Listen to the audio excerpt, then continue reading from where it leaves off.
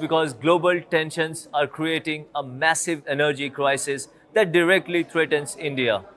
India currently imports up to 90% of the crude oil it needs to survive, and more than half of that oil comes from the Middle East.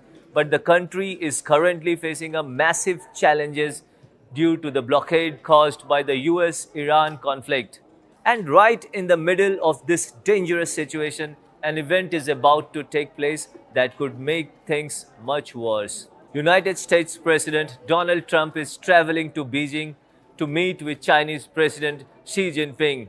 While the news might focus on their discussions about trade rules, technology, or artificial intelligence, the most critical topic for India is what these two leaders will decide regarding. From Asia's largest news headquarters, setting the agenda for Bharat.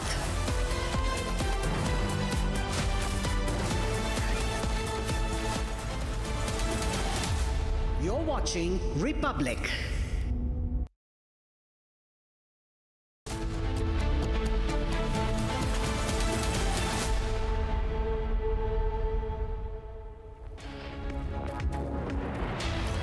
It's 4 p.m. and you're watching Live and Breaking with me, Shavinsan. A top focus as the NEET fiasco continues. Investigation carried out by Republic reporters goes on to indicate that there are several flaws which weren't even detected by those who are in charge of the examination. We'll get you all the latest details in the investigation that has been carried out. But up first, let me take you through the headlines we're tracking at this hour. Headlines brought to you by Canara Bank. Together we can. Republic accesses a WhatsApp chat between buyer and seller of the leaked guest paper for NEET 2026.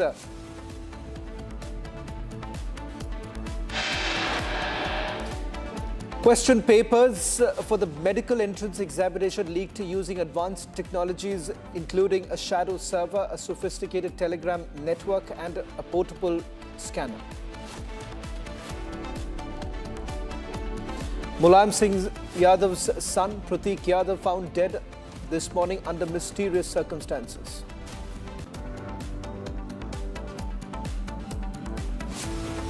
Sources suggest Pratik was suffering from depression and was undergoing treatment.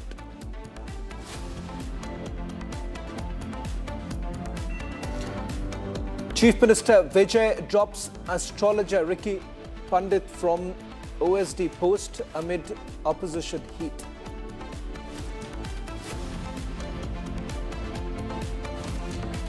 Vijay passes floor test with 144 votes in Tamil Nadu Assembly.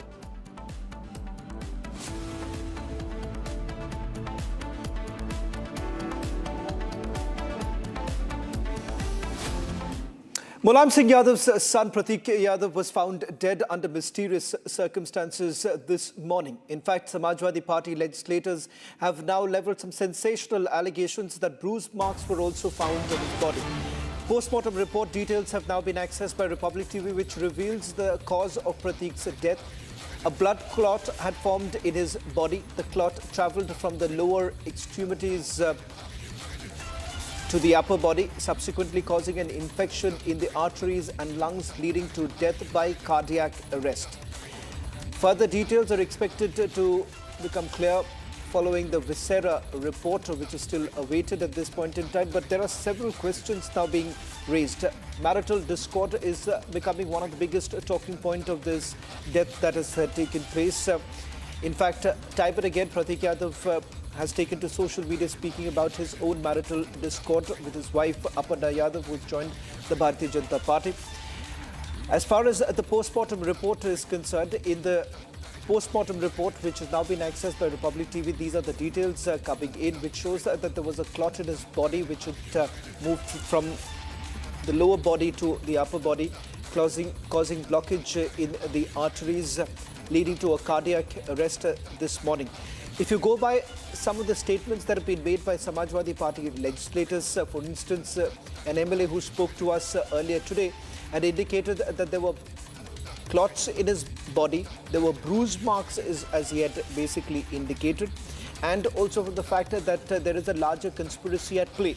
Now, that is what Samajwadi Party leaders had to state earlier today. In fact, we'll try and play out that in a short while from now. In fact, on your screens, this is a copy of the postmortem report. The full details are expected to come in later today. In fact, as of now, this is the preliminary report that has been released by the doctors who conducted the postmortem. Allegations were also leveled about the postmortem that was conducted for several hours, put together with Samajwadi leaders even questioning that. Earlier today, you've had Akhilesh Yadav also making a statement. Let me go across to my colleague Niranjan, who's getting us the latest details of the postmortem report.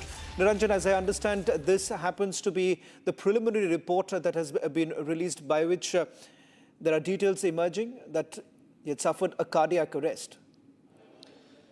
Yes, Shravan, hinting at a cardiac arrest, but it appears that there is much more, because even the report, an initial reading of the report suggests that there were blood clots in his body, and the blood clots are moved towards the lungs. Now, let me just read out from an excerpt of the report. This is an initial reading of the report that I have in my hand. It mentions cardiorespiratory collapse due to massive pulmonary thromboembolism as noted. It's a medical term, but what it essentially means is that there could have been blood clots in the body that led to his death due to a cardiac arrest. That's what we are hearing. This is an initial report once again, and this, however, it also mentions that the whole heart and pulmonary thromboembolic material has been preserved for histopathological examination, and viscera has been preserved for chemical analysis and handed over to the CP concerned.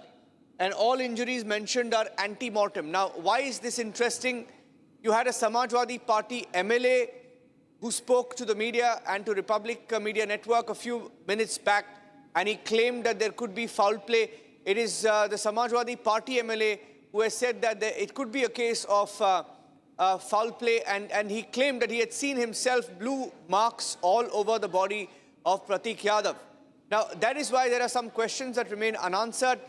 There are some reports that suggest that his body was found in the kitchen, and it was a medical experts who found him lying in an unconscious state. How and when were these medical experts called? When was he taken to the hospital? And who made that call? Now, all of these details we are waiting for. His wife, Aparna Yadav, who is a BJP leader, has returned from Assam. And we are hearing that the last rites of Pratik Yadav, who is the son of Mulayam Singh Yadav, will take place tomorrow. It's a high-profile family. Mulayam Singh Yadav has been one of the senior-most leaders of the country. One of the biggest political families in Uttar Pradesh. Akhilesh Yadav is the chief of the Samajwadi Party. Pratik happens to be the stepbrother of Pratik, and that is why this story becomes interesting. Now, also add to it, Shravan, there was a bitter breaking apart in January. If you went through the social media posts of Pratik Yadav, he too went public, and in public posts, he put out details about his acrimony with his wife, Aparna Yadav, who's a BJP leader. He went on to call her names, saying that she's the reason why his life has been destroyed. He claimed that she had, kept him away from his family. A whole set of allegations were made. And now you have the news of his death coming in. Of course, many questions remain unanswered. And the closest we've come to the reason of his death is this particular report. Once again, I'm repeating what this particular report says. It says it's a cardiorespiratory collapse due to massive pulmonary thromboembolism as noted. And that all injuries mentioned are anti-mortem. This is what we have. I think there are some questions that remain unanswered. We'll continue to ask those questions. If I'm not wrong, Akhilesh Yadav this morning also hinted at taking a legal route in this issue. So let's see where the story goes from here. Shravan. Well, in fact, as my colleague Niranjan was pointing out, unanswered questions sparked by several statements that have been made by Samajwadi Party leaders, starting with one of the legislators who spoke to our colleague a short while back, indicating that there were bruise marks that were found on his body. Niranjan, just a quick question before I play out that response that had come in from Samajwadi leader. And no ordinary leader that we're talking about. He's a prominent Samajwadi Party leader. He's a legislator from the assembly in Uttar Pradesh. So one cannot, certainly brush that aside. Just a quick question with regards to what is it that Akhilesh Yadav had to say? Because it is also known that it isn't that they have had the best of a relation. Of course, Shravan, just to tell our viewers a little bit about Pratik Yadav. Pratik Yadav, is the son of Mulayam Singh Yadav from his second wife. And he's a stepbrother of Akhilesh Yadav. And he was someone who sort of stayed away from politics, did not want to be in politics, did not have very keen interest in politics, chose to take a business option. He was more involved in business, and he did not want to sort of be very involved in politics. And that is why you see Akhilesh and his family play a front role in politics. And Aparna Yadav, just before the elections, of course, she moved to the BJP, etc. There was complete drama there. And she has been in the BJP ever since. But Pratik Yadav has sort of decided and had made a conscious call to, take a step back in politics. And that is why his story is extremely interesting. Like to be in the shadows, was in his late 30s. You look at some of his photos, was an outgoing person. He liked to enjoy his time with his family. Was seen, I think he had a liking for cars. There are some pictures of him at the Buddha International Circuit as well. And from what we understand, last few months hasn't been easy for him. From the different accounts that we are picking up, he wasn't very happy about something. He was unhappy, one, with his personal life. There are many posts, some of which have been deleted now, of Pratik Yadav, where he went on record. I think we made a graphic this morning of the different posts that he had put out of regarding his family and his wife. If we have that graphic out, we can put it out.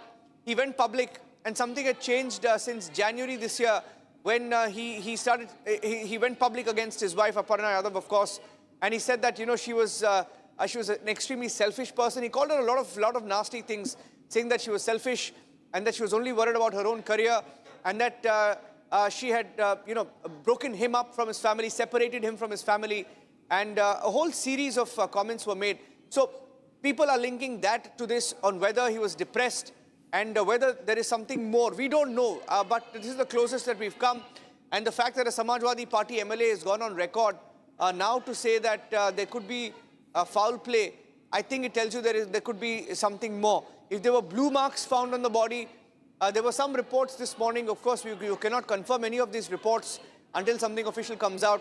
Some reports suggested poisoning, some reports suggested foul play. We also reported about multiple bruise marks on the body of Pratik Yadav. So, stories very interesting. Biggest political family in Uttar Pradesh, India's largest state. The story has ramifications. Shravan, back to you. Thank you very much, Niranjan, for getting us the latest details of the post-mortem report. Earlier today, we spoke to one of the Samajwadi Party legislators, a senior member, who's leveled some sensational allegations, and he's essentially hinted at a larger conspiracy at play. Now, this is what the leader had to say. हमारे साथ रविदास मेहरोत्रा जी हैं। रविदास जी, आप अंदर थे, क्या कुछ भी पता चल पाया?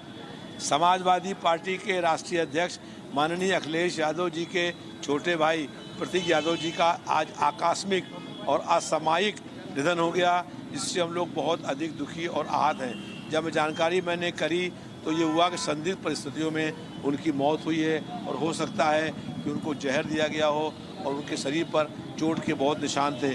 इसलिए हम लोग ये मांग कर रहे हैं कि उनके मौत के कारणों की जांच कराई जाए। यहाँ पर 9 बजे लगभग पोस्टमार्टम हो गया था। उसके बाद कई घंटे बॉडी यहाँ पर रखी रही। बार बार पूछा गया कि बॉडी क्यों रखी गई है, तो कहा गया कि उनकी पत्नी आने वाली हैं। उनकी पत्नी यहाँ पर नहीं आई, और फिर उनकी बॉडी को यहाँ से अभी भी जो है पुलिस प्रशासन ने जानबूझकर, आप कह रहे हैं, बॉडी को रखा गया था? जी, 9 बजे पोस्टमार्टम हो गया, उसके बाद भी जानबूझ करके पोस्टमार्टम। आप कह रहे हैं जहर देने की बात, क्या जहर दिया गया? डॉक्टर ने हमसे बताया कि जब बॉडी को लाया गया अस्पताल में, तो उनकी संदिग्ध अवस्था में मौत हो गई थी। जब उनको लाया गया उससे पहले वो मर चुके थे, और इस जो है उनकी जो पूछा गया तो कहा हो सकता है कि उनकी बॉडी में जहर हो, और उनके शरीर पर नीले नीले दाग शरीर पर पड़े नीले हुए। निशान थे, चोट के भी निशान थे। चोट के निशान। आपने अंदर बॉडी देखा क्या? जी, अंदर जो है उनकी बॉडी पर चोट के निशान थे और नीले नीले दाग थे। या तो जहर के निशान होंगे या उनको ये आपने अपनी खुद अपनी आंखों से देखा? जी, उस बॉडी जी, को? जी। नीले निशान पूरे शरीर पर थे नहीं, जो देख पाए शरीर उसमें थे, अब पूरे शरीर में होंगे।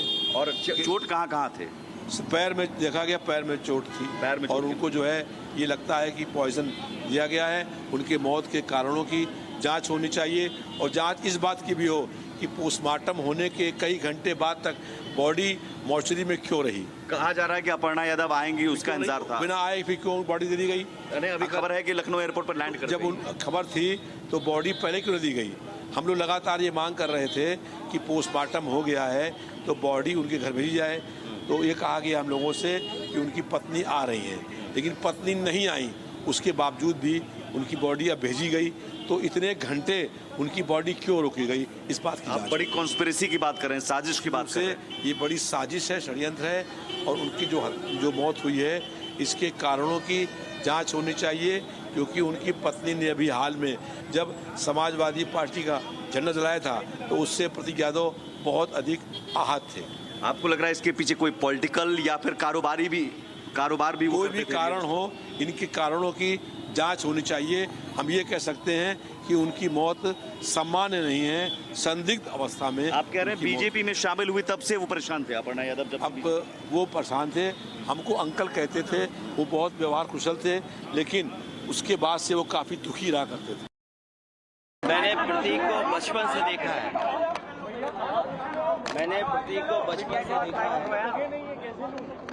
आज वो हमारे बीच नहीं है, बहुत दुख है। और एक अच्छा नौजवान इसलिए था कि बचपन से ही उसे स्वास्थ्य के प्रति, अपने हेल्थ के प्रति और वो कुछ जीवन में आगे बढ़कर के काम करना चाहता था। एक बहुत अच्छा लड़का जो अपने मेहनत से कुछ करना चाहता था।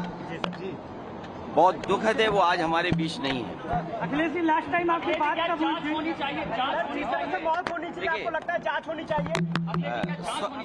स्वाभाविक है कि जो कानूनी और जो कानून कहता है और जो परिवार के लोग कहेंगे,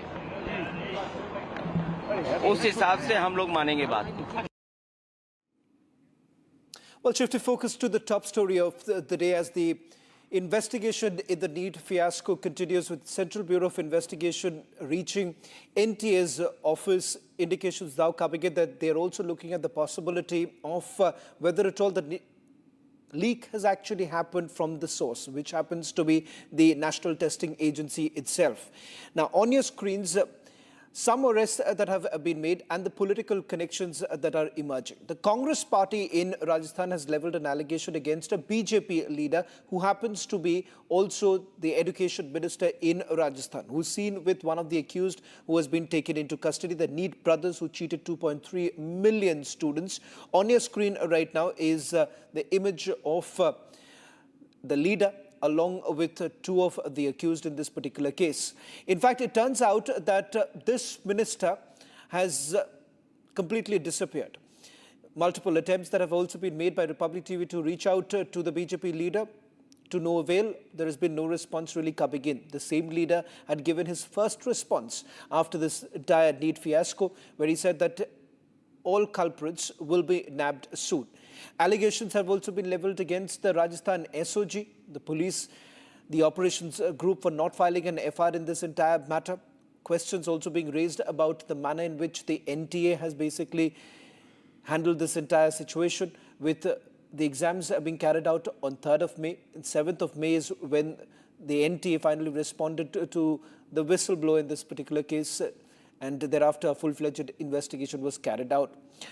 Republic teams spread across multiple states are now finding out more details as to what really has happened. Now, this is a report that has been filed by my colleague Jatin from Jaipur, where he has basically been able to track the residence of two accused. He's also spoken to, in fact, he's also spoken to the relatives of the accused. On your screens right now, this is also several of the Telegram groups that are still operating, and in these very groups, the NEET paper was allegedly circulated. In fact, it turns out that this is a conversation that took place with one of the individual on 29th of April, and that's when the discussion was actually happening about the NEET paper, the guest paper, which about 120 such questions from this paper had actually matched with the original ones. On your screens right now, these are the conversations, the WhatsApp conversation, the Telegram conversations that have now been accessed by Republic TV. This particular group has been named as Private Mafia, and in this, several of these papers were already circulated, and the conversations that were taking place between the sellers and the students. Take a look at this report that has been filed by my colleague Jatin. Jamwa Ramgarh में इस वक्त मेरी मौजूदगी है। NEET paper leak मामले की जांच जो कि एसओजी कर रही थी, अब सीबीआई इस पूरे मामले को इन्वेस्टिगेट कर रही है। लेकिन जमवा रामगढ़ के जिन दो लोगों को एसओजी ने हिरासत में लिया, उनका पॉलिटिकल लिंक भी सामने आया, उसको लेकर तमाम आरोप लगाए जा रहे हैं। लेकिन मांगीवाल और दिनेश, उनके घर पर इस वक्त मेरी मौजूदगी है। सबसे पहले घर की तस्वीर देखिए। एक बड़े एरिया में जो घर है वो उनका बना हुआ है, और ये भी जो आसपास के लोग कह रहे हैं कि एक पार्टी के साथ वो इस इलाके में रसूखदार भी हैं, मांगीवाल और दिनेश। और ये घर देखकर भी आप तस्वीर लगा सकते हैं कि एक बहुत बड़ा आंगन आपको घर के बाहर नज़र आ जाएगा। सामने आप ये 2 मंजिला घर देख रहे हैं, ये भी उनका बताया जा रहा है। झूला इस आंगन में है, और ये जो घर देख रहे हैं जो कि बिल्कुल ग्राउंड फ्लोर पर बना हुआ अंदर तक, वो भी घर है। इसके साथ वाला घर आप देखिएगा, जहां पर जो पीली और पिंक पट्टी वाला जो घर है, ये भी उन्हीं का घर बताया जा रहा है। आंगन में 2 एसयूवी जो गाड़ियां हैं वो भी आपको यहां पर खड़ी हुई नजर आ रही हैं। लेकिन मांगीवाल और दिनेश, इन दोनों के ऊपर आरोप है कि गुरुग्राम के यश यादव से उन्होंने वो पेपर लिया, 30 लाख रुपए में पेपर लिया। उस पेपर को अपना, उनका जो बेटा है सीकर में पढ़ता है, वहां पर दिया।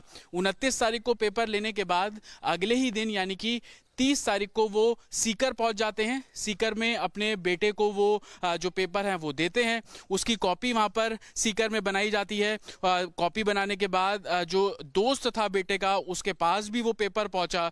तो कैसे ये पूरा नेक्सस चल रहा था, इसको अब सीबीआई इन्वेस्टिगेट कर रही है।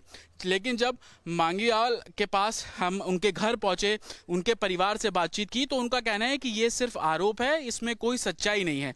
लेकिन हमें ये जानकारी मिली कि मांगीवाल, दिनेश, उनके परिवार में अभी तक 4 से 5 ऐसे बच्चे हैं जिन्होंने नीट क्लियर किया। तो कहीं ना कहीं जो आरोप लग रहे हैं, और परिवार का जो बैकग्राउंड है कि 4 से 5 ऐसे बच्चे जिन्होंने नीट का पेपर क्लियर किया, और उन्हीं के ऊपर जो एक पेपर खरीदने के आरोप। Massive protests that are taking place from various parts of the country. Now, these latest images coming in from Kolkata, where students have now gathered there, raising questions about the manner in which the NTA had conducted this entire examinations earlier today. Similar sort of images had actually come in from the national capital too. In fact, some information now coming in after the Central Bureau of Investigation had met with the NTA DG. In fact, I'm given to understand that the NTA DG has basically provided the details of all the servers, and also what we are being told that they're also looking at, they're essentially saying that the leak from NTA will not also be ruled out at this point in time, but that's essentially part of the preliminary stage of the investigation, where they're saying that those who were basically involved, in fact, part of the formation of the question paper, to the fact that it had gone to the printing press, all of it now being looked into.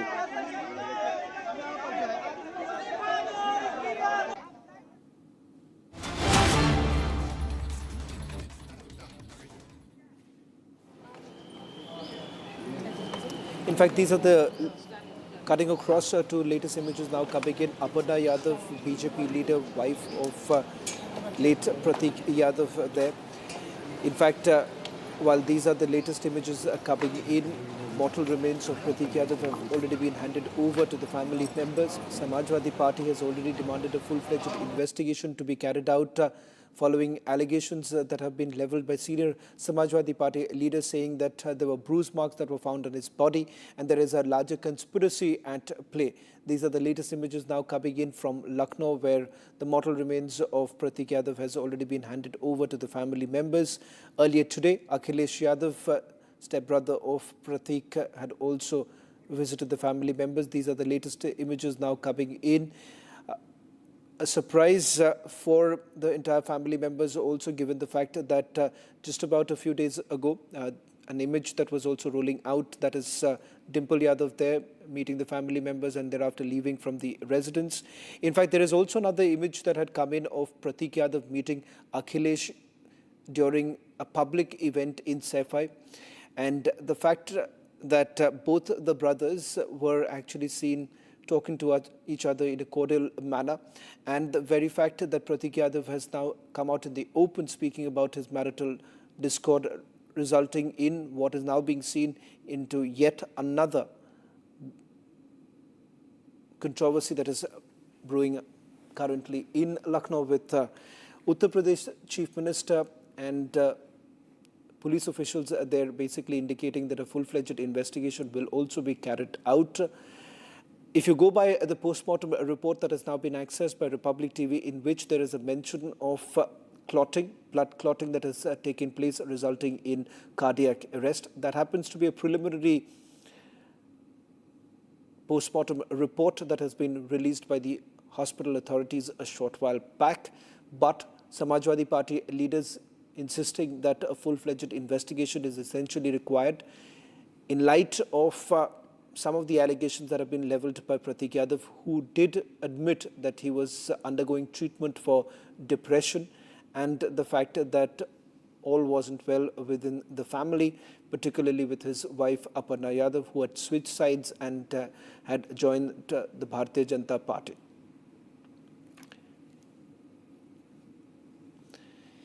In fact, these are the latest images now coming in from Lucknow, where the mortal remains of Pratik Yadav has now been handed over to the family members. In fact, a big shock for the family members when this morning, what we are given to understand is that Pratik Yadav was found dead under mysterious circumstances, following which a postmortem has now been conducted. Questions are being raised because in the month of January is when, for the first time, Pratik Yadav had taken to social media, raising questions about the role of his wife and the fact that he was undergoing intense turmoil because of the current situation with his wife, and all wasn't well at that point in time. And thereafter, we give it to understand that Pratik Yadav was undergoing treatment for depression. Now, from the report that has basically come in, it's a preliminary report in which they basically make a mention of clotting that has taken place. Adarsh is joining us on this broadcast. Adarsh, take us through the latest details that you're picking up in terms of the investigation that has been carried out so far. Has the Uttar Pradesh police declared that there will be a full-fledged investigation in this matter?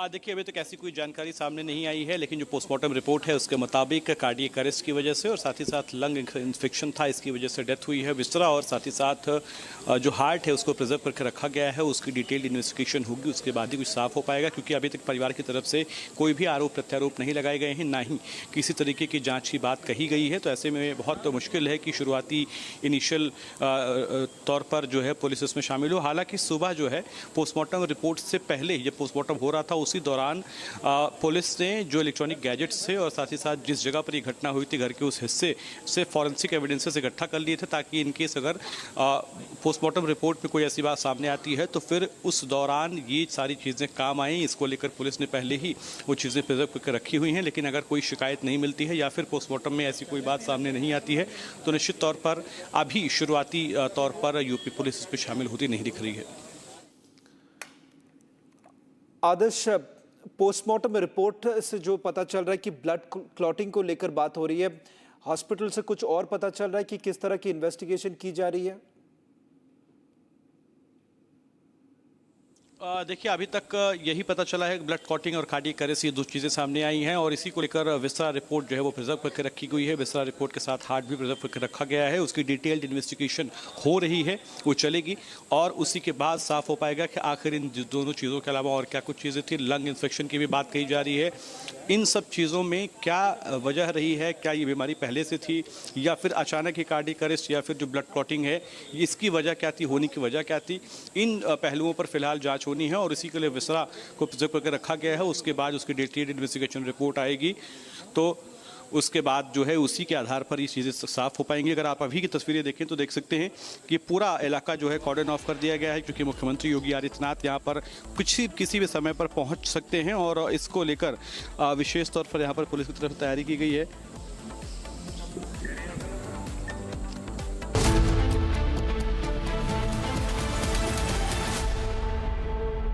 अरे ये debate बाहर की सोचे विकी।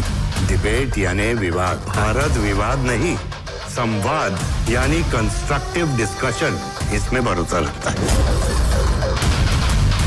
सच narrate नहीं करना होता, narrative को सच बनाना होता है। जब भी भगवे के ओर कोई कालिक दिखता है तो उसी स्याही से इतिहास लिखा जाता है। आर प्योर सूजी पास्ता उबालो, मिलाओ और खाओ, 8 मिनट में तैयार। क्या टेस्ट है सबका राजा हार्डकोर मसाला। केसरिया से मन जोगी हुआ रे, दिल झूमे देखो मतवारा हुआ रे। केसरिया से मन जोगी हुआ। हर पल मनाओ केसरी त्योहार। विमल बोलो जुबान केसरी। चमकी चाट से क्या बना है? सैंडविच, लस्सी और छाछ और हर घूंट में चमकी चाट। ड्राई फ्रूट और दही बड़े। चमकी चाट से स्वाद बढ़े। असली स्वाद सिर्फ चमकी चाट।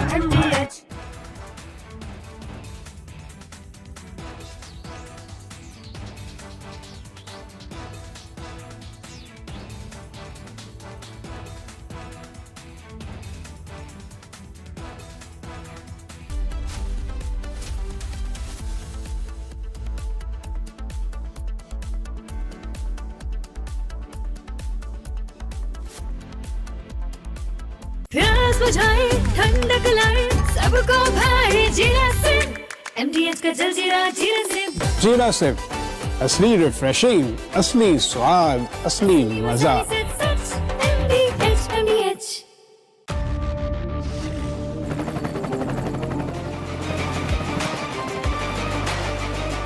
Corrector, the taste of success. थोड़े में ज्यादा स्वाद, यही तो है इसकी खास बात। वाओ मामा, क्या स्वाद है। अरे मेरी राजा। हमें पेट्रोल डीजल का उपयोग कम करना होगा। Prime Minister Narendra Modi recently issued a strong warning to the nation, asking citizens to save fuel, avoid unnecessary travel, and even work from home if possible. This urgent appeal comes because global tensions are creating a massive energy crisis that directly threatens India. India currently imports up to 90% of the crude oil it needs to survive, and more than half of that oil comes from the Middle East. But the country is currently facing a massive challenges due to the blockade caused by the US-Iran conflict. And right in the middle of this dangerous situation, an event is about to take place that could make things much worse. United States President Donald Trump is traveling to Beijing to meet with Chinese President Xi Jinping. While the news might focus on their discussions about trade rules, technology, or artificial intelligence, the most critical topic for India is what these two leaders will decide regarding the Middle East and global oil supplies. The choices made during this specific meeting will determine if India will have enough fuel for its vehicle or if the country will face a severe shortage at the petrol pumps. The biggest risk for New Delhi involves a major shift in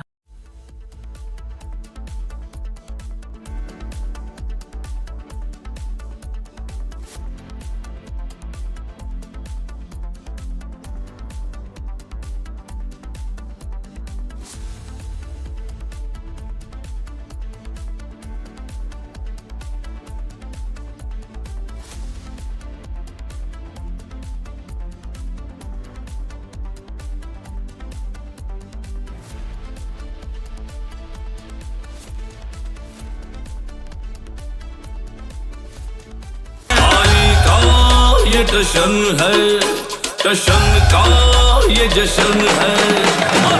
राष्ट्रीय इलायची, टशन का जश्न।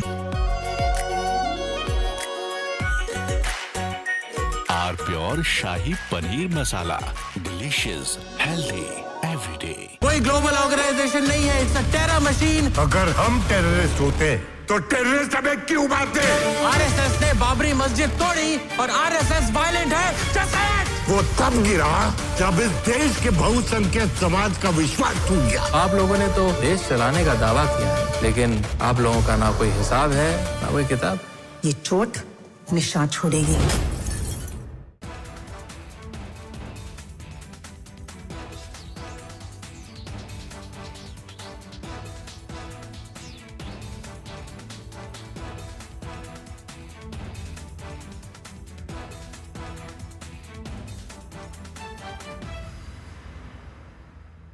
This week, we've seen a developing investigation into a cluster, a very unusual cluster of cases of a certain type of Hantavirus.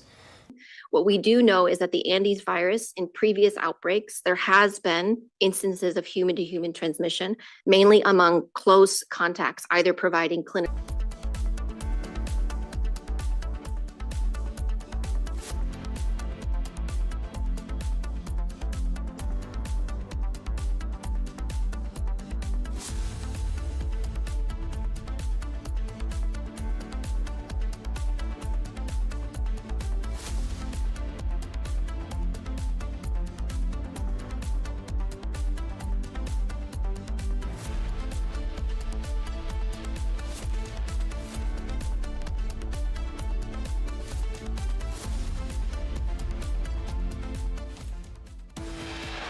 Headlines brought to you by Canara Bank.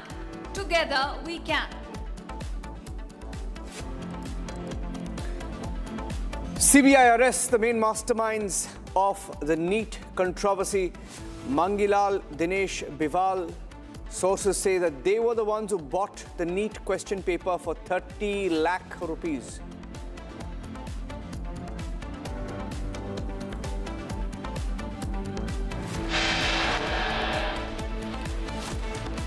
Air India trims international operations, cites record fuel prices to reduce operations.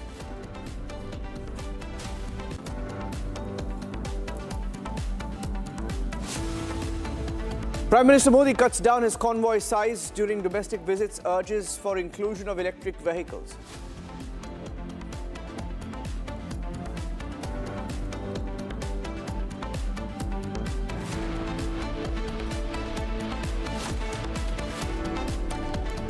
Republic accesses details of Mulayam Singh Yadav's son Pratik Yadav's postmortem, which hints at blood clots being formed that led to a cardiac arrest in his body.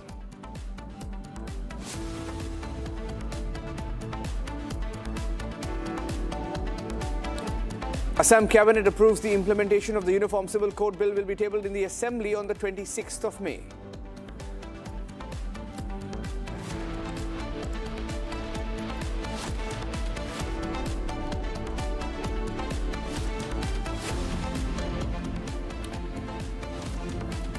Thank you for joining us here on Republic TV, ladies and gentlemen. In the NEET leak controversy, the Central Bureau of Investigation, which is investigating the case, has produced the arrested accused Shubham Khairnar before a Mumbai court.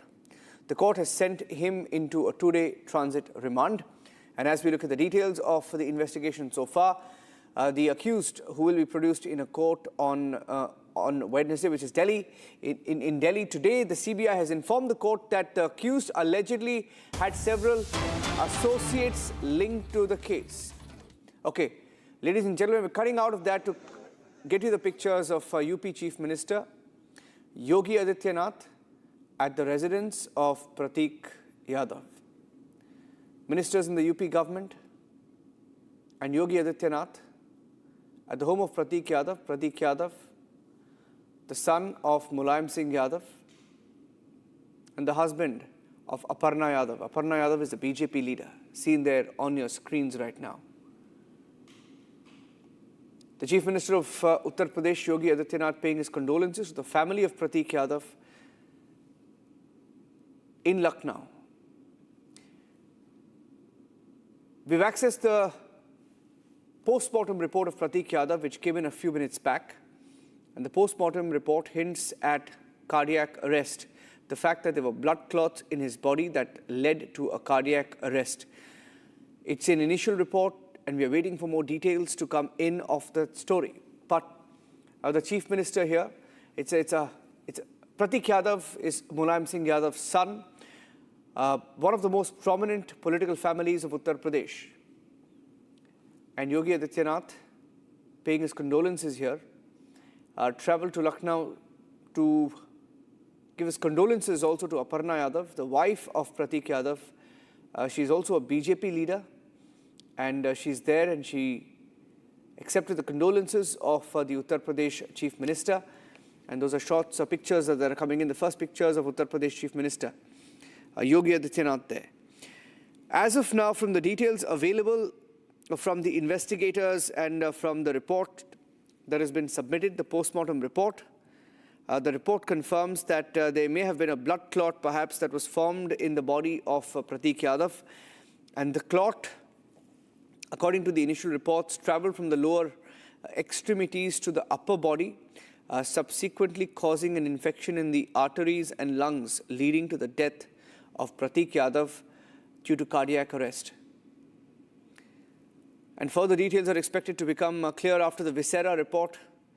As of now, the official term used by the investigators and those who prepared the medical report, the postmortem report, is that it was cardiorespiratory collapse due to massive pulmonary thromboembolism as noted, while adding that the heart and pulmonary thromboembolic material has been preserved for histopathological examination for further tests, and viscera has been preserved for chemical analysis, and that all injuries are were mentioned are ante-mortem. Now, what is important here is that some reports confirmed that there were blue marks noticed on the body of Pratik Yadav, which added to the mystery this morning.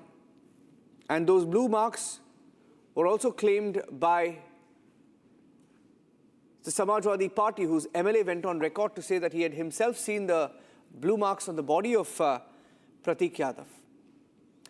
Let me go across to Sumit, who's joining us live. Sumit has been tracking the story. Sumit, abhi jo report aayi hai, if you can take us to the report and what the report indicates. Abhi jo indication mila hai, kya hua tha? What happened in the last few hours before his death, in the lead up to Pratik Yadav's death? देखिए, अभी postmortem report जो है उसके मुताबिक खून का थक्का जमा हुआ था शरीर के निचले हिस्से से ऊपरी हिस्से में खून का थक्का गया, और उसके बाद ये लंग्स में जो इन्फेक्शन हुआ और उसकी वजह से कार्डियक अरेस्ट, ये इनिशियल रिपोर्ट बता रही है पोस्टमार्टम की। हालांकि फॉरेंसिक रिपोर्ट आनी बाकी है, क्योंकि विसरा और हार्ट को सुरक्षित रखा गया था फर्दर इन्वेस्टिगेशन के लिए। तो अब उस रिपोर्ट का इंतजार है कि ये कार्डियक अरेस्ट हुआ कैसे, क्योंकि कई बार ऐसा होता है कि इसमें देखा जाता है हार्ट को सुरक्षित इसलिए रखा जाता है कि हार्ट की टिश्यूज का फिर जांच करने के बाद पता चलता है कहीं उसमें कोई पॉइजन तो नहीं है या किसी और वजह से कार्डियक अरेस्ट तो नहीं हुआ, ये देखने की कोशिश की जाती है। हालांकि ये जरूर था कि लंग डिजीज था, लंग का वो इलाज करवा रहे थे, उनको एक बीमारी थी जिसमें खून का थक्का जम जाता है और वो ब्लड थिनर का इस्तेमाल करते थे, ब्लड थिन का पतला करने के लिए मेडिसिन ले रहे थे। और जैसा कि मेदांता हॉस्पिटल में उनका इलाज चल रहा था, वहाँ डॉक्टर रुचिता शर्मा है एसोसिएट डायरेक्टर, जो उनका फैमिली डॉक्टर भी हैं, और उन्होंने भी ये बताया था कि उन्हें ये बीमारी थी और वो करवा रहे थे। क्या उसी बीमारी ने अटैक किया, उसी बीमारी की वजह से ये अटैक हुआ और ये ब्लड जो स्पॉट है, जो खून थक्का है, वो अचानक जम गया, और ये इसके पीछे कोई बड़ी वजह रही हो, ये इनिशियल रिपोर्ट से अभी कुछ भी कह पाना मुश्किल है। क्योंकि जो बातें कही जा रही है वो है कि फेफड़ा में खून का थक्का जमना, लंग्स में इन्फेक्शन होना। लेकिन ये हुआ क्योंकि वो 30 अप्रैल को ही भर्ती हुए थे। 30 अप्रैल को वो भर्ती हुए थे और 2 से 3 दिन तक उनका इलाज चला था और छुट्टी के बाद वो घर चले गए थे। और कुछ रिपोर्ट्स बता रहे हैं कि वो कल रात में 11 से 12 के बीच में हॉस्पिटल गए थे, फिर वापस घर पर आ गए थे और फिर अचानक क्या ऐसी तबीयत बिगड़ी, क्या हुआ, ये अभी कोई भी बता नहीं पा रहा है। ये जरूर है कि हाइपरटेंशन और लंग डिजीज से वो परेशान थे, उनका इलाज चल रहा था हाइपरटेंशन और लंग डिजीज का भी। फिलहाल जो परिजन है वो अभी चूंकि एक दुख की घड़ी में है, अंतिम संस्कार की तैयारी चल रही है। कल अंतिम संस्कार होगा, ये खबर है। आज पार्थिव शरीर को रखा गया है अंतिम दर्शन के लिए। तमाम जो लोग हैं वो पहुंच रहे हैं। सीएम योगी आदित्यनाथ भी पहुंचे हैं श्रद्धांजलि देने के लिए। और ये राजनीति से ऊपर उठकर जब इस दुख की घड़ी में लोग एकजुट होते हैं राजनीति से हटकर, और वो संदेश देते हुए सीएम योगी आदित्यनाथ की इस परिवार के साथ, मुलायम सिंह परिवार के साथ वो खड़े हैं। और इस दुख की घड़ी में, इस विपदा की घड़ी में तमाम जो अखिलेश यादव, शिवपाल यादव, डिप्पल यादव, सभी लोग वहां पर पहुंचे और अभी इस शोकाकुल परिवार के साथ सब लोग वहां पर मौजूद हैं, श्रद्धांजलि दे रहे हैं। कल अंतिम संस्कार होगा, लेकिन पूरी तरह से गुत्थी अभी सुलझी नहीं है पोस्टमार्टम रिपोर्ट के आने के बावजूद। अभी भी विसरा रिपोर्ट का इंतजार रहेगा। हार्ट का जो फॉरेंसिक लैब की रिपोर्ट है वो क्या कहती है वो इंतजार रहेगा, क्योंकि आरोप जो लगाए जा रहे हैं खासतौर पर उनके ही पार्टी के विधायक की जहर दिया गया, शरीर का निचला हिस्सा नीला पड़ा था, तो वो उसके पीछे की क्या वजह रही थी, तो वो हार्ट के फॉरेंसिक रिपोर्ट के बाद ही पता चल पाएगा कि कहीं कोई विषैला पदार्थ तो अंदर हार्ट में नहीं गया, जिसका इंतजार हमें करना होगा। हाँ जी, okay. Thank you for joining us with those inputs. These were pictures coming in from Lucknow of UP Chief Minister Yogi Adityanath visiting the house of Mulayam Singh Yadav's son, Pratik Yadav, who passed away this morning under mysterious circumstances. Let's cut across live. Okay, our big story is on the NEET controversy. The NEET paper leak case. We're getting in more and more details as we investigate into how the leak happened. And there's a big revelation coming in on the ongoing investigation. Dinesh, one of the accused, sold the NEET guest paper to 10 students. And then he sold these papers to recover his money. He had procured the guest papers from a person called Yash in Gurugram. The CBI team may be in Delhi today with all the accused. Dinesh Pawal is one of the brothers, the two brothers, Dinesh and Mangilal. They are the brothers. And we're also hearing that Dinesh Pawal served as the district secretary of the BJP Yuva Morcha, the youth wing for Jaipur. So we had his picture as well. Let's show you the picture of Dinesh and Mangilal with the minister, the education minister of Rajasthan, who spoke to Republic yesterday, who said that it's no big deal. He said that these things keep happening. Let's show you the picture where all three of them are standing together. So it appears that Dinesh was the man who gave these papers to 10 more students. The brothers procured it for 30 lakh rupees and then sold it for 10 more people to recover their money. And we're getting in more details. Shambhavi is joining me live. Shambhavi, as I come across to you, I have the picture here of the brothers who cheated students. In fact, they are believed to be the first ones who acquired the question paper. Mangilal and Dinesh Biwal. In one picture, they are seen with Madan Dilawar. Madan Dilawar is the education minister of Rajasthan. And we're also hearing that one of them had a political link. One of them worked in the BJP Yuva Morcha. Can you confirm these details?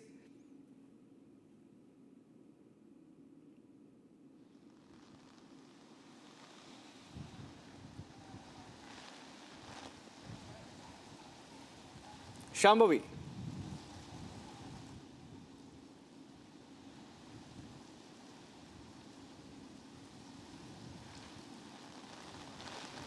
Well, we know about Dinesh Banewal, that Dinesh Banewal has connections with BJP. He has also served as the district secretary of the BJP Yuva Morcha as well, and the fact that he and his brother were involved in procuring the NEET leaked paper and then traveled all the way to Sikar to make sure that their son gets the paper. And not just the son got the paper, he sold it to 10 different students so that he could recover the amount that he had initially invested in that leaked paper.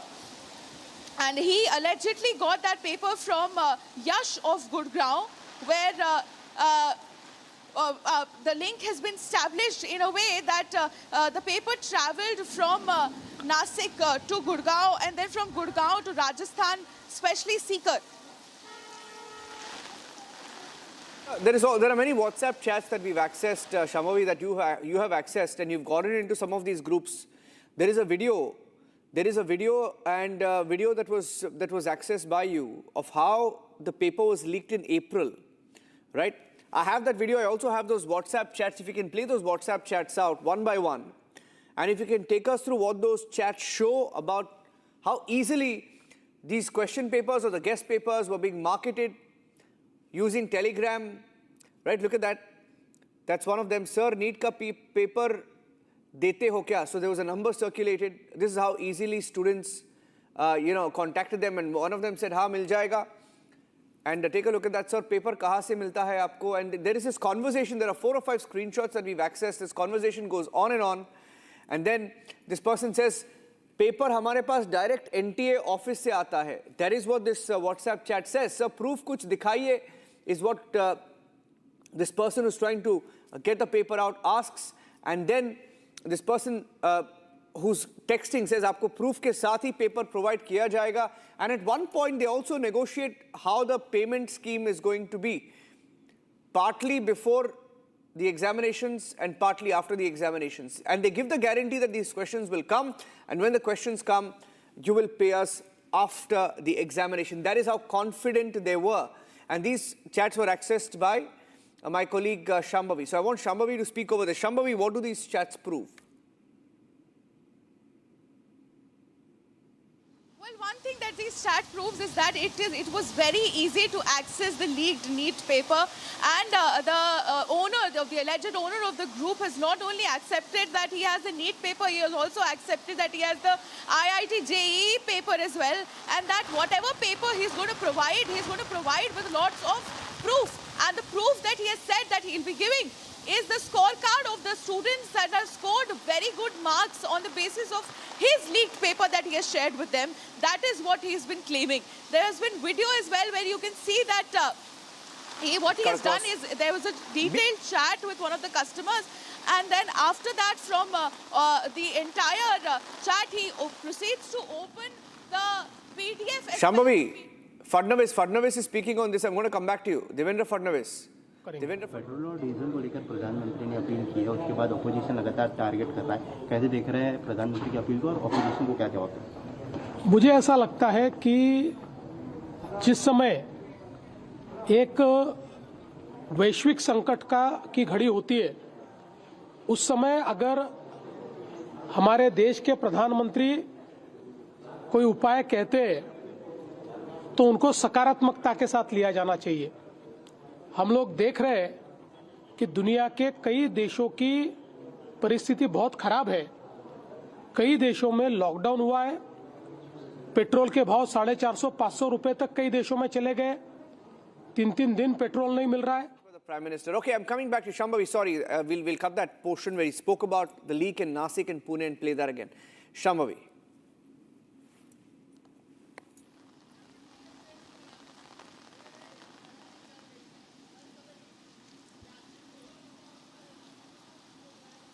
Yeah, there's a little bit of a delay. Yes, and the screenshots that we were talking about, the video that we have also accessed shows that he uses the last year paper. So this is not a one-time thing.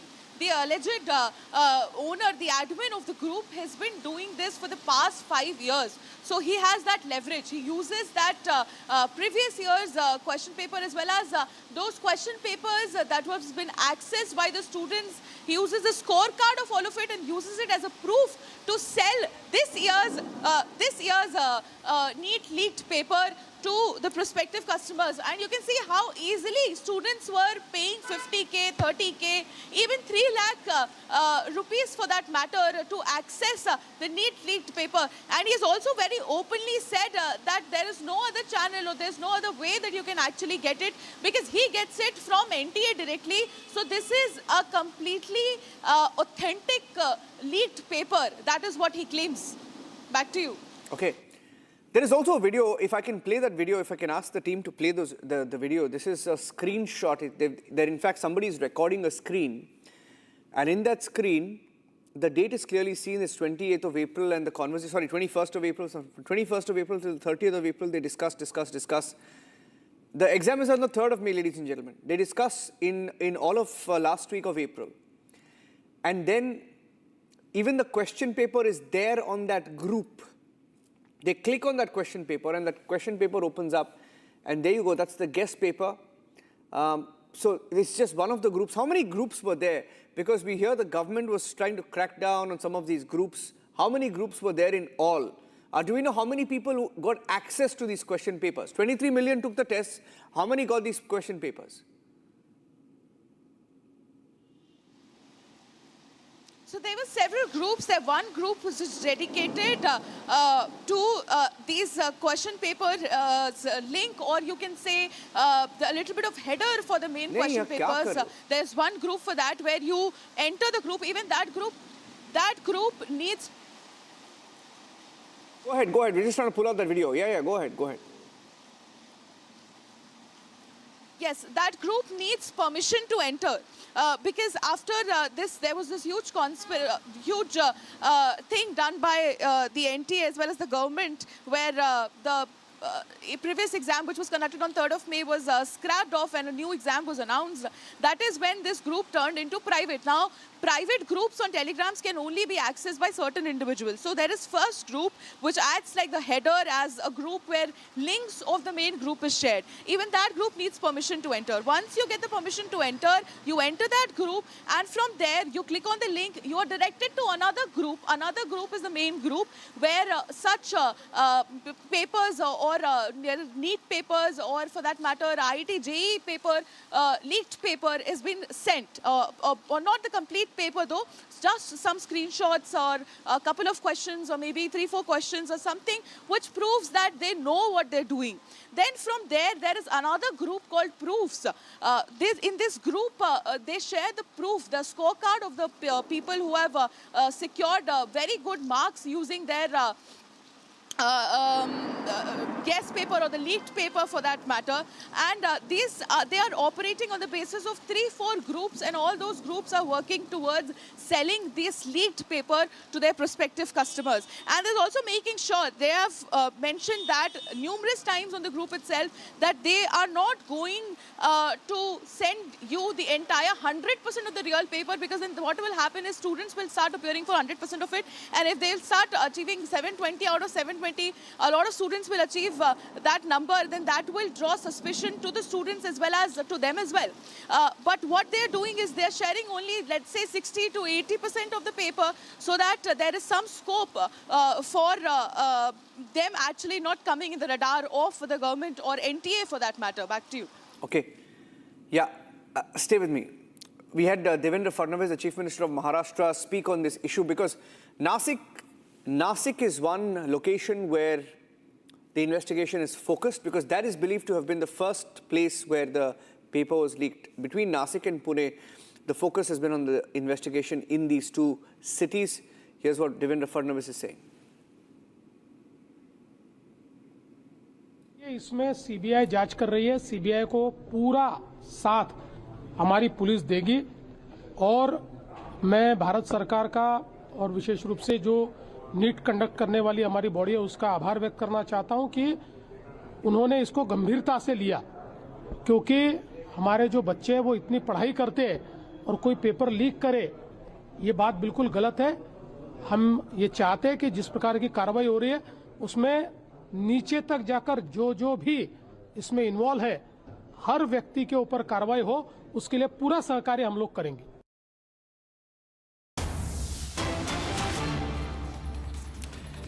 Getting in live pictures of a protest in Manipur, ladies and gentlemen. There was we had pictures of an ambush, a story broken by Republic this afternoon, as leaders of the church were ambushed in Manipur. 3 clergy members were killed in Manipur as a result of that ambush, and we're getting in pictures of the protests. The protests are spreading across Manipur as we speak, and people are protesting on the streets.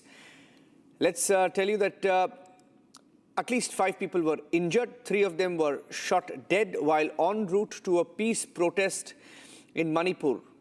3 church leaders and 4 others grievously injured in what was an armed ambush in Manipur's Kangpokpi district. They were part of a delegation of a senior clergy that was traveling from Churachandpur to Kangpokpi to attend an inter-association meeting. We had pictures of the ambush. So let's show you what happened this morning. This morning we had pictures of the church members killed in an ambush. And then we have the protests that have broken out in different parts of Manipur as a result of that. Getting in some responses, let's cut across live. निबंधन करके रखा हुआ है पिछले 3 सालों से, तो इसलिए हम लोग सीरियस प्रोटेस्ट कर रहे हैं। और सरकार से क्या कहना चाहूँगी? सरकार से ये कहना चाहूँगी कि हमारा प्रधानमंत्री नरेंद्र मोदी और होम मिनिस्टर अमित शाह हमारा ये मणिपुर में चल रहा पिछले 3 सालों से चल रहा मणिपुर का मामला जल्द से जल्द खत्म कीजिए और हमको अच्छा से और ये पीस में एजुकेशन और पढ़ाई में ध्यान देने के लिए जैसे कि स्टूडेंट रिप्रेजेंटेटिव के कहते हुए बोलना चाहता हूँ।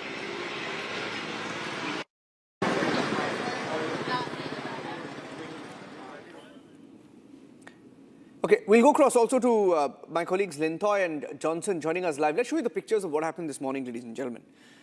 We had pictures of the ambush. The ambush on the left of your screen.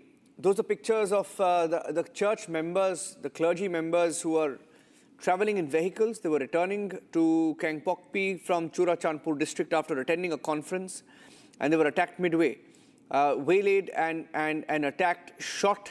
3 of them shot dead. And after unidentified armed men ambushed their vehicles in Manipur's Kangpokpi. There was a blockade along the Imphal-Dimapur highway earlier today. Now, these clergy members belonged to the Baptist Association. And some senior members included reverends who were in that vehicle when they were shot. And 5 others were reportedly injured and are also undergoing treatment. So as a result of that attack, ambush, protests have broken out in different parts of Manipur. Lintoy is joining us live. Lintoy, what's going on? Has anybody taken responsibility for the attack? Yeah, as of now, no one has come up and taken the responsibility, and even that ZUF Kamson has also denied all the allegations made up by the cookie bodies.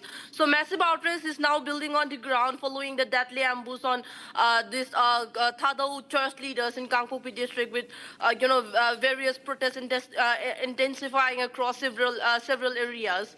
So students, civil society organizations, church bodies and local residents have come on the streets condemning the attack, calling it an assault not just on individuals but on the larger tribal and religious community. And also protesters are demanding immediate identification of those responsible and stronger security measures in the hill districts. So many students are carrying placards and raising slogans demanding justice for the victims, while also questioning how church leaders traveling back from, the religious conference in Churachandpur could come under such a deadly attack despite the prolonged security presence in the region. Back to you. All right, thank you so much. Lintoy there reporting live from Manipur, and these are protests panning out after an ambush which killed 3 church leaders, and this was a case of mistaken identity, but ultimately this is a fallout of the Naga versus Kuki conflict panning out in Manipur.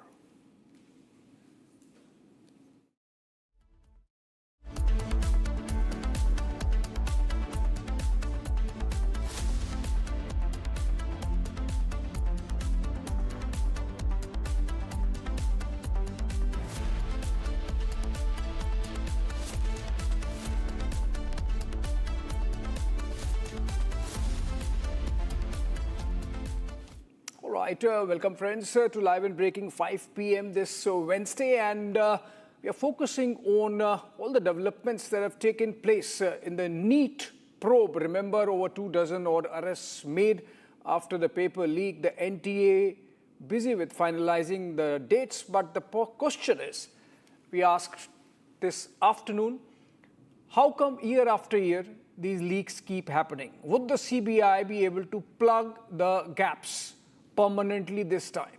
Let's begin with the headlines. Headlines brought to you by Canara Bank. Together we can. CBI arrests NEET cheat brothers Mangilal and Dinesh Biwal. Sources say the accused bought NEET paper for rupees 30 lakhs. Air India trims international operations, cites record high jet fuel prices to reduce global operations.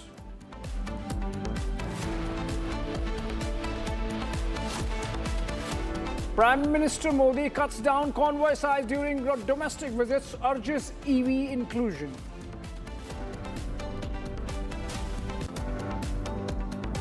Republic accesses details of Pratik Yadav's postmortem. The report hints at blood clots being formed in Pratik's body.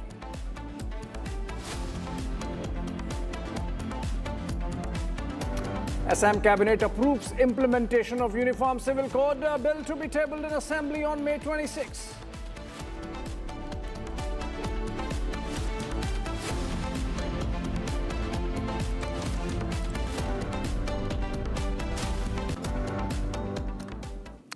All right, welcome back again. In the NEET paper leak case, the Central Bureau of Investigation, or the CBI, arrested accused Shubham Khairnar before a Mumbai court, the Mumbai's famous Killa court. The court sent him to a 2-day transit remand. The accused is expected to be produced before a Delhi court on Wednesday. The CBI informed the court that Thursday, and the CBI court informed the court that Khairnar allegedly has several associates linked to the case, and that his custody is required to identify and trace other members of the syndicate. The investigation has meanwhile taken a political turn after BJP worker Dinesh Biwal and his brother Mangilal were arrested from Rajasthan's Jamawar Ramgarh. They were taken into custody in connection with the leak and the fact that they were running a racket.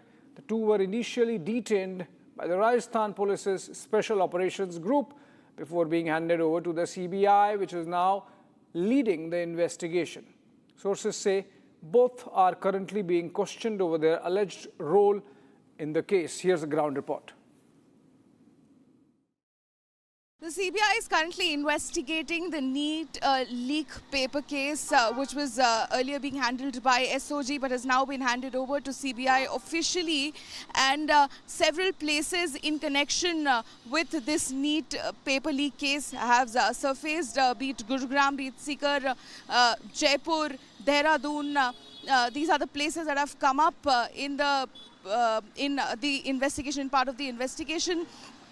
Also, a firm named RK Consultancy has also come up. The owner of the RK Consultancy, Rakesh Mandavaria, has been arrested by the CBI and is being currently questioned in connection with the case. We are standing right outside his office in Sikar.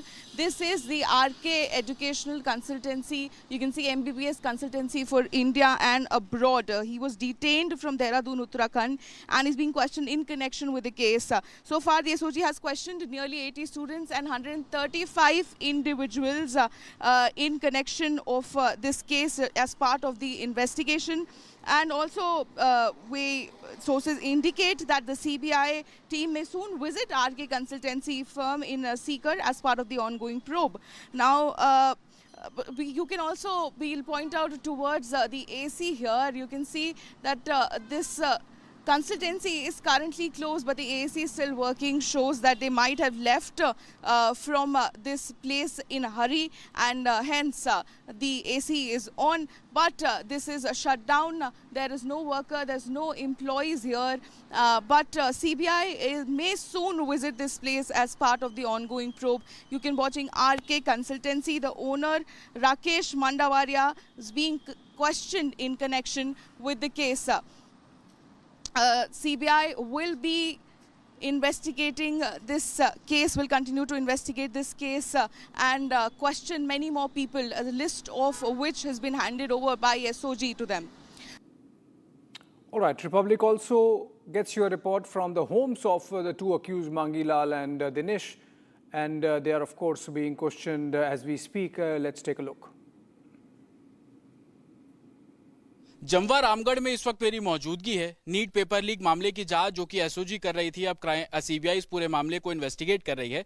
लेकिन जमवा रामगढ़ के जिन दो लोगों को SOG ने हिरासत में लिया, उनका पॉलिटिकल लिंक भी सामने आया, उसको लेकर तमाम आरोप लगाए जा रहे हैं। लेकिन मांगीवाल और दिनेश, उनके घर पर इस वक्त मेरी मौजूदगी है। सबसे पहले घर की तस्वीर देखिए। एक बड़े एरिया में जो घर है वो उनका बना हुआ है, और ये भी जो आसपास के लोग कह रहे हैं कि एक पार्टी के साथ वो इस इलाके में रसूखदार भी हैं, मांगीवाल और दिनेश। और ये घर देखकर भी आप तस्वीर लगा सकते हैं कि एक बहुत बड़ा आंगन आपको घर के बाहर नज़र आ जाएगा।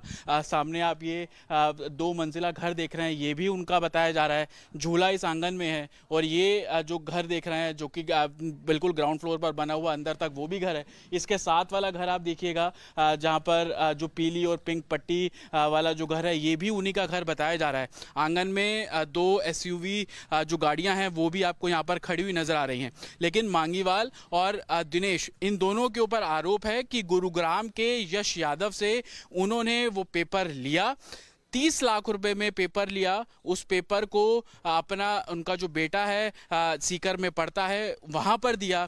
29 तारीख को पेपर लेने के बाद अगले ही दिन यानी कि 30 तारीख को वो सीकर पहुंच जाते हैं। सीकर में अपने बेटे को वो जो पेपर है वो देते हैं। उसकी कॉपी वहां पर सीकर में बनाई जाती है। कॉपी बनाने के बाद जो दोस्त था बेटे का, उसके पास भी वो पेपर पहुंचा। तो कैसे ये पूरा नेक्सस चल रहा था, इसको अब सीबीआई इन्वेस्टिगेट कर रही है। लेकिन जब मांगीवाल के पास हम उनके घर पहुंचे, उनके परिवार से बातचीत की, तो उनका कहना है कि ये सिर्फ आरोप है, इसमें कोई सच्चाई नहीं है। लेकिन हमें ये जानकारी मिली कि मांगीवाल, दिनेश, उनके परिवार में अभी तक 4 से 5 ऐसे बच्चे हैं जिन्होंने नीट क्लियर किया। तो कहीं ना कहीं जो आरोप लग रहे हैं, और परिवार का जो बैकग्राउंड है कि 4 से 5 ऐसे बच्चे जिन्होंने नीट का पेपर क्लियर किया, और उन्हीं के ऊपर जो एक पेपर खरीदने के आरोप लग रहे हैं, उसी कड़ी में अब सीबीआई इस पूरे मामले को इन्वेस्टिगेट करती हुई नजर आ रही है। और ये घर देखकर, जिस तरीके का घर है, आसपास के घर देखेंगे तो इतने लग्जरी घर आपको यहाँ पर नहीं मिलेंगे, इतने बड़े एरिया में बने हुए घर आपको नहीं मिलेंगे। लेकिन मांगीवाल और दिनेश का घर की तस्वीरें हमने आपको दिखाई। परिवार तो हालांकि ये बोल रहा है कि सब साजिश है, षड्यंत्र है, लेकिन जिस तरीके से फैक्ट्स निकलकर सामने आ रहे हैं, इन्वेस्टिगेशन में जो चीजें हैं वो निकलकर सामने आ रही हैं कि कैसे गुरुग्राम के यश यादव से वो पेपर जो है वो खरीदा गया, और उसके बाद कैसे अगले ही दिन सीकर जाकर वो पेपर जो है वो बेटे को दिया गया और बेटे के दोस्त को दिया गया, जिसके बाद जो मामला है वो प्रकरण प्रकाश में आया। और फ्रंट से आप देखेंगे घर के बाहर कच्ची पक्की सड़क, और ये घर की बाउंड्री शुरू होती है और पीछे तक ये जो घर है वो आपको इसी तरीके से नजर आएगा। हालांकि अब क्राइम ब्रांच इस पूरे मामले को इन्वेस्टिगेट कर रही है, सीबीआई इस पूरे मामले को इन्वेस्टिगेट कर रही है, और एसओजी ने जिस तरीके से इस पूरे मामले में दोनों को डिटेन किया था, और उसी कड़ी में सीबीआई ने अब कस्टडी लेकर जिस तरीके से हैंडओवर किया गया इस पूरे मामले में, आखिरकार वो पहला शख्स कौन जिसके जरिए ये जो पूरा पेपर बाहर निकला, और उसी बेसिस पर आगे जो इन्वेस्टिगेशन है वो हर एंगल पर, हर राज्य तक पहुंचती हुई नजर आ रही है। मांगीवाल की पत्नी है? हाँ, उनकी पत्नी। क्या हुआ था? पुलिस जब आई थी तो कुछ बताया था क्यों उनको ले जा रहे हैं? पुलिस का पता नहीं मेरे को, पुलिस आई थी कि कौन आई थी पता नहीं मेरे को, पुलिस आई थी कि कौन आई थी। 2 लोग आए थे पहले, तो आ गए थे घर पे, बोल रहे थे कि हमको मांगीलाल से मिलना है। उन्होंने कुछ बताया नहीं। मैंने पूछा मैं कि क्या बात है, कौन हो आप, कि हम उनसे मिलना है, हमको बुलाया उन्होंने मिलने के लिए। तो वो भी आए और सोते हुए मेरे हस्बैंड को, और फिर 2 आदमी आए पहले, तो फिर 10-15 लोग आ गए उनके साथ। मैं कौन हो, क्या है, क्या मामला है, बताओ तो सही हमको। तो उन्होंने कुछ नहीं बताया कि मैम बाद में बताएंगे, अभी हम इनको लेके जा रहे हैं। मैं कि आप कहाँ लेके जा रहे हो इनको, कि बाद में बताएंगे, अभी पता नहीं, हम कुछ बता नहीं सकते। कुछ नहीं बताया उन लोगों ने। आरोप लग रहे हैं कि पेपर उन्होंने खरीदा, 30 लाख रुपए में पेपर खरीदा, गुरुग्राम के यश यादव नाम के शख्स से पेपर खरीदा। ये सब झूठी है, साजिश कर रहे हैं मेरे पति के खिलाफ। ये सब कुछ नहीं पता मेरे को इस चीज़ के बारे में। आपके परिवार के दूसरे बच्चों ने भी नीट का पेपर क्लियर किया? मेरे जेठ के 2 बच्चे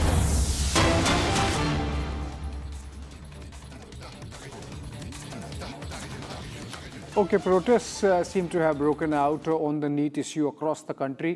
We're getting these 2 pictures, one each from Kottayam in Kerala and Hyderabad.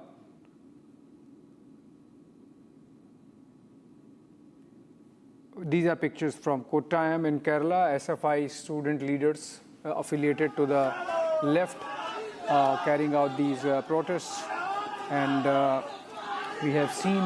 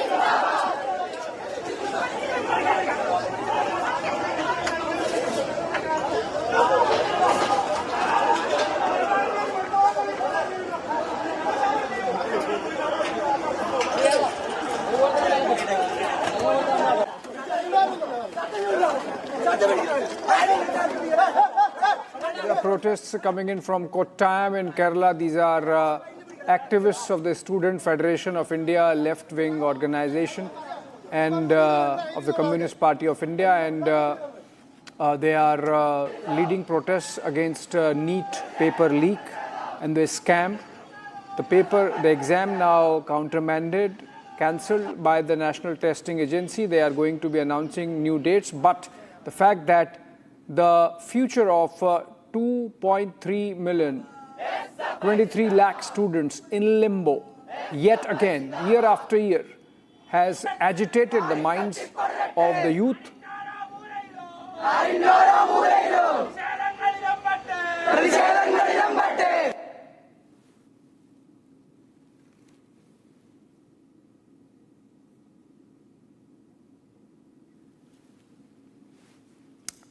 All right, coming out of this now, but staying with Kerala, where we are seeing yet again delay happening on the issue of the leadership decision by the Congress-led UDF. The Chief Minister Rao, and the latest update is Rahul Gandhi and Mallikarjun Kharge will meet at 5:30 p.m., which is any time now. And following that, there will be an announcement on the Chief Minister's chair. Remember, the faction-ridden Congress party in Kerala is struggling to zero down on one leader despite having done a head count of supporters, despite having done all the lobbying.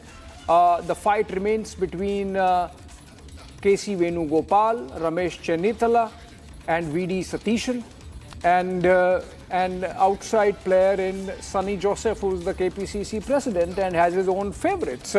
He has, of course, batted for K.C. Venugopal. Would the decision be made now, finally, almost after a week, since almost 10 days, in fact, after the results came out, giving clear verdict in favour of the Congress Muslim League combined? Shankar now joins us live for more on this. Shankar, crucial meeting of the Congress leadership between Rahul Gandhi and Mallikarjun Kharge at 5:30 p.m. What's the latest you can share from the ground? What's the buzz? Is it going to be K.C. Venugopal because he is seen as close to Rahul Gandhi?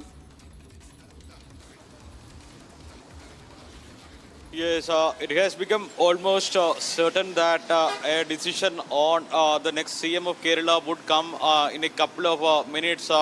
The supporters of Ramesh Chennithala and V.D. Satishan are thronging to the houses of their leaders from 4 o'clock. Now we could see a huge crowd has been formed in front of the houses of all these leaders. You know, all these camps are very confident that the AICC will hopefully pick up their name for the CM post in the coming minutes. The 5:30 p.m.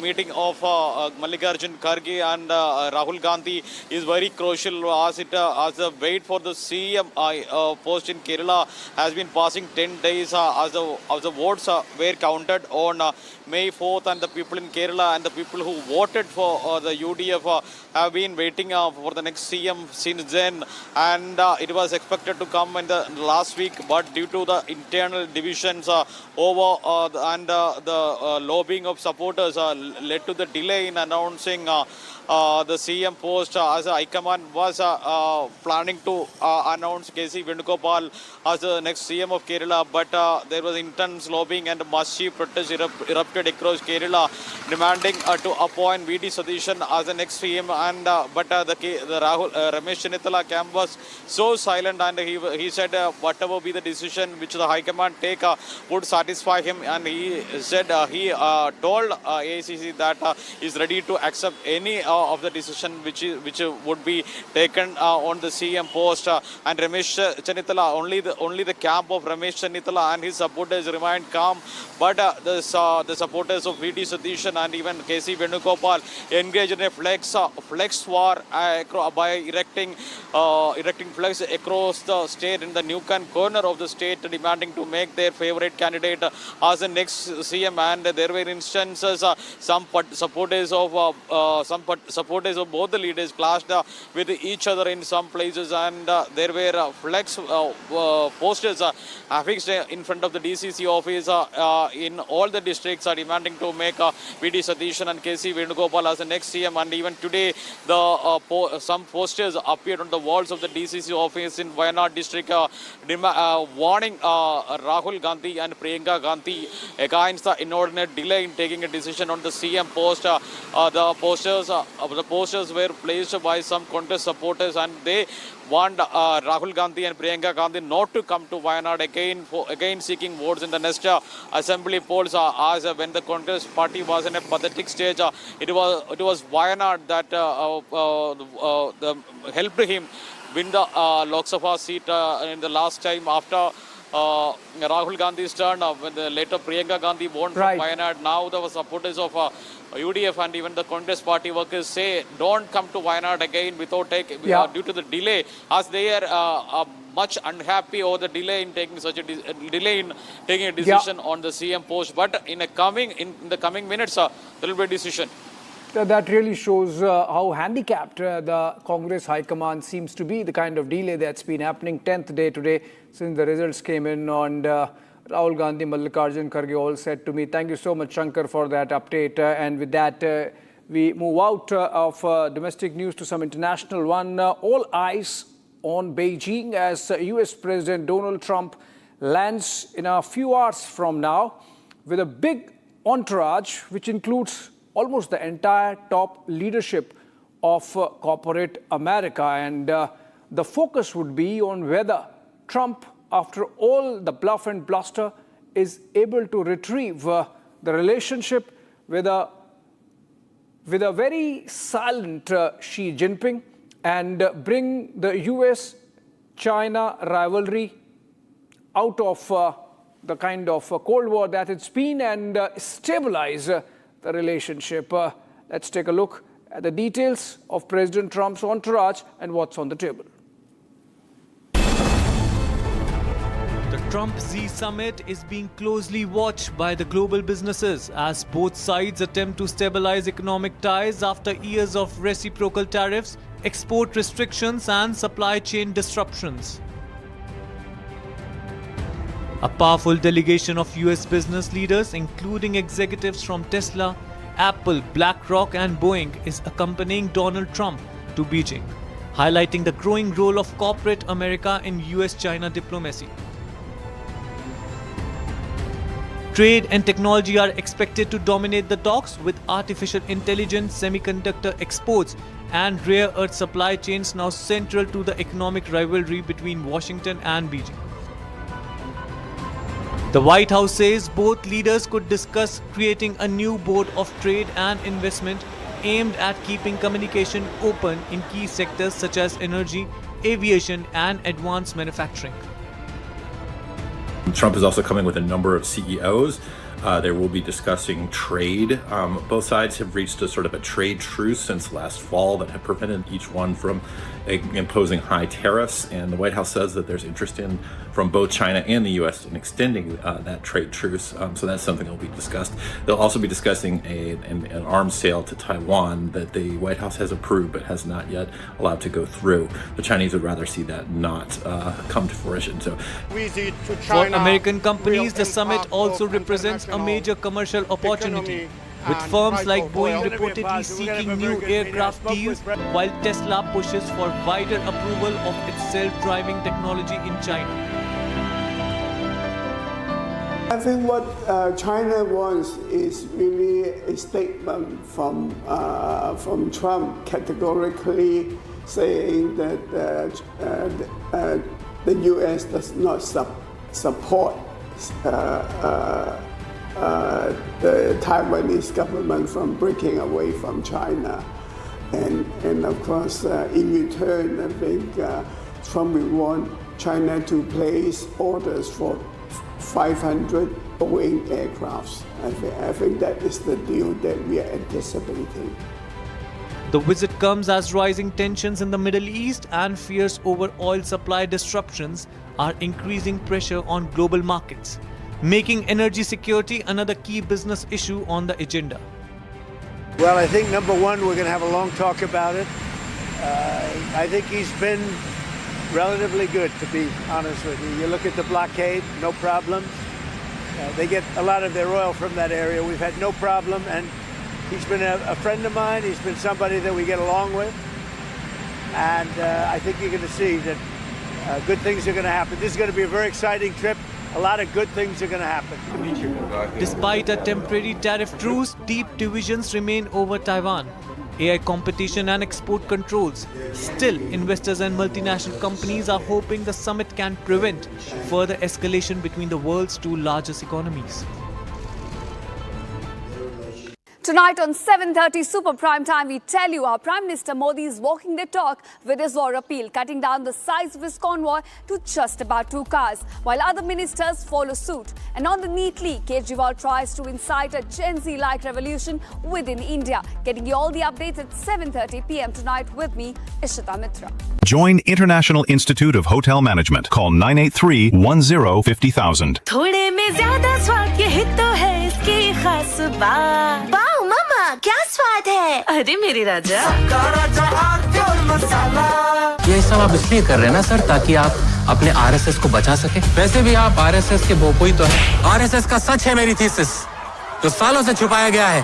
But I am going to unmask the truth. Class अब शुरू होगी because the professor is here. ये जो भी हो रहा है, ये injustice, ये conspiracies, ये manipulation, अगर आप इसको terrorism नहीं कहेंगे तो फिर किसको कहेंगे? ये है मेरा आखिरी सवाल. This is my last question to you. चमकी चाट से क्या बना है? सैंडविच, लस्सी और छाछ। हर घूंट में चमकी चाट। अब बताओ, स्वाद आया? आया। असली स्वाद सिर्फ चमकी चाट।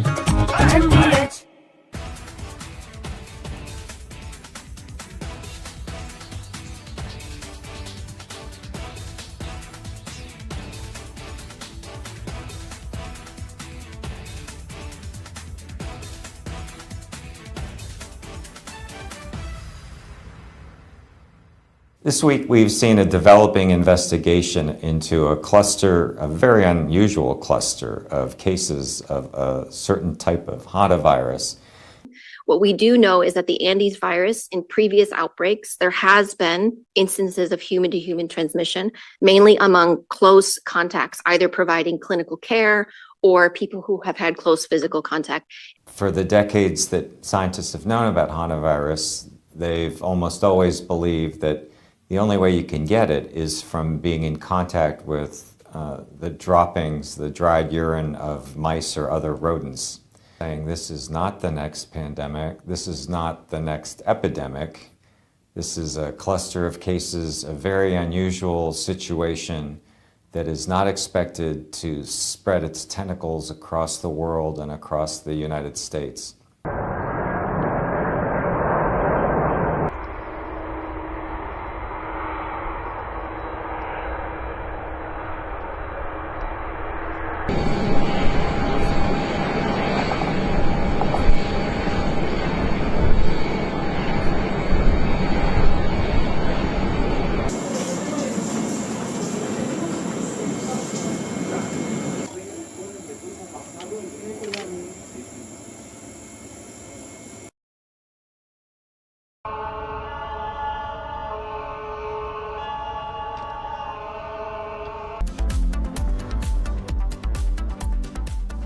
अरे ये डिबेट विबेट बाहर की सोच है विकी। डिबेट यानी विवाद, भारत विवाद नहीं, संवाद यानी कंस्ट्रक्टिव डिस्कशन, इसमें भरोसा रखता है। सच नरेट नहीं करना होता, नरेटिव को सच बनाना होता है। जब भी भगवे के ओर कोई कालिक दिखता है तो उसी स्याही से इतिहास लिखा जाता है। चमकी चाट से क्या बना है? आलू चाट या फ्रूट चाट। स्वाद बनाए चमकी चाट। क्या बात है? स्वादिष्ट पकोड़े और फरसान, अरे चमकी चाट है इसकी जान। असली स्वाद सिर्फ चमकी चाट। यानी इस घर में कुछ है जो टूटता नहीं। ये पिलर कभी नहीं टूटेगा। रुंगटा स्टील टीएमटी से बना। रुंगटा नहीं तो घर स्ट्रॉन्ग नहीं। रुंगटा स्टील टीएमटी बार एकदम सॉलिड। आर प्योर सूजी पास्ता, उबालो मिलाओ और खाओ, 8 मिनट में तैयार। क्या टेस्ट है, सबका राजा आर प्योर मसाला। हमें पेट्रोल डीजल का उपयोग कम करना होगा। Prime Minister Narendra Modi recently issued a strong warning to the nation, asking citizens to save fuel, avoid unnecessary travel, and even work from home if possible.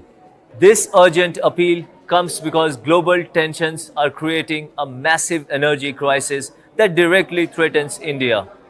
India currently imports up to 90% of the crude oil it needs to survive, and more than half of that oil comes from the Middle East. But the country is currently facing a massive challenges due to the blockade caused by the US-Iran conflict. And right in the middle of this dangerous situation, an event is about to take place that could make things much worse. United States President Donald Trump is traveling to Beijing to meet with Chinese President Xi Jinping. While the news might focus on their discussions about trade rules, technology, or artificial intelligence, the most critical topic for India is what these two leaders will decide regarding the Middle East and global oil supplies. The choices made during this specific meeting will determine if India will have enough fuel for its vehicle or if the country will face a severe shortage at the petrol pumps. The biggest risk for New Delhi involves a major shift in how China buys its energy. Currently, China is the main buyer of Iranian oil, taking in about 1.5 million barrels a day. This discounted oil keeps the global market stable. Headlines brought to you by Canara Bank. Together we can. More on the NEET cheat brothers, the Biwal brothers in Rajasthan, telling you about their links to the BJP and a photograph with the minister. The first ones to get the question paper, the guess papers of NEET for 30 lakh rupees.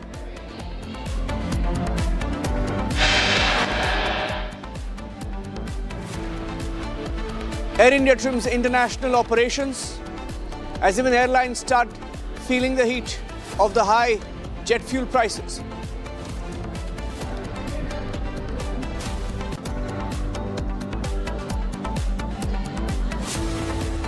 Prime Minister Modi cuts down the size of his convoy. Most ministers, chief ministers, asked to reduce their convoy size by at least 50%.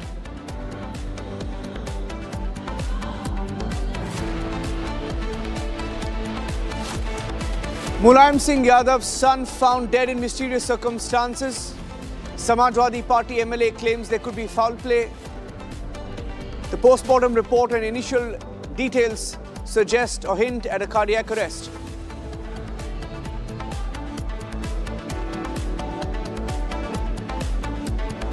Himanta Biswa Sarma, the Assam Chief Minister, on day one, first cabinet meeting, decides to introduce the Uniform Civil Code as a statement of intent in Assam.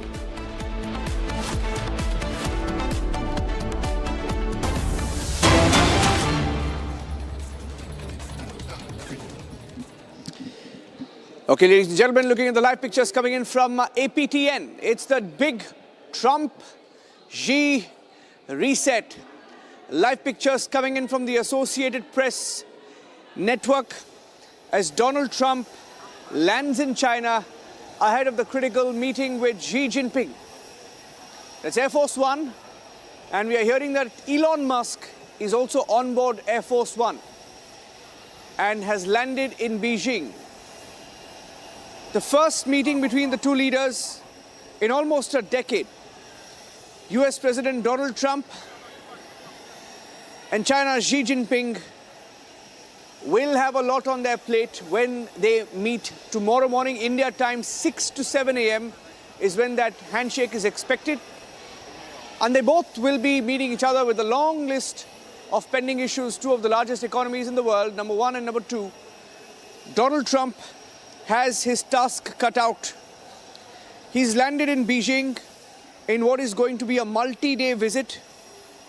The world's largest economies, the world's two largest economies, on how they take their trade relationship forward.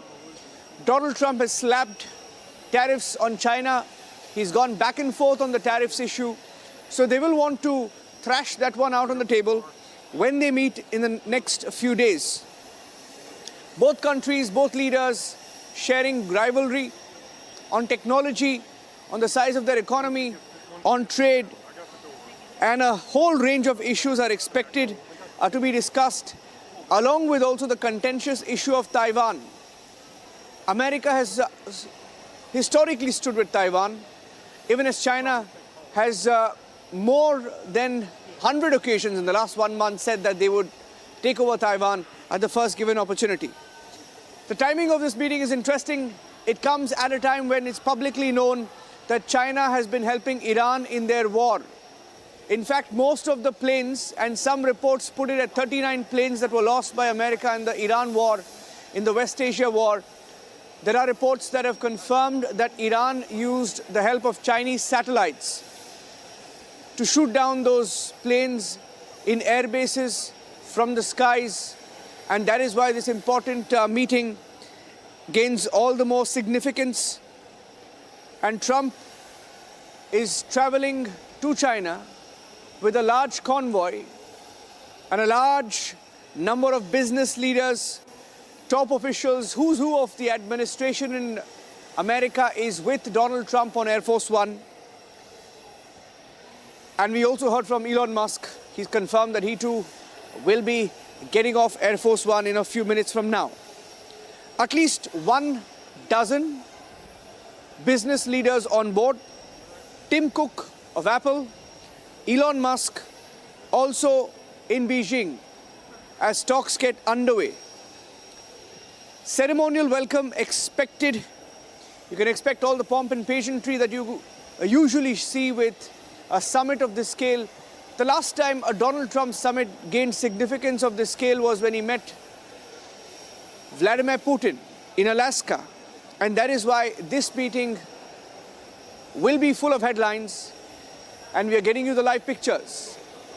Donald Trump has landed in Xi Jinping, and there is a high-level delegation from China all set to welcome Donald Trump at the Beijing airport. And on tarmac, Xi Jinping will not be there, but the Chinese Vice President, Han Zheng. Han Zheng is expected to receive Donald Trump in Beijing on the tarmac.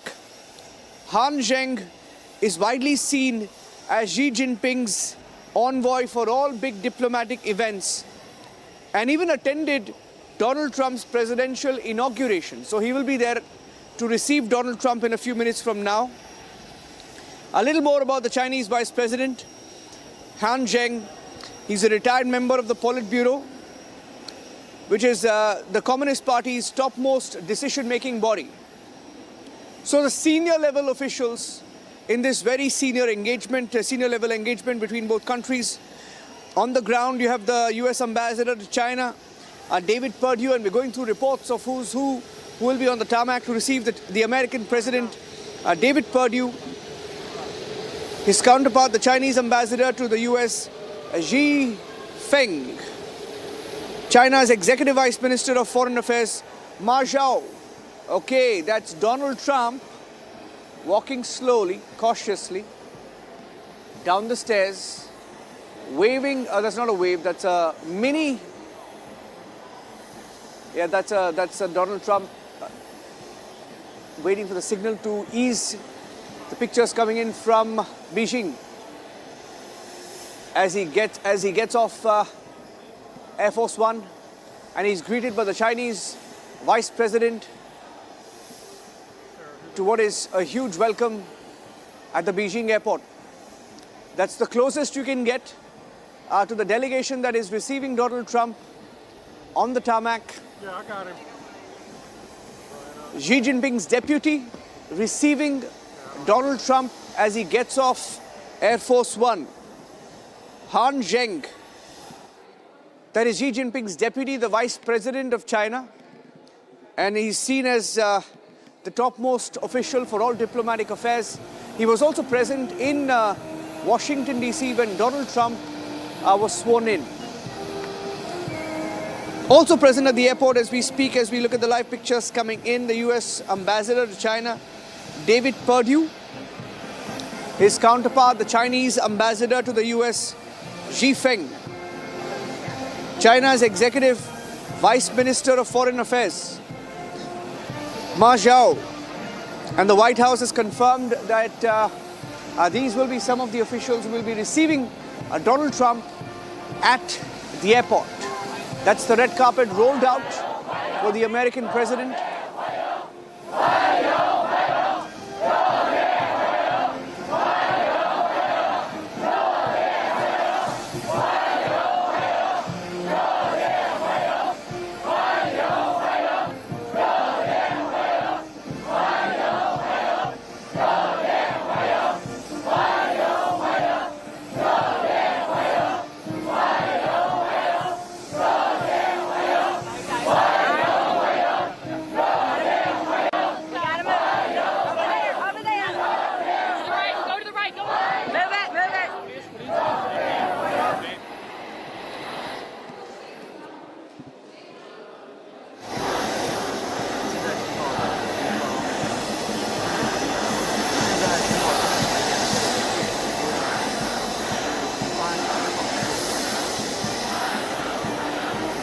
Donald Trump arriving in China in Beijing to that red carpet welcome.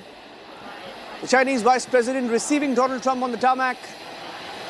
The ambassadors of both countries also on that red carpet. Suresh Kumar Goel is joining us on the phone line. Mr. Goel, good evening. Live pictures from Beijing. Would you call it a reset, or would you call it an alteration to the very complicated ties that both countries enjoy? I really don't know whether reset is or whether alteration is. I think essentially Trump has gone to Beijing to basically in the changing international order to see what kind of a relationship they can have with China in the new international order, what kind of trade, what kind of accommodation they can have.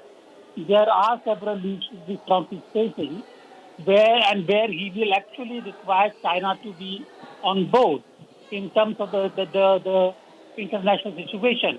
So I think it's going to be basically a kind of a visit where the Trump is going to see how far can China accommodate American sensitivity, and China is going to look at the USA in terms of what USA can do, in terms of what China really needs globally and the region.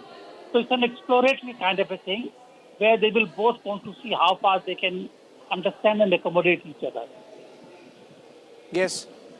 Okay. So given the size of the delegations, the welcome and the messaging here, sir, all the top entrepreneurs, all the top businessmen, all the biggest companies from America were on board Air Force One with Donald Trump. So obviously the messaging is that they will want to open up to trade with China in a bigger way, isn't it? Well, China, see, the way Chinese business operates, they may want to look at the American technology, the American market, but they don't really completely depend upon the American market. And therefore, while there is a considerable amount of American business which has gone now with President Trump, I really don't see if these visits are going to translate into huge amount of business. What America is looking at is whether there can be an international board of trade, there can be investment, what China can do in the USA. China will be looking at at USA, whether they can reduce tariff, whether they can reduce the taxes, or whether they can actually come and meet with the Chinese technological imports. So let us see. I don't really see that at the moment we can put in a lot of saying that yes, this is going to happen. Let us see what happens. It's an important visit. Trade is an important part. Iran is an important part. Chinese influence now in the Gulf and West Asia is an important part of the business. Therefore, let us see what happens. Too early to say anything. Yes. Sir, do stay with me because I also have joining us on the broadcast. Okay. Now, while we do that, sir, meanwhile, getting in more details of the delegation. Those are live pictures, ladies and gentlemen. We're staying with the live pictures. These are live pictures of the beast just leaving the airport there, the tarmac. Vivek Mishra is also joining us on the phone line. He's the Deputy Director of Strategic Studies Program at the ORF, along with Lieutenant General Shankar, PR Shankar joining us live. But Mr. Mishra, if I can take one question from you and then go across to Lieutenant General Shankar. What would you look forward to from this key visit of the two leaders? So I think, the primary aspect of this is economic because the sheer power pack of the delegation that Trump is taking along, the number of CEOs, the number of, the turnovers that he has capped in the Air Force One is really astounding. So I think he's really looking for a business breakthrough. In terms of investment, of course, this is quintessential Trump telling you that he's going to get more from China than China is going to get out from the United States. But I think we'll have to wait and see what comes out of this. There's certainly investments on the cards, and I think he will persuade China to buy whether it is beans or whether it is, the three Bs, which is businesses, China will in turn look for reduction of tariffs and technology and export controls and so on and so forth. So I think those are the key issues that will be mulled out. But I do see a sense of bilateral investments from both sides to the United States as well as to China. Thank you, Mr. Mishra. Thank you for speaking to Republic TV. General Shankar, I mean, it's hard to take Donald Trump seriously, right? I mean, China's also the most controversial issue in America before elections. He spent 90% of his campaign accusing Joe Biden of being a Chinese agent almost. And at the same time, even Donald Trump knows he can't ignore China and the fact that perhaps somewhere it's affecting his economy. Sir. Yeah, thanks a lot at the outset for inviting me on Republic. This is a crucial meet for USA and China, there's no doubt, because both of them are going through problems. Right? If I have to characterize this meet, it is as if it's on 3 T's: trade, tech, and Taiwan. Trade is probably the most important thing for both of them. Mr. Trump wants to sell soybeans to Beijing, or rather, Beijing should take the amount of soybeans he produces, because that affects his basic constituency. You know, the agricultural constituency of the Midwest, who have to, he has to satisfy them. And then, of course, Boeing.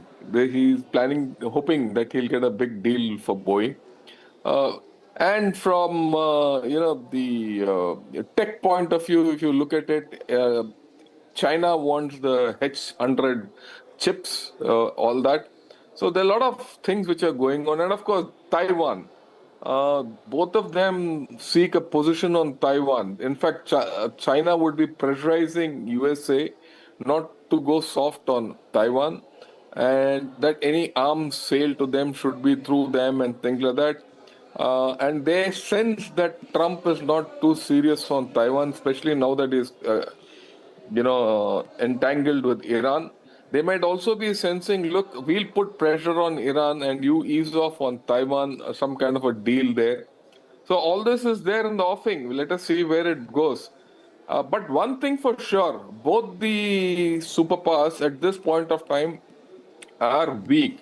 You see that, US weak in the sense they're weak from to get any bargain, to get any great deal through. Trump and USA are mired in Iran, and they have to extricate themselves from there somehow with a sense of victory.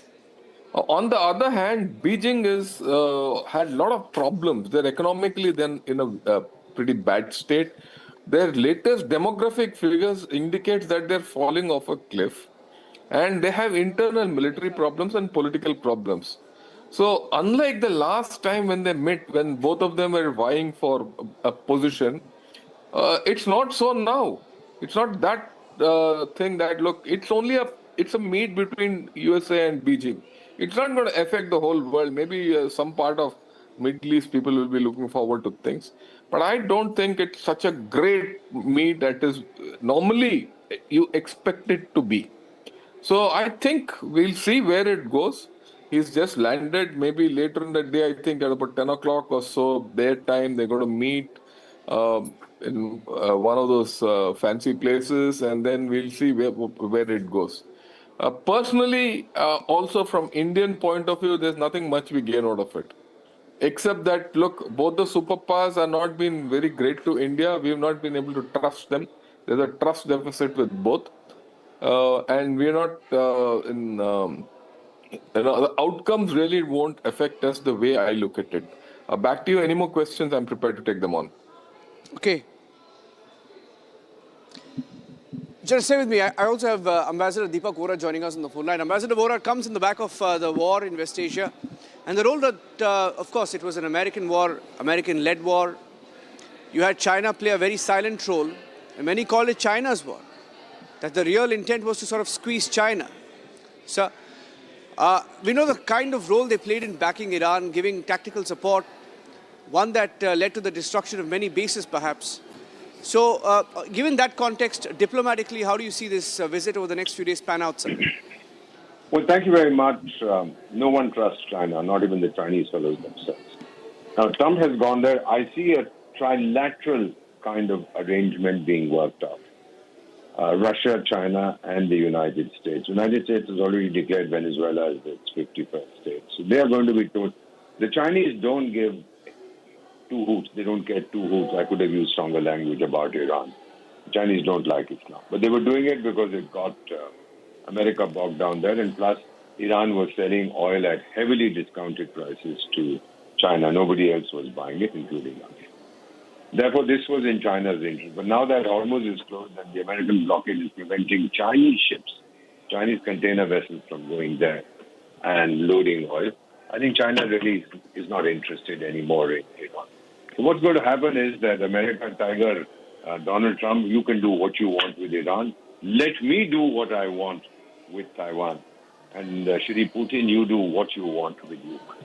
I see this coming. Each country has its immediate interest. America is Iran, Taiwan is for China, and Ukraine is for Russia.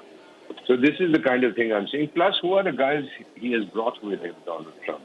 He's brought all those big tech companies, 15 or 16 CEOs, all of whom had been hurt by China. And he's going to make sure that these guys give it very clearly to the Chinese. So I have a feeling that this is a non-starter.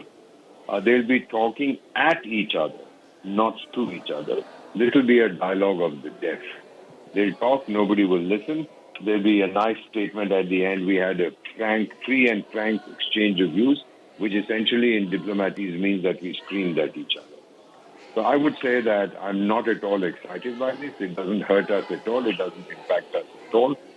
In fact, if anything, China is America's enemy number one. And probably if Trump begins to understand this after visiting China, he might have a different opinion of India because we are the one country that can take China head on.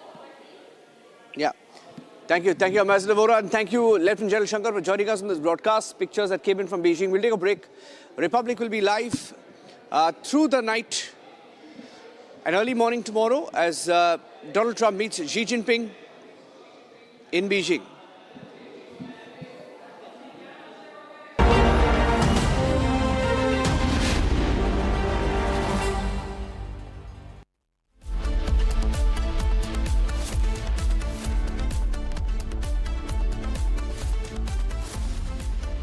कोशिश को कामयाबी, कामयाबी को शोहरत बनते देखा है। हाँ, पिछले 60 सालों में मैंने देश को बनते देखा है। कमला पसंद, 60 सालों से अनोखा स्वाद। प्यास बुझाए, ठंडक लाए, सबको भाए जीरा से। MTH का जलजीरा जीरा से। जीरा से असली रिफ्रेशिंग, असली स्वाद, असली मजा। कोई ग्लोबल ऑर्गेनाइजेशन नहीं है, इट्स अ टेरर मशीन। अगर हम टेररिस्ट होते तो टेररिस्ट हमें क्यों मारते?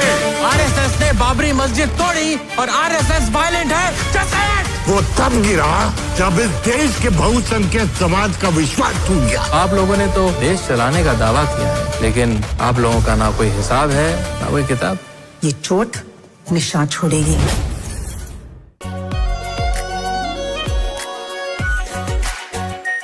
Are pure shahi paneer masala, delicious, healthy every day.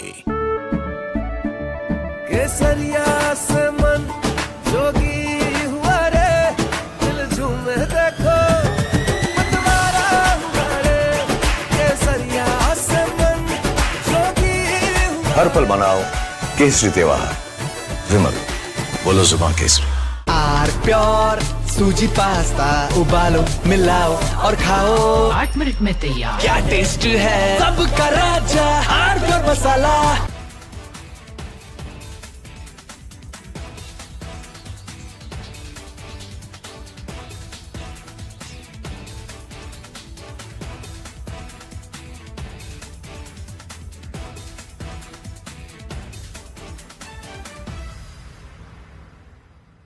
This week, we've seen a developing investigation into a very unusual cluster of cases of a certain type of Hantavirus. What we do know is that the Andes virus, in previous outbreaks, there has been instances of human-to-human transmission, mainly among close contacts, either providing clinical care or people who have had close physical contact. For the decades that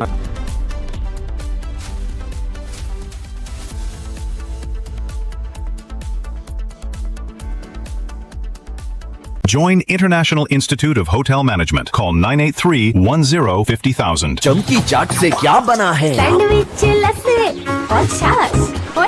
हर घूंट में चमकी चाट। Dry fruit और दही बड़े। चमकी चाट से स्वाद बढ़े। असली स्वाद सिर्फ chunky chaat.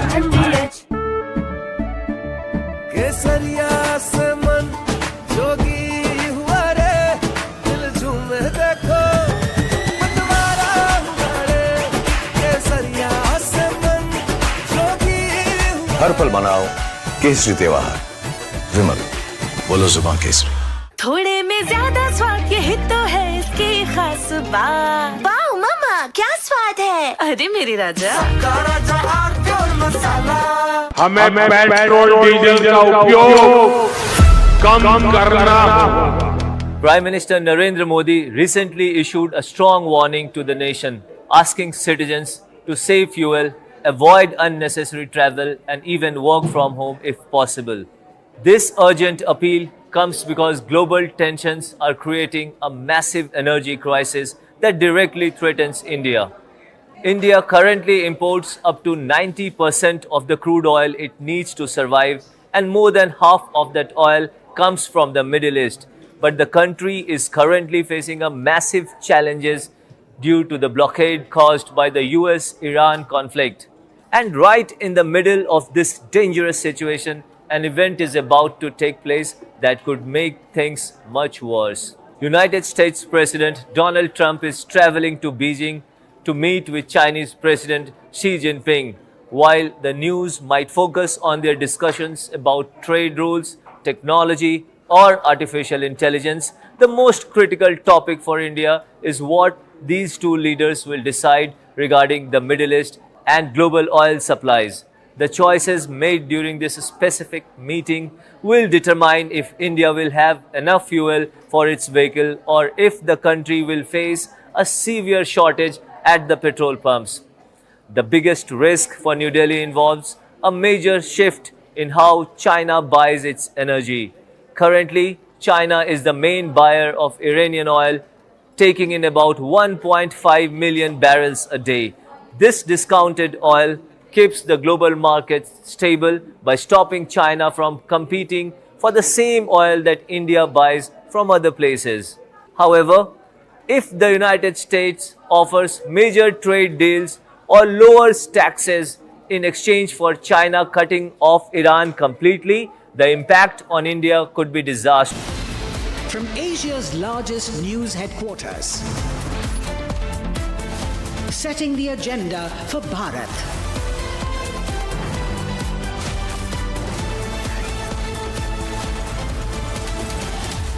You're watching Republic.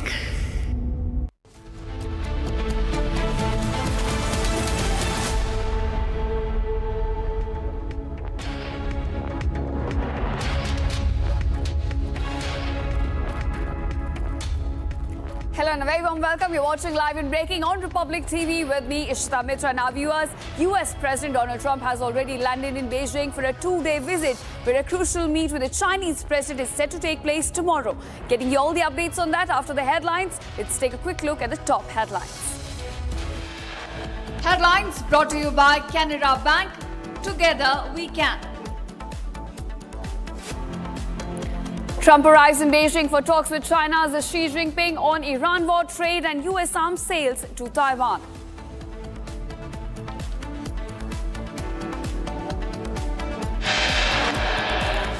American businessmen including Elon Musk and Tim Cook joined Trump's China visit amid trade tensions between the two largest economies.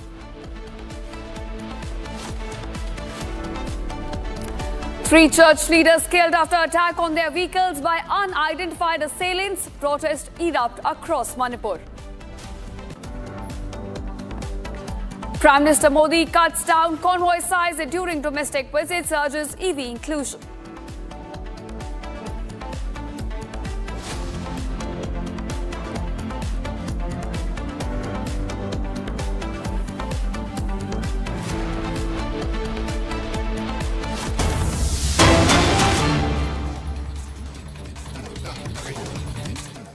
All right, viewers, our top focus at this hour, Donald Trump's crucial two-day visit to China. Now, just a short while ago, he arrived at the Beijing airport. He was received by the Chinese Vice President Han, giving all the respect to the US President, who is in China for 2 days. Now, he's set to take place a meeting with the Chinese President tomorrow, and there are several issues on the cards which the two leaders of the two largest economies in the world are going to be discussed. Now, this visit was already delayed due to the Iran war, so that is something that will come up between the discussions. You also have tariffs imposed by US on China, along with what's happening in the Strait of Hormuz. Those are the discussions that will likely take place between the two leaders, as tomorrow President Trump meets the Chinese president. Now, it's a two-day visit. Several things are on the cards. You also have tariff tensions building up between the two economies, while there's Iran war going on in West Asia. Now, apart from that, there's also a tech race taking place between the two economies, and those are the issues that will be taken up this time. Now, remember, the last time President Trump visited China was in 2017, and during that time, he was interestingly received by a state councillor. So this time, both the countries, in fact, have started on a strong footing, as it was the Vice President of the China which came and received the US President.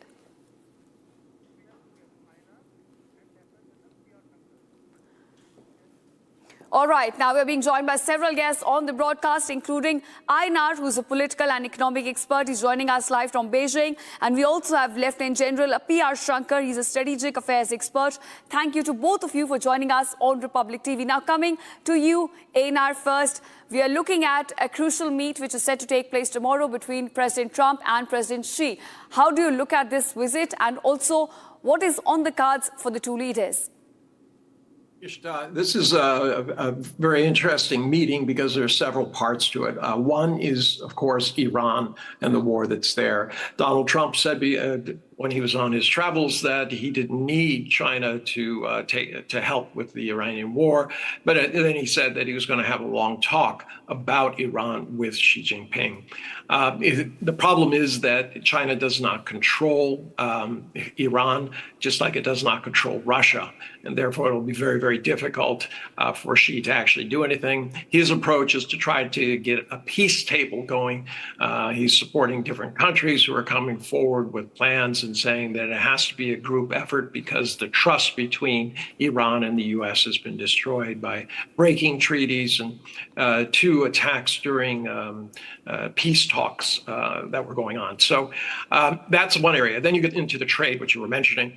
The very, very important to Donald Trump, and especially, he needs to bring home some red meat to the American public. They're not very happy. 2 out of every 3 thinks that he made a mistake going into Iran and that it was not well planned. And of course, you know, the elections are coming up, and he has the Epstein files. So he would dearly love to have something where he can declare victory. I believe that China will give him some things, but will also ask for things. It's going to be very transactional. I believe that not only China, but most countries believe this is the only way that you can deal with Trump. Big promises don't really matter, because it only matters to Trump what you've done for him today. Right, Arnab. In fact, I agree with you. And on this, we're also being joined by David K. Johnson, who's an investigative American journalist, joining us live from New York. Now, David, I want to ask you, this visit by President Trump to China comes at a time when there is a war underway in West Asia, which has certainly not gone in U.S. favor. So, and there's also a tech race building up between the two economies. So Trump certainly wants something solid to take back home. So how is the U.S. looking at this visit? Well, Trump absolutely needs to have something he can declare. Look what a brilliant communicator and negotiator I am, which he's not a brilliant negotiator. He's going to want to sell American soybeans, and China may well say we'll buy some, but probably nowhere near the level that the U.S. was selling in the past, because they've made contracts now with Canada, Brazil, Australia to buy soybeans. He wants to sell Boeing aircraft. And he wants President Xi to step in and help him on the war in Iran. And in the long-term strategy of this, I don't see any reason for Xi, even if he could, to do something particularly helpful. Now, Iran sells about 70% of its oil to China. But China has been for years, and I've written about this over the years, building up enormous reserves of oil. It has 4 times the strategic petroleum reserve the United States has.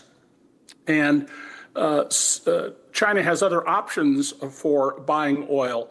So it's much less damaged by this war, at least in the short or medium term, than, say, Vietnam, the Philippines, South Korea, Japan, which have only very brief storage capacity.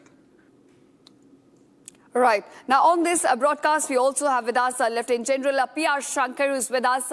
Lieutenant General, I want to ask you, there are certain red lines when it comes to the discussions that could take place between the U.S. President and his Chinese counterpart, and Taiwan is one of them. You know, we've historically seen that Washington has pledged support for Taiwan, but of course for China, it is a no-go zone. So do you think such issues could also come up in these discussions?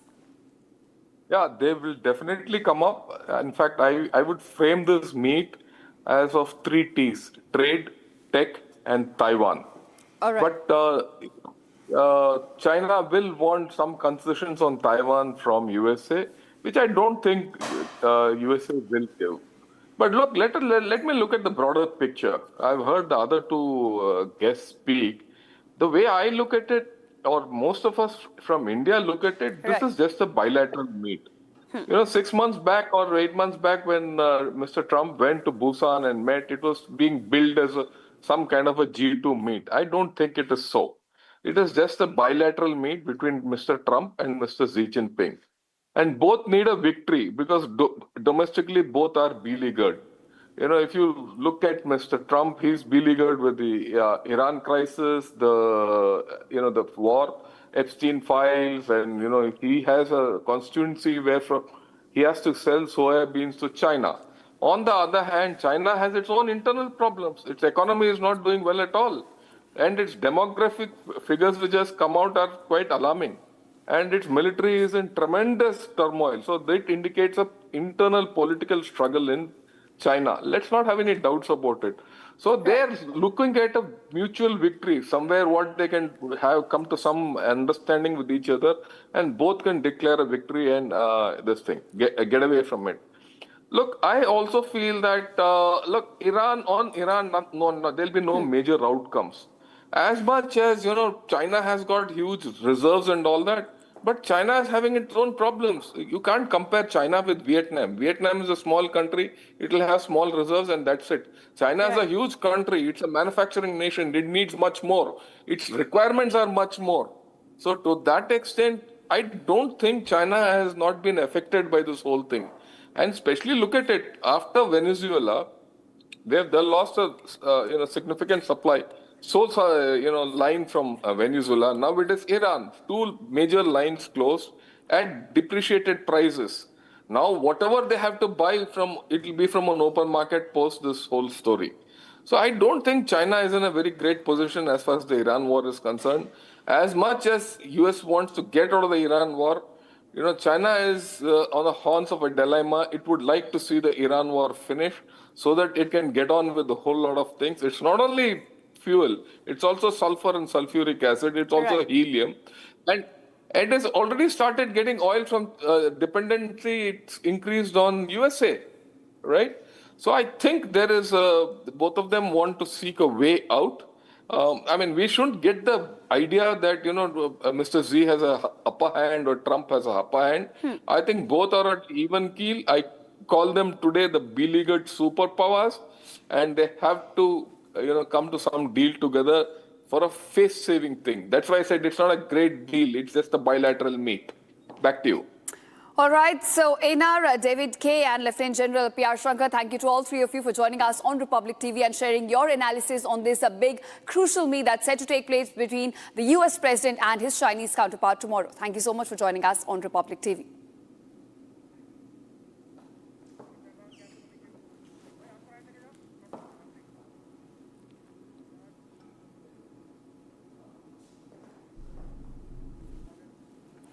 All right, viewers, now Assam is all set to become the latest state to move towards implementing a uniform civil code. Now, Chief Minister Himanta Biswa, in fact, on day one, has announced that the state cabinet has already decided to introduce the UCC bill on May 26. Now, the BJP government says that the move is aimed at ensuring equality, justice, while the opposition has accused the government of the day for pushing a politically sensitive agenda. Here are more details on the story. Take a look.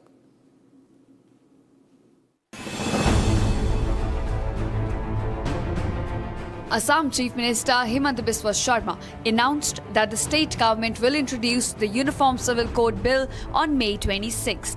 The announcement comes after a cabinet meeting where the Assam government approved the proposal to bring a UCC framework for the state. I think UCC is a part of our election manifesto. So every point, not only UCC, whatever we have mentioned in our election manifesto, will try 100% to implement each and every word we have mentioned in manifesto, including UCC. Speaking on the decision, the Chief Minister said Assam is committed to ensuring equal civil laws for all citizens, adding that the bill would focus on justice, equality and legal uniformity.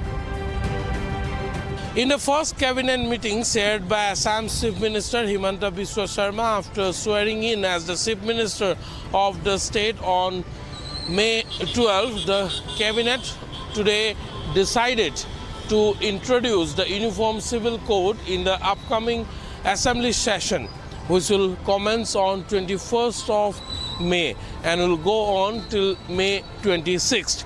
Speaking to the media, Chief Minister Himanta Biswa Sharma said that the cabinet today approved the draft bill of the Uniform Civil Code and it will be introduced in the Assembly on May 26th.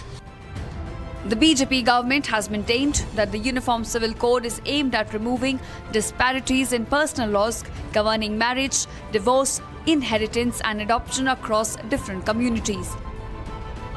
Now, Assam's move comes after Uttarakhand, which became the first state in independent India to pass a uniform civil code legislation, intensifying the national debate over the issue. While the BJP has projected the UCC as a step towards gender justice and constitutional equality, opposition parties have accused the government of attempting to polarize voters ahead of the upcoming political battles. The proposed legislation is expected to trigger intense political debate both inside and outside the Assam Assembly, with several organizations already preparing to either support or oppose the bill. With Assam now formally moving towards introducing the Uniform Civil Code, all eyes will be on Assembly session beginning May 26th, where the proposed legislation is expected to spark a major political showdown. All right, viewers, now moving on to what's happening in the state of Kerala. Now, posters carrying messages against Congress leaders Rahul Gandhi and Priyanka Gandhi Vadra surfaced outside the Wayanad district. Now, Congress committee office, and today this happened amid a delay in naming the next Kerala Chief Minister despite the Congress-led UDF sweeping victory in the state. Now, here's more on this story. Take a look.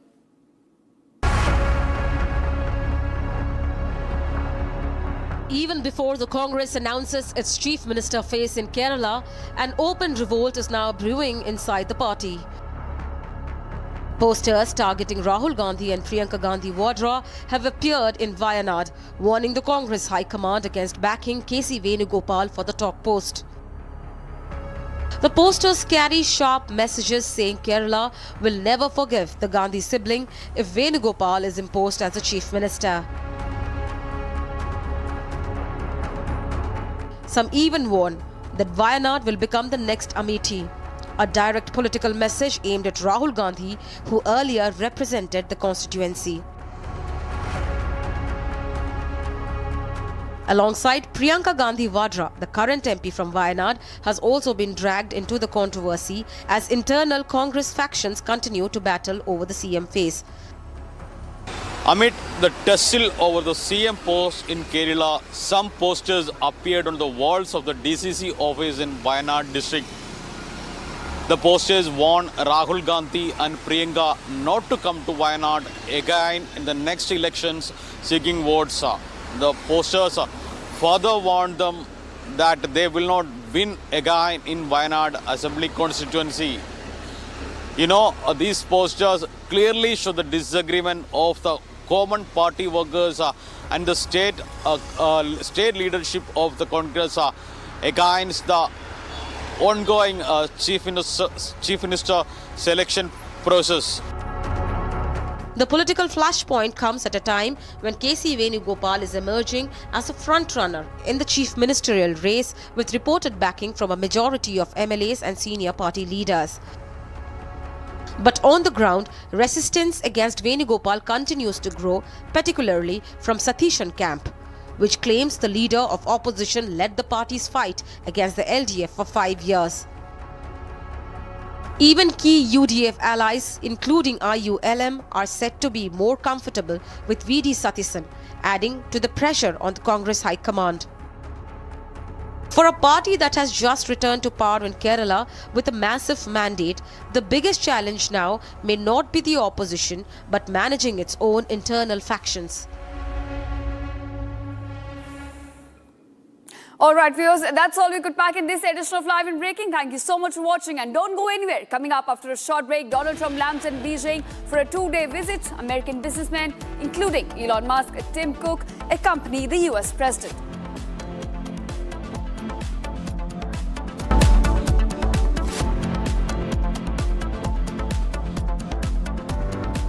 थोड़े में ज्यादा स्वाद ये ही तो है इसकी खास बात। वाओ मामा, क्या स्वाद है? अरे मेरी राजा। In the global employability rankings by Times Higher Education UK, only the following 6 institutions from India are ranked amongst the top 230 in the world for having the most employable graduates. IIT Delhi, IISc Bangalore, IIT Bombay, IIM Ahmedabad, IIT Kharagpur and Amity University. चमकी चाट से क्या बना है? आलू चाट या fruit चाट, स्वाद बनाए चमकी चाट। क्या बात है? स्वादिष्ट पकोड़े और परेशान, अरे चमकी चाट है इसकी जान। असली स्वाद सिर्फ चमकी चाट। ये सब आप इसलिए कर रहे हैं ना सर, ताकि आप अपने आरएसएस को बचा सके। वैसे भी आप आरएसएस के भोपोई तो है। आरएसएस का सच है मेरी थीसिस, जो सालों से छुपाया गया है। But I am going to unmask the truth. Class अब शुरू होगी because the professor is here. ये जो भी हो रहा है, ये injustice, ये conspiracies, ये manipulation, अगर आप इसको terrorism नहीं कहेंगे तो फिर किसको कहेंगे? ये है मेरा आखिरी सवाल. This is my last question to you.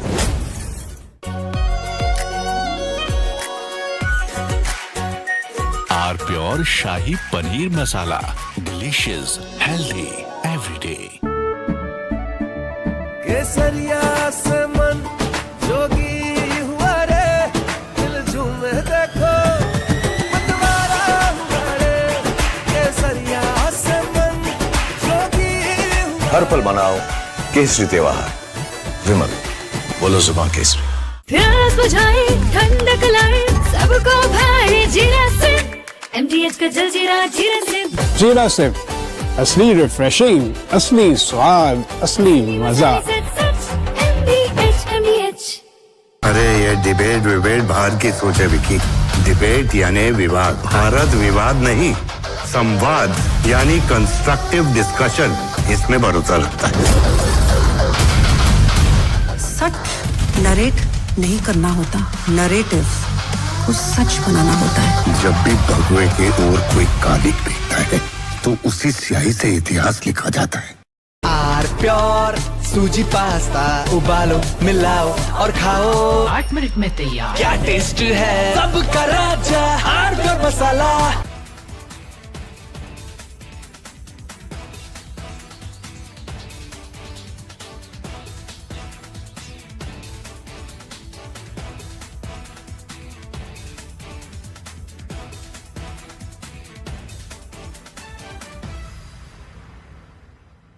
This week, we've seen a developing investigation into a cluster, a very unusual cluster of cases of a certain type of hantavirus. What we do know is that the Andes virus, in previous outbreaks, there has been instances of human-to-human transmission, mainly among close contacts, either providing clinical care or people who have had close physical contact. For the decades that scientists have known about Hantavirus, they've almost always believed that the only way you can get it is from being in contact with the droppings, the dried urine of mice or other rodents. Saying this is not the next pandemic, this is not the next epidemic, this is a cluster of cases, a very unusual situation that is not expected to spread its tentacles across the world and across the United States.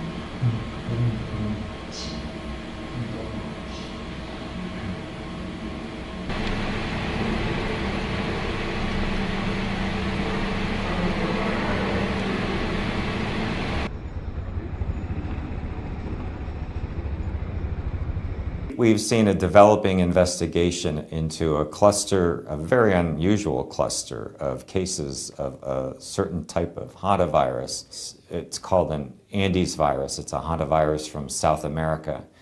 And it's the one type of hantavirus that scientists suspect may be able to spread from person to person. For the decades that scientists have known about hantavirus, they've almost always believed that the only way you can get it is from being in contact with the droppings, the dried urine of mice or other rodents. Different viruses have different abilities to spread. Some, like measles, can spread like wildfire. Others are harder to spread. You have to be in very close contact with someone who's very sick, who has a lot of symptoms. This hantavirus, if it's spreading from person to person, seems to be in that latter. Health officials say the general public does not need to be worried about hantavirus. It's still rare. Officials are saying this.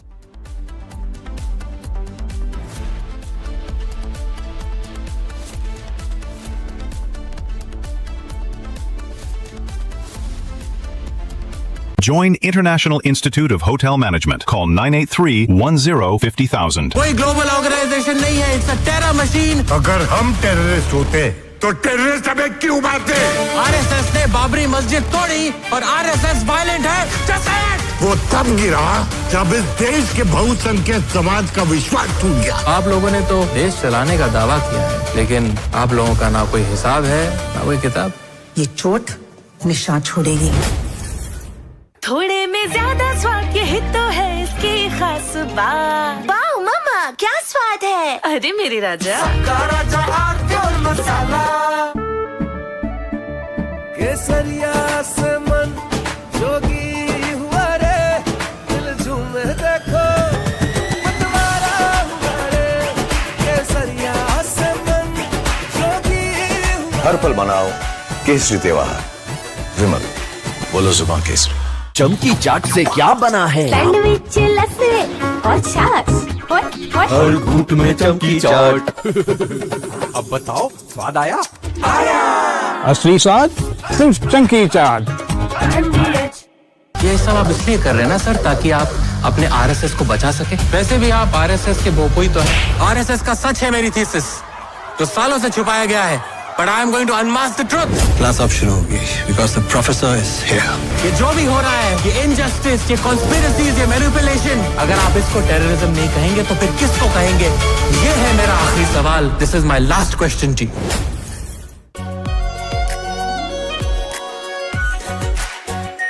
Are pure shahi paneer masala, delicious, healthy, everyday. Honey, इस घर में कुछ है जो टूटता नहीं। ये pillar कभी नहीं टूटेगा। रुंगटा स्टील TMT से बना। रुंगटा नहीं तो घर स्ट्रॉन्ग नहीं। रुंगटा स्टील TMT बार एकदम सॉलिड। चमकी चाट से क्या बना है? सैंडविच, लस्सी और छाछ। हर घूंट में चमकी चाट। ड्राई फ्रूट और दही बड़े। चमकी चाट से स्वाद बढ़े। असली स्वाद सिर्फ चंकी चाट। अरे ये डिबेट बाहर की सोचे विकी। डिबेट यानी विवाद। भारत विवाद नहीं, संवाद यानी कंस्ट्रक्टिव डिस्कशन, इसमें भरोसा रखता है। सच नरेट नहीं करना होता, नरेटिव को सच बनाना होता है। जब भी भगवे के ओर कोई कालिक फेंकता है तो उसी स्याही से इतिहास लिखा जाता है। आर प्योर सूजी पास्ता उबालो, मिलाओ और खाओ। 8 मिनट में तैयार। क्या टेस्ट है सबका राजा आर प्योर मसाला। हमें पेट्रोल डीजल का उपयोग कम करना होगा। Prime Minister Narendra Modi recently issued a strong warning to the nation, asking citizens to save fuel, avoid unnecessary travel, and even work from home if possible. This urgent appeal comes because global tensions are creating a massive energy crisis that directly threatens India. India currently imports up to 90% of the crude oil it needs to survive, and more than half of that oil comes from the Middle East. But the country is currently facing a massive challenges due to the blockade caused by the US-Iran conflict. And right in the middle of this dangerous situation, an event is about to take place that could make things much worse. United States President Donald Trump is traveling to Beijing to meet with Chinese President Xi Jinping. While the news might focus on their discussions about trade rules, technology, or artificial intelligence, the most critical topic for India is what these two leaders will decide regarding the Middle East and global oil supplies. The choices made during this specific meeting will determine if India will have enough fuel for its vehicle or if the country will face a severe shortage at the petrol pumps. The biggest risk for New Delhi involves a major shift in how China buys its energy. Currently, China is the main buyer of Iranian oil, taking in about 1.5 million barrels a day. This discounted oil keeps the global market stable by stopping China from competing for the same oil that India buys from other places. However, if the United States offers major trade deals or lowers taxes in exchange for China cutting off Iran completely, the impact on India could be disastrous. If Beijing stops buying from Iran to please the United States, it will immediately move to the Russian and Saudi Arabian markets to replace those 1.5 million barrels. India currently relies on Russia for nearly 40% of its total oil imports. If a giant like China suddenly moves its massive buying power into the Russian market, the special discounts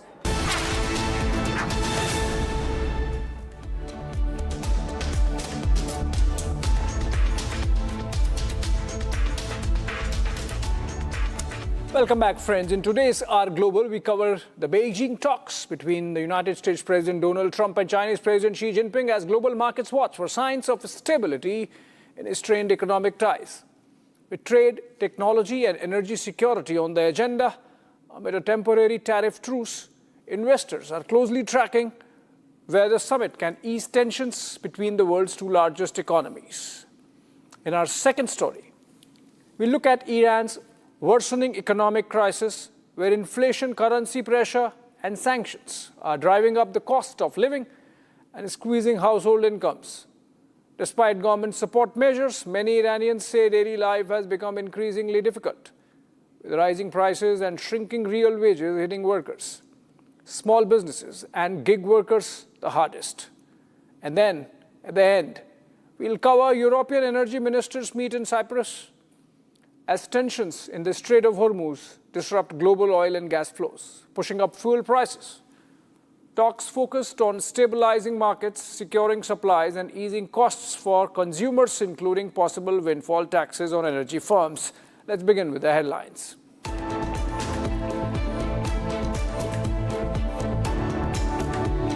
Markets on the edge as Trump and Xi meet in Beijing for high-stakes talks on tariffs, tech rivalry and fragile trade truce amid global economic uncertainty.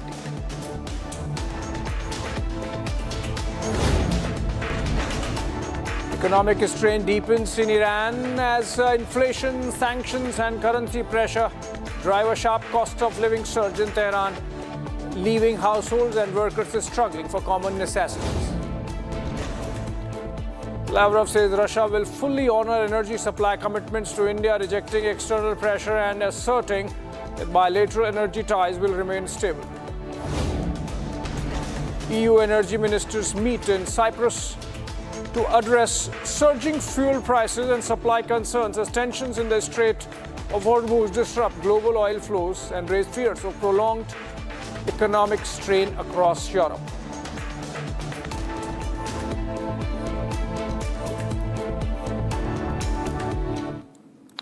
All right, let's begin with a breaking news development, in fact, coming in from Philippines. And reports say gunshots rung out outside the Filipino Senate, where authorities have tried to arrest a senator.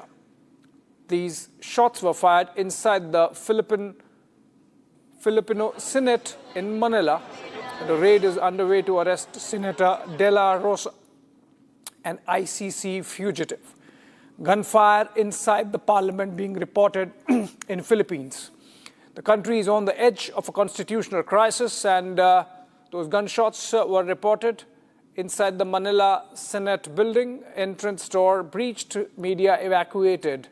And the suspect happens to be, these are pictures coming in, first pictures on Republic of a live police action panning out inside the Filipino Senate in Manila, where one senator seems to be a suspect by the name of De La Rosa.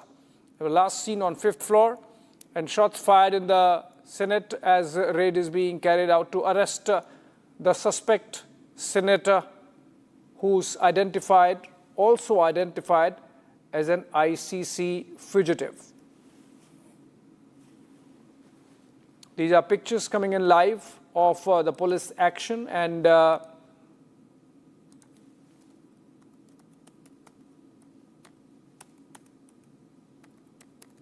we can see security measures being put in place. Senate of the Philippines, as it says in the pictures, and the security cordon thrown around the building.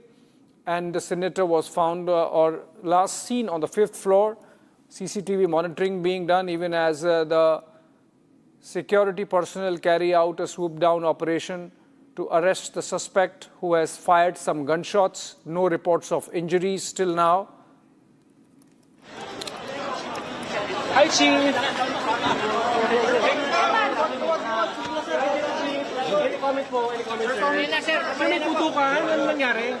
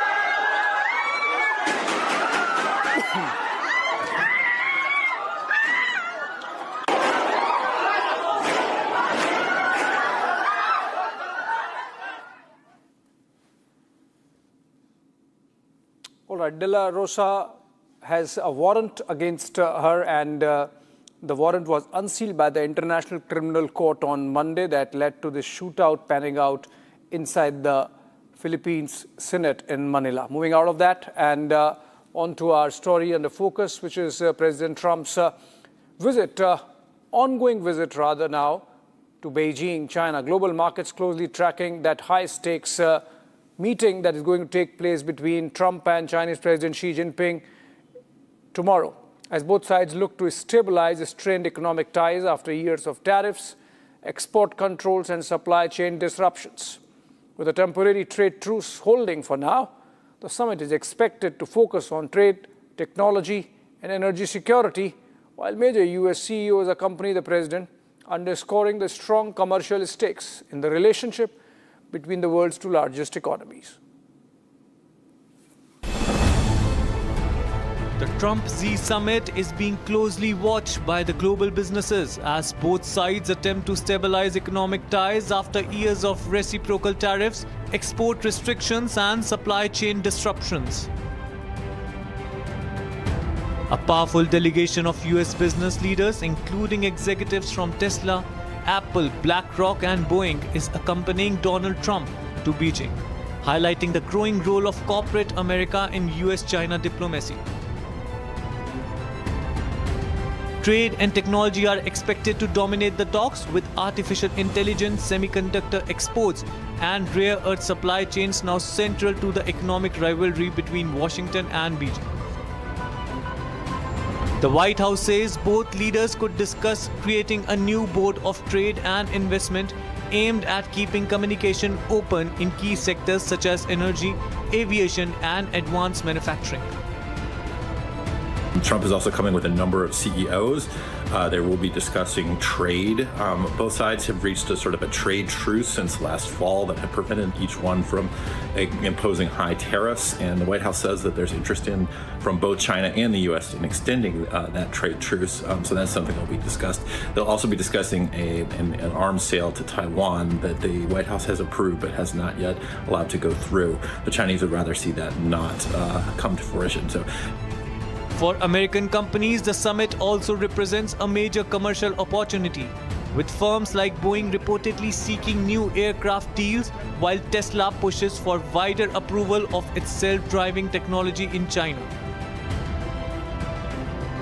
I think what China wants is really a statement from Trump categorically saying that the U.S. does not support the Taiwanese government from breaking away from China. And of course, in return, I think Trump will want China to place orders for 500 Boeing aircrafts. I think that is the deal that we are anticipating. The visit comes as rising tensions in the Middle East and fears over oil supply disruptions are increasing pressure on global markets, making energy security another key business issue on the agenda. Well, I think number one, we're going to have a long talk about it. I think he's been relatively good, to be honest with you. You look at the blockade, no problem. They get a lot of their oil from that area. We've had no problem, and he's been a friend of mine. He's been somebody that we get along with. And I think you're going to see that good things are going to happen. This is going to be a very exciting trip. A lot of good things are going to happen.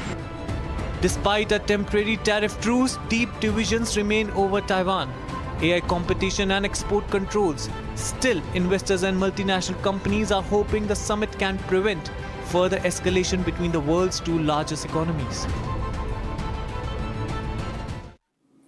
From Trump to Tehran, Iran's economy is coming under growing strain as conflict in the Persian Gulf and mounting sanctions fuel inflation and drive up the cost of living. While Tehran insists it can withstand outside pressure, many ordinary Iranians say soaring prices, shrinking incomes, and economic uncertainty are making daily life increasingly difficult. Let's look at how's life like in Tehran.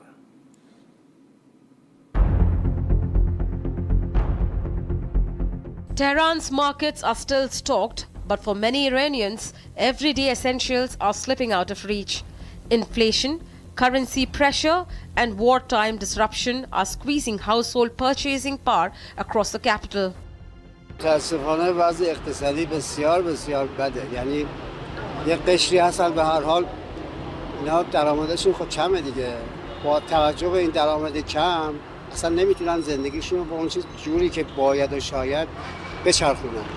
این خیلی سخته، مخصوصا اونایی که مستاجر هستن که دیگه با مصیبت هاست. Economists warn Iran is facing a deep cost of living crisis. Sanctions, supply chain disruptions, and damage to infrastructure are accelerating price in food, transport, and consumer goods. Taxi drivers say incomes are collapsing in real terms as fuel, rent, and vehicle maintenance costs surge. Many workers now rely on multiple jobs just to stay above subsistence level. ببینید ما خیلی اقلام مثلا جنسی رو که برای خونه نیاز داریم، خیلیشون اصلا دیگه دورشون خط قرمز کشیدیم دیگه، اصلا دنبال اونا نمیریم. ولی چیزایی که مثلا ضروریه مثلا فرض بفرمایید که نون و سیب زمینی و حالا تخم مرغ هم که دیگه اصلا نمیشه بخرید. The government has raised wages and expanded subsidy programs, but analysts say liquidity injections are also feeding inflationary pressure and weakening consumer confidence. Iran's confrontation with the United States in the Persian Gulf is adding further economic uncertainty. Concerns over the Strait of Hormuz are rattling global energy markets and increasing pressure on Tehran's economy. For younger workers, the crisis is becoming a question of survival rather than savings. Delivery riders and gig economy workers describe delayed wages, rising rents, and shrinking financial security. والا الان که درآمد اقتصادی خیلی درآمد داغونیه، اصلا پول در نمیاد، باید به سختی پول در بیاری. من خودم شخصا الان دارم 2 تا شغل انجام میدم، هم دارم دستفروشی میکنم، هم دارم بازاریابی تپسی میکنم. بازاریابی تپسی به این صورته که هر موتوری که ثبت نام کنی 500,000 تومان میدن، ولی تقریبا الان 1 ماهی هستش که ما هنوز پولی دریافت نکردیم، فقط کار کردیم.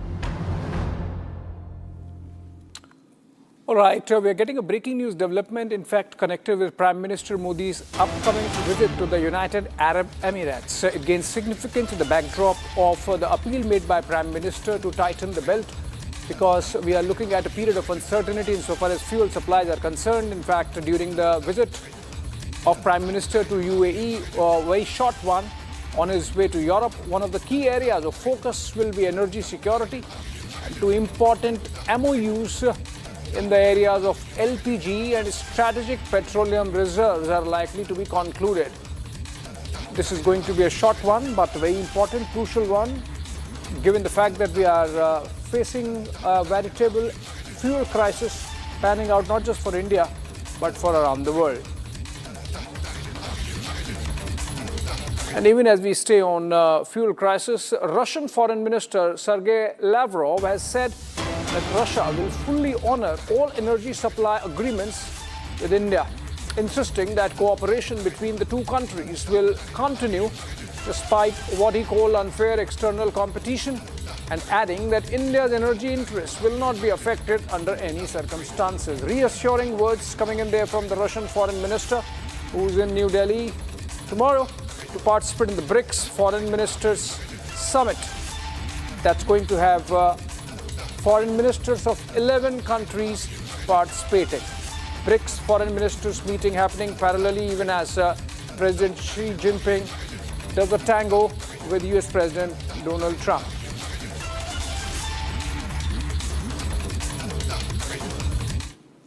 All right, while energy is a concern for us, it's also for Europe.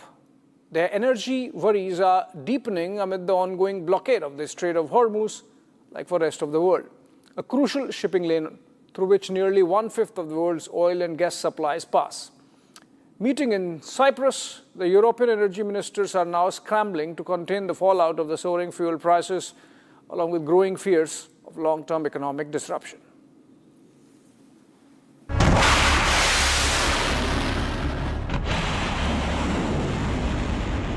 The energy crisis triggered by tensions in West Asia are now sending shockwaves across Europe.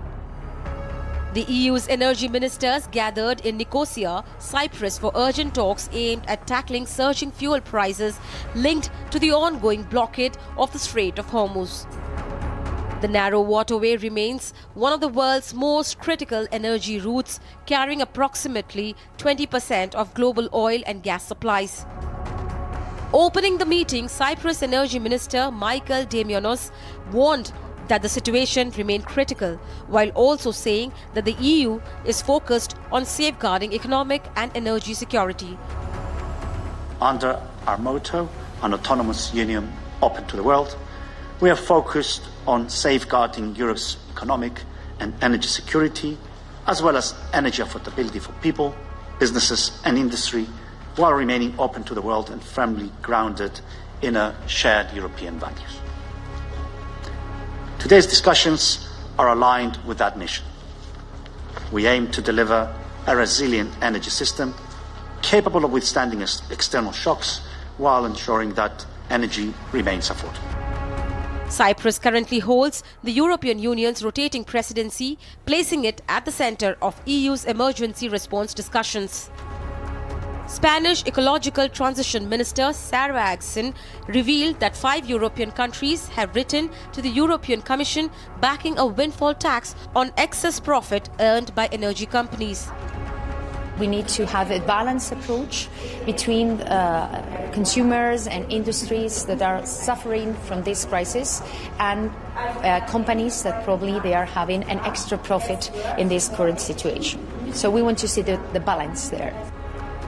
The ministers also posed for a family photograph before beginning closed-door discussions, which are expected to focus on energy resilience, price stabilization and market intervention, among others.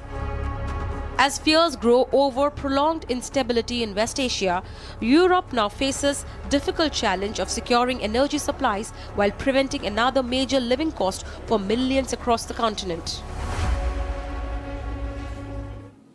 All right, Russia has carried out a successful test, or rather retest or launch of its new nuclear-capable ICBM, the Sarmat, one of the most powerful weapons in Moscow's arsenal.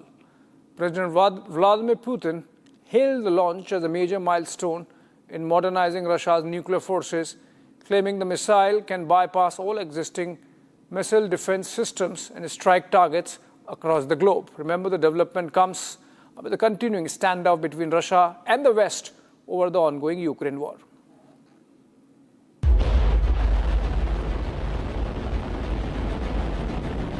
Russia has successfully tested its latest heavy intercontinental ballistic missile, the RS-28 Sarmat. It is the next-generation nuclear-capable weapon designed to replace the aging Soviet-era missile, also known as Satan in the West. The launch was conducted by Russia's strategic missile forces, and the missile met all technical and combat specifications during the test. Товарищ Верховный Главнокомандующий, сегодня в 11 часов 15 минут ракетными войсками стратегического назначения проведен пуск новейшей тяжелой жидкостной межконтинентальной баллистической ракеты «Сармат». Пуск успешный, задача пуска выполнена. По результатам испытаний подтверждена правильность заложенных конструкторских и технологических решений, а также реализуемость ракетным комплексом заданных характеристик. President Putin personally praised the launch, describing the Sarmat as the world's most powerful missile system. He claimed its destructive capability exceeds that of any Western equivalent by more than 4 times. Во-первых, это самый мощный ракетный комплекс в мире, не уступающий по мощности стоящему у нас на вооружении ракетному комплексу «Воевода», как только что было сказано, еще советского производства.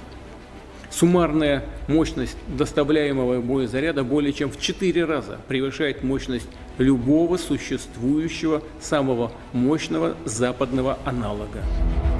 Putin also said the missile can travel not only along a traditional ballistic path but also on a suborbital trajectory, giving it a range of over 35,000 kilometers and the ability to evade existing and future missile defense systems. He announced the Sarmat missile will officially enter combat duty by the end of this year. Во-вторых, и это главное, ракета может двигаться не только по баллистической, но и по суборбитальной траектории. Что, в-третьих, позволяет обеспечить дальность применения свыше 35 тысяч километров с одновременно улучшенными в 2 раза характеристиками по точности. И, наконец, с возможностью преодоления всех существующих и перспективных систем противоракетной обороны.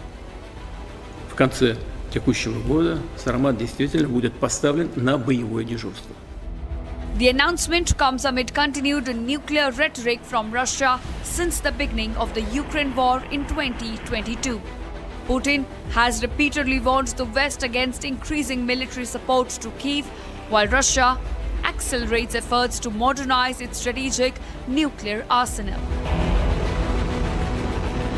With the Sarmat set to become operational soon, concerns are now likely to grow globally over a renewed nuclear arms race between Russia and the West.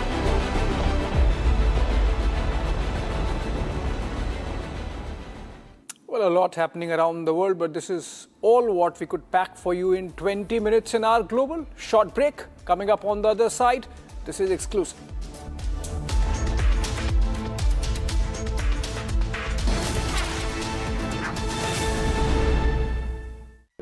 In the global employability rankings by Times Higher Education UK, only the following 6 institutions from India are ranked amongst the top 230 in the world for having the most employable graduates. IIT Delhi, IISc Bangalore, IIT Bombay, IIM Ahmedabad, IIT Kharagpur and Amity University.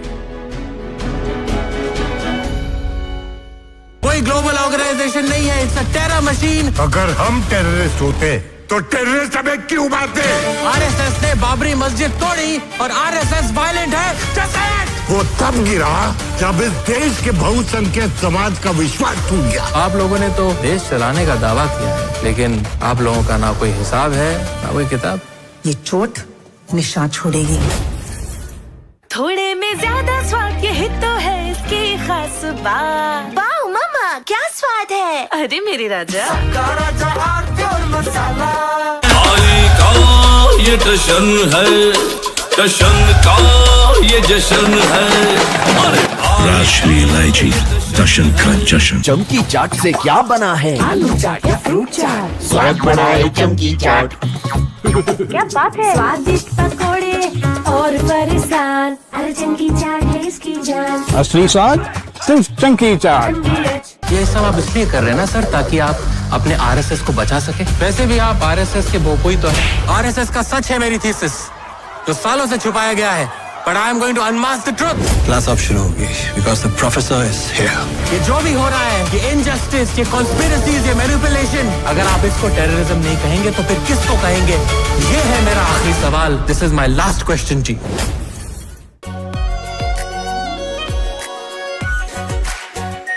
Are pure shahi paneer masala, delicious, healthy, everyday. Rani, इस घर में कुछ है जो टूटता नहीं। ये pillar कभी नहीं टूटेगा। रुंगटा स्टील टीएमटी से बना। रुंगटा नहीं तो घर स्ट्रॉन्ग नहीं। रुंगटा स्टील टीएमटी बार एकदम सॉलिड। प्यास बुझाए, ठंडक लाए, सबको भाए जीरा से। एमटीएच का जलजीरा जीरा से। जीरा से असली रिफ्रेशिंग, असली स्वाद, असली मजा। अरे ये डिबेट बाहर की सोच है विकी। डिबेट यानी विवाद, भारत विवाद नहीं, संवाद यानी कंस्ट्रक्टिव डिस्कशन, इसमें भरोसा लगता है। सच नरेट नहीं करना होता, नरेटिव को सच बनाना होता है। जब भी भगवे के ओर कोई कालिक दिखता है तो उसी स्याही से इतिहास लिखा जाता है। आर प्योर सूजी पास्ता, उबालो, मिलाओ और खाओ। 8 मिनट में तैयार। क्या टेस्ट है, सबका राजा R pure masala. This week we've seen a developing investigation into a cluster, a very unusual cluster of cases of a certain type of Hantavirus. What we do know is that the Andes virus, in previous outbreaks, there has been instances of human-to-human transmission, mainly among close contacts, either providing clinical care or people who have had close physical contact. For the decades that scientists have known about Hantavirus, they've almost always believed that the only way you can get it is from being in contact with the droppings, the dried urine of mice or other rodents. Saying this is not the next pandemic, this is not the next epidemic, this is a cluster of cases, a very unusual situation that is not expected to spread its tentacles across the world and across the United States.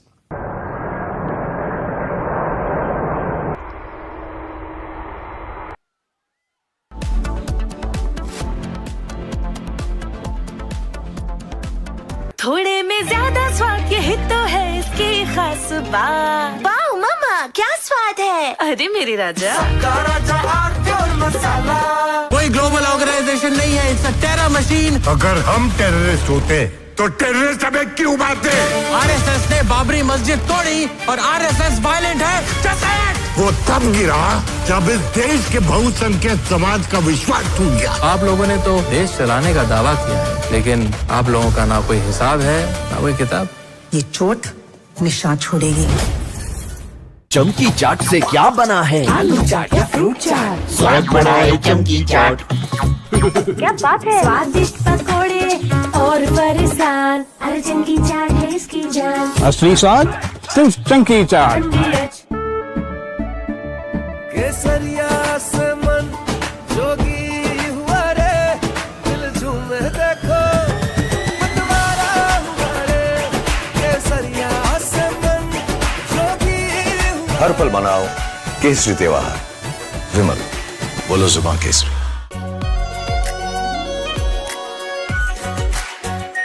Are pure shahi paneer masala, delicious, healthy everyday. ये सब आप इसलिए कर रहे हैं ना sir, ताकि आप अपने आरएसएस को बचा सके। वैसे भी आप आरएसएस के बोपोई तो हैं। आरएसएस का सच है मेरी थीसिस, जो सालों से छुपाया गया है। But I am going to unmask the truth. Class अब शुरू होगी because the professor is here. ये जो भी हो रहा है, ये injustice, ये conspiracies, ये manipulation, अगर आप इसको terrorism नहीं कहेंगे तो फिर किसको कहेंगे? ये है मेरा आखिरी सवाल. This is my last question जी। चमकी चाट से क्या बना है? सैंडविच, लस्सी और छाछ। हर घूंट में चमकी चाट। ड्राई फ्रूट और दही बड़े। चमकी चाट से स्वाद बढ़े। असली स्वाद सिर्फ चमकी चाट।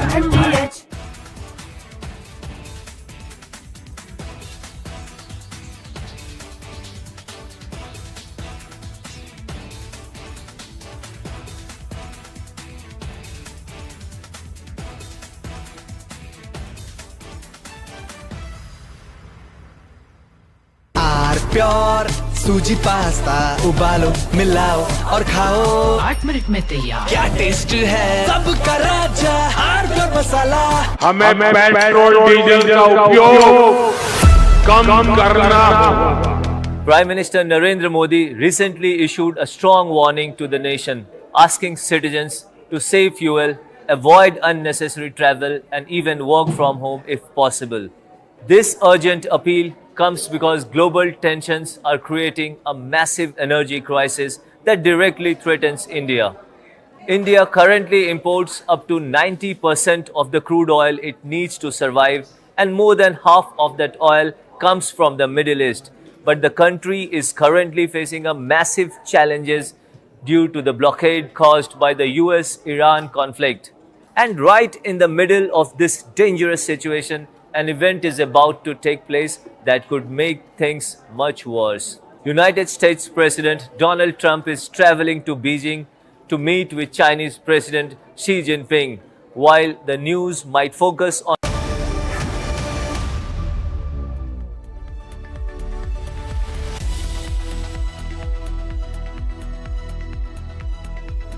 Thank you for joining us, ladies and gentlemen, on This is Exclusive. We're coming to you with an exclusive story on the NEET cheat. We have gone deep inside the groups that cheated students. We have the full details. We're getting you all the details, the audio tapes, the videos, and how they sold these question papers for lakhs of rupees. Here are the headlines on This Is Exclusive.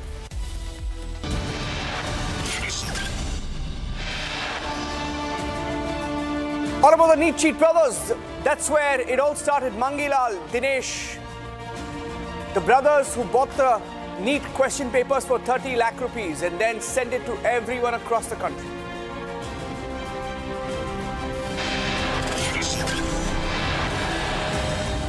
Republic infiltrates the NEET cheat groups. We are inside those groups. We'll tell you how papers were marketed.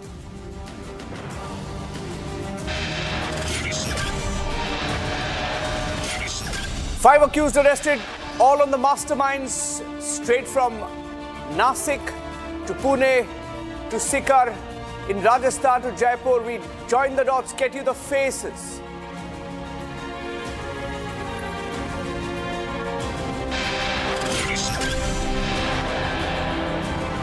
Donald Trump lands in Beijing for the Trump-Xi summit. The big reset between America and China expected.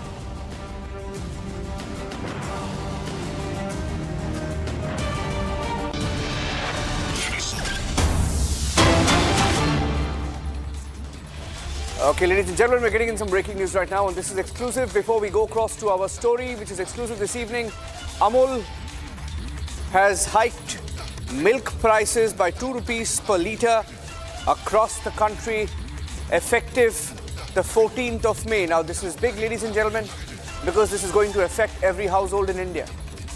This will have an impact on every household in India, and this will cause a dent, of course, in finances of homes across the country. 2 rupees per litre, that's the increase, and this could have a cascading effect. Now, if milk prices are increased, the prices of all byproducts will also automatically increase. Now, we are seeing this situation also coming at a time when the Prime Minister has asked for conservation of fuel. When we are seeing not really austerity, but measures being taken to conserve fuel, to use lesser fuel. And we will be seeing more such announcements perhaps, because we are seeing different industries make announcements as a result of the stress on the fuel reserves in India. The cost of fuel has increased. Commercial fuel, commercial LPG has increased. And as fuel prices increase, we may be in for a bigger shock perhaps. We had some more announcements come in. For example, Air India decided to cut down their international operations because of the increased jet fuel prices. And Amul has now decided to increase fuel prices by at least 2 rupees across the country. Essential goods could get costlier as a result of the fuel emergency. It's not really an emergency yet, but the fuel crunch in India. There is a huge possibility. Amul has decided that fuel prices will be increased by 2 rupees per litre, maybe much more in thicker variants of milk. This is what we are hearing. We wanted to get that detail right on top of 7 p.m.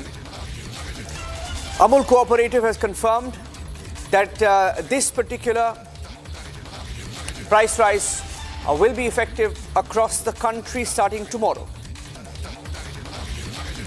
And 2 rupees per litre, that's at the basic variant of milk. 2 rupees per litre, and it goes much more. In fact, in different variants, 500 ml, which used to cost 28 rupees earlier. This is the packeted milk, will now cost 29 rupees. 1 litre packeted milk, which was 55, will now cost 57 rupees. Similarly, Tetra Packs, which earlier costed 63 rupees, will cost 66 rupees. That's how the price rise for milk will play out, will affect most households in India. And this is not good news. Essential commodities could become costlier in the days to come. As a result of the war, as a direct fallout of the West Asia crisis, Amul has decided that it is increasing milk prices starting the 14th of May, ladies and gentlemen.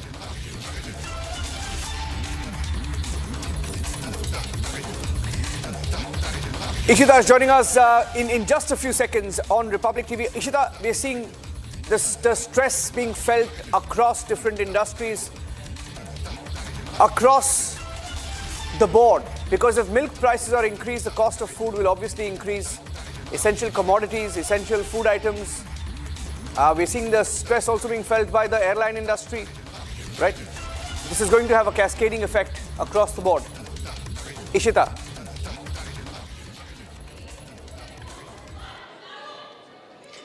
All right, Niranjan, so that's the latest we're picking up as far as Amul price hike goes now. Amul, in fact, has hiked its price by 2 rupees per litre, and this will be happening across several states and union territories. So across the length and breadth of the country, this move will be implemented. It will come into effect from May 14th. So that's the latest we're picking up.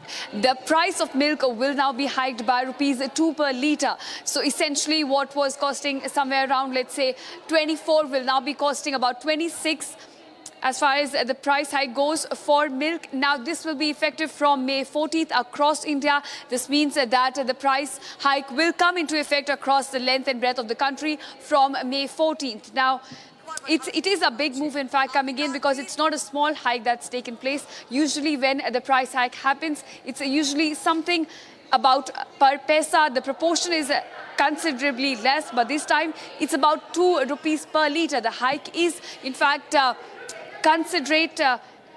It has come in and it will be coming into effect from May 14th across India. That's the latest we are picking up. It's still a developing news, so more details will be coming in, which will put into context this hike that has been brought in by Amul. But right now the price hike is around 2 rupees per litre across the length and breadth of the country. It will be effective from May 14th.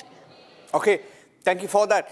Supply chain disruptions ongoing due to the West Asia war have impacted the prices of daily essentials like groceries, medicines, LPG cylinder, other commodities. And experts have been warning in the last few weeks and months that an extended war would only mean that a runaway inflation effect across the world, including in India. We've seen the impact of it on the airline industry. We've seen the impact on it on essential goods, food items, and all of which are likely to get much more costlier. India imports about 60% of its LPG needs, and a large chunk of it comes through the Hormuz. And as we face a fuel crunch in India, this could be the beginning, perhaps, of more such shocks to come across the board. Amul, the first to announce a price hike in the price of milk. It's now up by 2 rupees per litre. And let's go across to Mr. Shankar Thakkar on the phone. Mr. Thakkar, this is going to have a cascading effect, isn't it? Definitely. In recent past, already the company of milk has increased their prices frequently. And now in this crisis period, they have increased 2 rupees once again. So this is a nightmare for the Indian public. Yeah. No, but we're already seeing, in fact, some vegetables, fruits, pulses, edible oils. Some estimates show that the prices have gone up almost 5% since March. Yeah. And that's not good news. It could only get worse, isn't it? Yes, definitely. Because already there is crisis of LPG, and now they are increasing milk. So public who is not get money up to their belongings, how to survive? This is a very crucial period. The company have to decide first what they're doing. This is good for Indian public or not. Yes. In fact, you've already had the government take a few measures. Gold, silver import duties have been increased. That's to, of course, safeguard our forex reserves. We have Mr. Subramaniam, who's a chartered accountant and senior economist, also joining us on the broadcast. Mr. Subramaniam, supply chain disruptions will be there. And we're going to see more of such disruptions. It's going to have an effect on inflation. Perhaps we should all brace ourselves for more such announcements. Yeah, definitely. See, I think we have faced this kind of disruptions in the past 5 years. Okay, like COVID is the best example, which no one has seen in our generation, I would say. After this 1918, the Spanish flu, after that, the biggest tragedy happened is the corona, right? But we are able to overcome due to some strategic decisions and the new schemes brought by the Settlement Ministry and all. After that, we had a Russia-Ukraine war and Israel-Gaza war.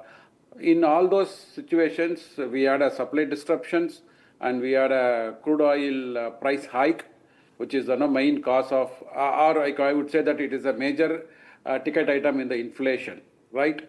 So since we are dependent on about 85% of our energy from the overseas countries, so that is going to sit in a big ticket item in our inflation index. That is why I think Modi ji has actually asked people to reduce the petrol diesel consumption by doing the work from home, or he has requested the colleges and schools to do the online. So directly or indirectly, we should contribute to the global Indian economy, because the global economy is in a difficult situation now. Even the Singapore Prime Minister, he has also, a couple of weeks back, he has also requested the people to judicially spend money on that, because he said supply disruptions will be there. Okay, supply disruption can be on energy, or can be on any raw material products which are going to come into our own country. Okay, but we have seen that big issue for the automotive market in the corona times. Same thing can happen. That is why we need to be a self-sustained economy, not only in agriculture, in wherever our needs, whatever the products which are essential for the day-to-day life, we need to focus and make production from in-house. So that is what our focus should be. But definitely, I think prior to 2014, if you see the inflation numbers, it were in double digits. It has touched about 10.95%. Okay, because of a lot of measures taken by the central government and state governments, it is under control. It's less than or within the 4 to 6% of the RBI band.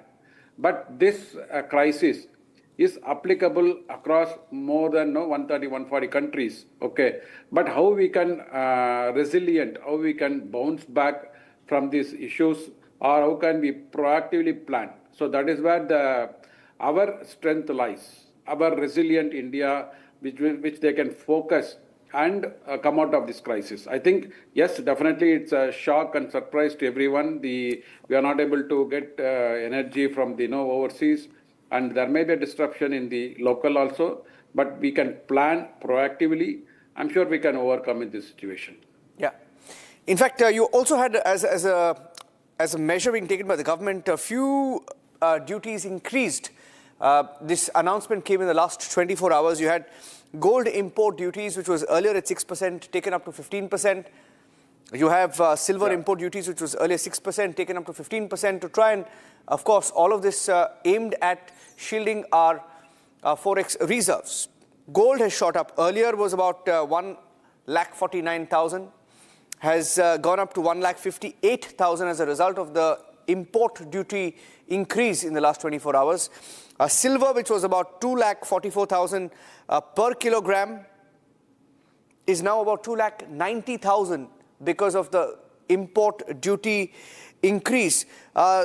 Now, when you look at the announcement also being made by the Prime Minister's office and what was discussed in the cabinet meeting, by the way, there was a meeting in the cabinet held today, and a few announcements were made. Yeah. We have those graphics of what was discussed, or at least the messaging that came out of the cabinet meeting. If you can play out those graphics, what was said is there is no rollback on welfare schemes, there is no rollback on subsidies, there is no rollback on infrastructure spending. There is an appeal for fuel conservation and work from home adoption. And the focus is on smarter consumption patterns, reducing fuel dependence, focus on cutting unnecessary imports, foreign currency intensive spending, focus is on strengthening economic resilience without slowing growth, focus is to strengthen economy without slowing public investment. And these are not austerity measures, is what the government says, but it all boils down to the supply chain disruption and the fact that you can't have too many vehicles on the road. That's what the government sources are saying, that there is no rollback in any of these schemes, but we have a tough situation, we have to conserve fuel. It's as simple as that. So, Mr. Subramaniam, in short, if we had, let's say, electric vehicles on the roads, we wouldn't have this trouble, isn't it? No, I won't say that is the solution, because for the electricity also, a lot of state governments are having a problem. If you take all the state governments' electricity companies, they are bleeding now. Okay, I can take example from Tamil Nadu. So we are our procurement cost, on average procurement cost per unit of electricity is about 9 rupees. Whereas the realization, so sales realization from the consumers, it's about 6.5 rupees. So we are anywhere between 2.5 to 3 rupees. The state government is incurring loss. I am sure most of the state governments will be incurring losses because it's more subsidized. Okay, I won't say that EV is the major option, but EV can be one option, like solar. I think people should move towards solar so that the energy what they consume at the domestic level, whatever units, whether it is 500 units or 1,000 units per month, if it can be generated using the solar panels, like using the Prime Minister's solar scheme, definitely that can give a big boost. I think that has been announced a couple of years back. I think we should focus more on that. I'm sure they will not cut on subsidies, they will not cut on basic needs. But only thing is what we'll have to understand is that there is a trio, commodities. 3 commodities will go together in parallel: gold, crude oil, and dollar. I would say dollar, you can treat it as a commodity. Whenever there is a problem, world crisis happens, immediately the gold price will go up, because gold being considered as the safety investment even for the governments, not only for the families. No, at the time of need, governments also pledge the gold and borrow money to save their economy. So gold price will go up. We pay dollar and get gold. So there is a demand for dollar which increases. Automatically dollar to the local currency prices will go. Similarly, the crude oil. So these 3 are interlinked. The government which is focusing on three things, like narrowing your current account deficit. Okay, whichever country is having a narrow current account deficit, they will be having a surplus forex balance. Fortunately, we are sitting on let's say about $700 billion reserve. It was about 11 years back. If you see, it's only a $300 billion reserves, $300 billion. We have doubled. So, which means the government was very cautious in saving the forex reserves. We know that we have about 11 months import bill can be paid out of our forex reserves. That is the safety measure. But when this government took over in 2014, they had hardly about 20 days, less than 20 days forex reserves, which can meet your import bill. But a lot of measures have been taken. But this situation, whatever we are going to undergo or we are undergoing, it is phenomenal for all the 750 crores people in the world. We are also part of the world. So we have to, since we are having a 145 crore people, 1.45 billion people, we cannot shy away from that. So I think strict measures have to be taken from we say, charity begins from home, which means before you preach, start saving on energy, trying to do the carpool, go in a public transport, reduce the buying of gold for investment purpose. It's like, in the southern India, there is a culture, whenever that marriage happens or any auspicious function happens, we buy gold. See, those things are very on a need basis. I think Prime Minister is not talking about that. If you want to take advantage of time, if you are having a huge money, so if you want to gamble it and make money out of it, because of that you want to buy gold, he said don't buy for those purposes. Gold should be bought only for the need, not as an investment, not as an luxury products. Since you buy gold as a luxury product, automatically it pushes the dollar rate up, because everybody has to pay dollar and buy gold. That is an unfortunate situation. Similarly for crude oil also, because the petrodollar has been entered by Saudi Arabia in 1974. Okay. We have some breaking news coming in, so just stay with me. There's news coming in on the Kerala.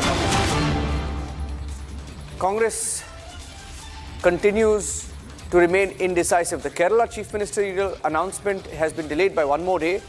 The Congress High Command met today, that is Kharge and Rahul Gandhi met, but they did not decide once again. They've decided to put that announcement off by one more day, which means for 10 days, Kerala has no Chief Minister. V.D. Satishan, tipped to be the front runner.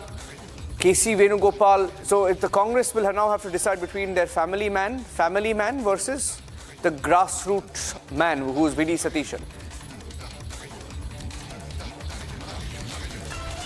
Okay, and that's it on this edition of This is Exclusive. We wanted to get you details of the NEET cheat story, but we are debating it. Arnab is debating it at 9 p.m. with all the exclusive details. We'll get you the conversations and the audio tapes that we've accessed in a short while from now. Thanks for watching.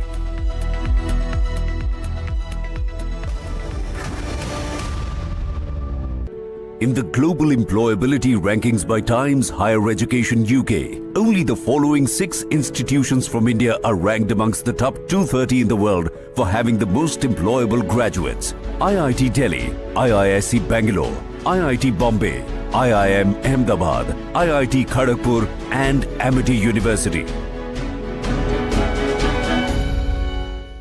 थोड़े में ज्यादा स्वाद यही तो है इसकी खास बात। वाओ मम्मा क्या स्वाद है? अरे मेरे राजा अरे ये डिबेट बाहर की सोचे विकी। डिबेट यानी विवाद, भारत विवाद नहीं, संवाद यानी कंस्ट्रक्टिव डिस्कशन, इसमें भरोसा रखता है। सच नरेट नहीं करना होता, नरेटिव को सच बनाना होता है। जब भी भगवे के ओर कोई कालिक दिखता है तो उसी स्याही से इतिहास लिखा जाता है। चमकी चाट से क्या बना है? सैंडविच लस्सी और छाछ हर घूंट में चमकी चाट। अब बताओ स्वाद आया? आया। असली स्वाद सिर्फ चमकी चाट।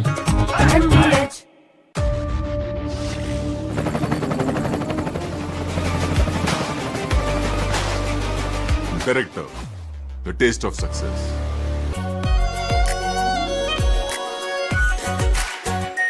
Are pure shahi paneer masala, delicious, healthy everyday. कोई ग्लोबल ऑर्गेनाइजेशन नहीं है, इट्स अ टेरर मशीन। अगर हम टेररिस्ट होते तो टेररिस्ट हमें क्यों मारते? आरएसएस ने बाबरी मस्जिद तोड़ी और आरएसएस वायलेंट है। वो तब गिरा जब इस देश के बहुसंख्यक समाज का विश्वास टूट गया। आप लोगों ने तो देश चलाने का दावा किया है, लेकिन आप लोगों का ना कोई हिसाब है ना कोई किताब। ये चोट निशान छोड़ेगी। प्यास बुझाए ठंडक लाए सबको भाए जीरा से एमटीएच का जलजीरा जीरा से।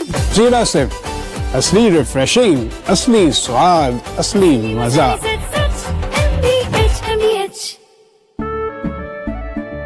केसरिया से मन जोगी हुआ रे, दिल झूमे देखो मतवारा हुआ रे। केसरिया से मन जोगी हुआ। हर पल मनाओ केसरी त्योहार, विमल बोलो जुबान केसरी। आर प्योर सूजी पास्ता उबालो मिलाओ और खाओ, 8 मिनट में तैयार। क्या टेस्ट है सबका राजा R pure masala.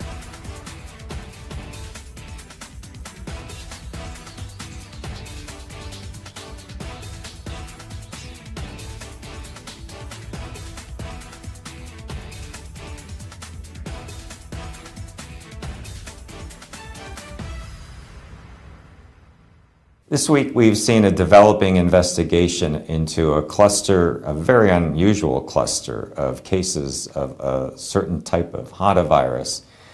What we do know is that the Andes virus, in previous outbreaks, there has been instances of human-to-human transmission, mainly among close contacts, either providing clinical care or people who have had close physical contact. For the decades that scientists have known about Hantavirus, they've almost always believed that the only way you can get it is from being in contact with the droppings, the dried urine of mice or other rodents, saying this is not the next pandemic, this is not the next epidemic, this is a cluster of cases, a very unusual situation that is not expected to spread its tentacles across the world and across the United States.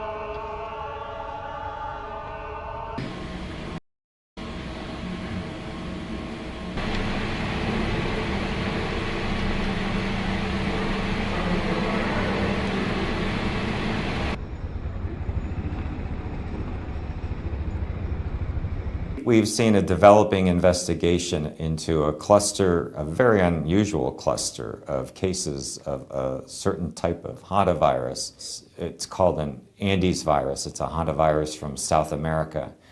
And it's the one type of hantavirus that scientists suspect may be able to spread from person to person. For the decades that scientists have known about hantavirus, they've almost always believed that the only way you can get it is from being in contact with the droppings, the dried urine of mice or other rodents. Different viruses have different abilities to spread. Some, like measles, can spread like wildfire. Others are harder to spread. You have to be in very close contact with someone who's very sick, who has a lot of symptoms. This hantavirus, if it's spreading from person to person, seems to be in that latter. Health officials say the general public does not need to be worried about hantavirus. It's still rare. Officials are saying this is not the next pandemic. This is not the next epidemic. This is a cluster of cases, a very unusual situation that is not expected to spread its tentacles across the world and across the United States. Well, investigators are still nailing down exactly what's going on. They're still doing genomic sequencing to understand if there's mutations. They're still looking at the cases and when they happened and what exposures they had. There's still a lot of stuff to be ironed out before people. For now, health experts say there is no reason for panic. But the outbreak has reopened questions scientists thought were already answered. Questions grow as world watches closely. हमें petrol diesel का उपयोग कम करना होगा. Prime Minister Narendra Modi recently issued a strong warning to the nation, asking citizens to save fuel, avoid unnecessary travel, and even work from home if possible. This urgent appeal comes because global tensions are creating a massive energy crisis that directly threatens India. India currently imports up to 90% of the crude oil it needs to survive, and more than half of that oil comes from the Middle East. But the country is currently facing a massive challenges due to the blockade caused by the US-Iran conflict. And right in the middle of this dangerous situation, an event is about to take place that could make things much worse. United States President Donald Trump is traveling to Beijing to meet with Chinese President Xi Jinping, while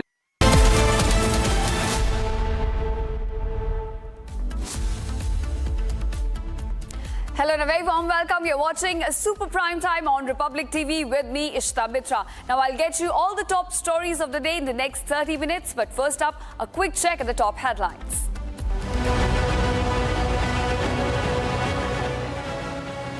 CBI arrests the NEET cheat brothers Mangi Lal and Dinesh Mewal. Sources say the accused brought the NEET paper for rupees 30 lakh.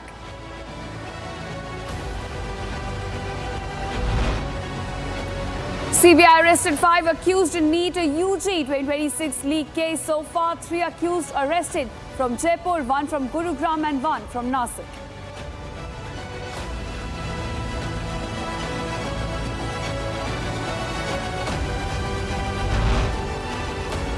Prime Minister Modi walks the talk, cuts down the size of his convoy during domestic visits, urges EV inclusion.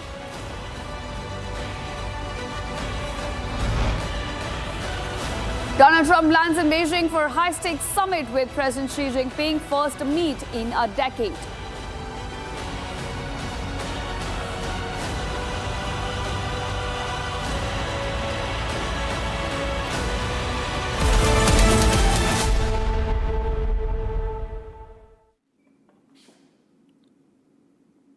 All right, here's our top focus at this hour. Now, the NEET UG 2026 paper leak probe is now exposing what investigators believe was a massive multi-state digital leak network operating across the country. Now, the CBI is probing how this so-called guest paper allegedly travelled from Maharashtra to Haryana and then to Rajasthan before spreading to several other states through WhatsApp and Telegram channels. Now, two Rajasthan-based brothers, Dinesh and Mangilal Biwal, are now under the scanner for allegedly purchasing and circulating the leaked paper. Meanwhile, shocking WhatsApp chats accessed by Republic appear to show how students were negotiating different prices and alleged middlemen were promising a genuine NEET papers in exchange for advance payments. Now, key accused Shubham Khairnar remains in custody as agencies track the digital trail and the money transactions, including the encrypted communication networks behind the entire leak operation. Here's a detailed report. Take a look.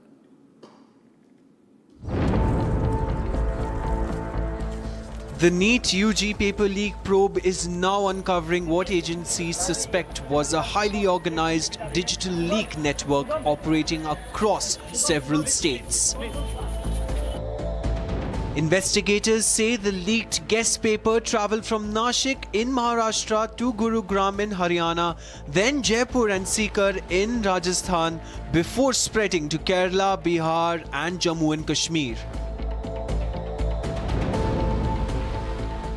According to investigators, the paper was allegedly digitized using portable scanners and circulated through encrypted Telegram channels and private WhatsApp groups.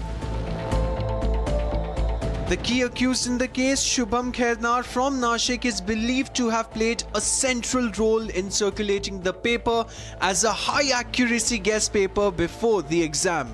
The CBI has now taken Shubham Khairnar into custody and is examining his phones, chats, laptops and financial transactions.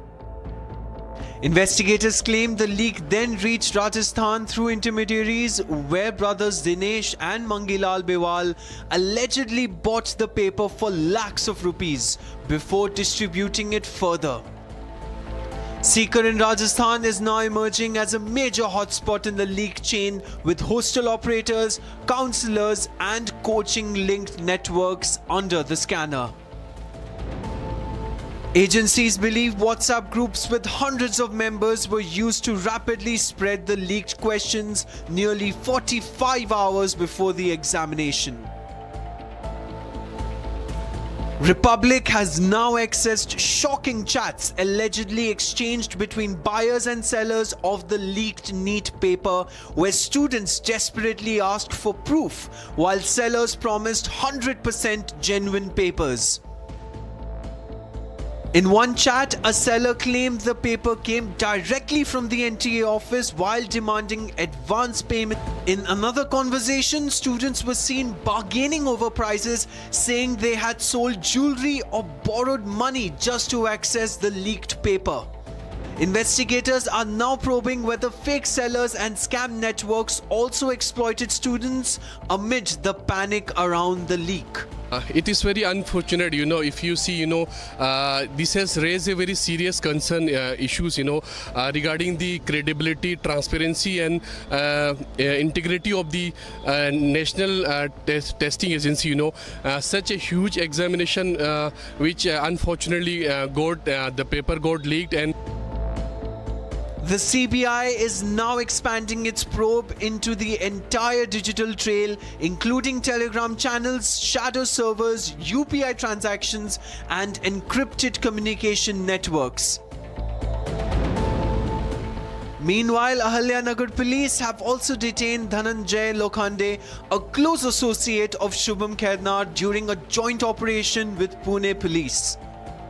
With arrests mounting and digital evidence surfacing every day, the NEET UG leak case is now being seen as one of the biggest exam scandals in recent years, raising serious questions over the credibility of India's competitive examination system.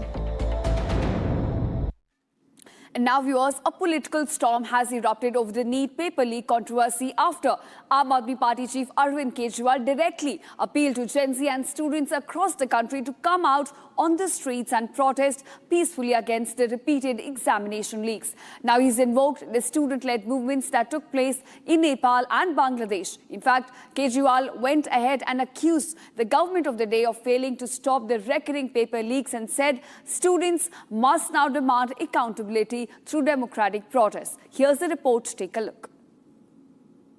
छात्रों को इंसाफ दो, इंसाफ दो, इंसाफ दो। भारत माता की जय।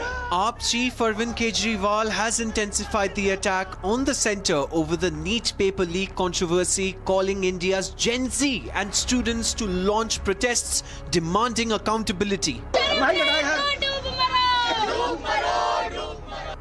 Addressing students, Kejriwal said repeated exam paper leaks have destroyed the future of lakhs of aspirants and accused the government of failing to act decisively. Kejriwal also referred to youth-led protests in Nepal and Bangladesh, saying students in India too have the power to force accountability from those responsible for repeated paper leaks. तो मेरा Gen Z से सीधा सीधा देश के युवाओं से सीधा सीधा पूछना है कि ऐसे ही चलेगा या कुछ करना है। ऐसे ही हर साल आप देखो 2017 में पेपर लीक हुए, उसके 4 साल बाद 2021 में हुए, उसके 3 साल बाद 2024 में हुए, उसके 2 साल बाद 2026 में हुए, अब उसके 1 साल बाद 2027 में होंगे और हर साल पेपर लीक होंगे अगर आपने कुछ नहीं किया तो। अगर नेपाल का और बांग्लादेश का जेनजी सड़कों पे उतर के अपने देश की सरकारों को बदल सकता है तो हमारे देश का जेनजी पेपर लीक करने वाले मंत्रियों को जेल नहीं भेज सकता। मुझे अपने देश के जेनजी पर पूरा भरोसा है। ये देश आपका है। इस देश के नेताओं को इस देश में कोई इंटरेस्ट नहीं है। The AAP has alleged that examination leaks have become a recurring crisis, pointing to multiple controversies involving recruitment and entrance examinations over the past several years. Senior AAP leader Manish Sisodia also attacked the government yesterday, accusing it of failing to protect the integrity of competitive examinations and safeguard students' futures. प्रधानमंत्री जी को ये भी कहना चाहता हूँ कि ये जो बच्चे हैं ना 22 लाख, ये देश की नौजवान पीढ़ी है, ये देश का जेनजी है। आपने नेपाल में हाल देखा ना जेनजी ने क्या किया है। याद रखिएगा कि अगर ये जेनजी अपनी पे आ गई ना, अगर आपके लोग चंद पैसों के लालच में इसी तरह से पेपर की दलाली करते रहे तो ये जेनजी नेपाल बना के सत्ता के लोगों को खदेड़ती है, फिर सत्ता में बैठे लोगों को। ध्यान रखिएगा प्रधानमंत्री जी। The NEET controversy has remained a major political flashpoint after allegations of question paper leaks, irregularities and unfair practices triggered nationwide outrage among students and parents. The issue had earlier sparked protests across several states, with opposition parties demanding stricter action against those involved and reforms in the examination system to restore public confidence.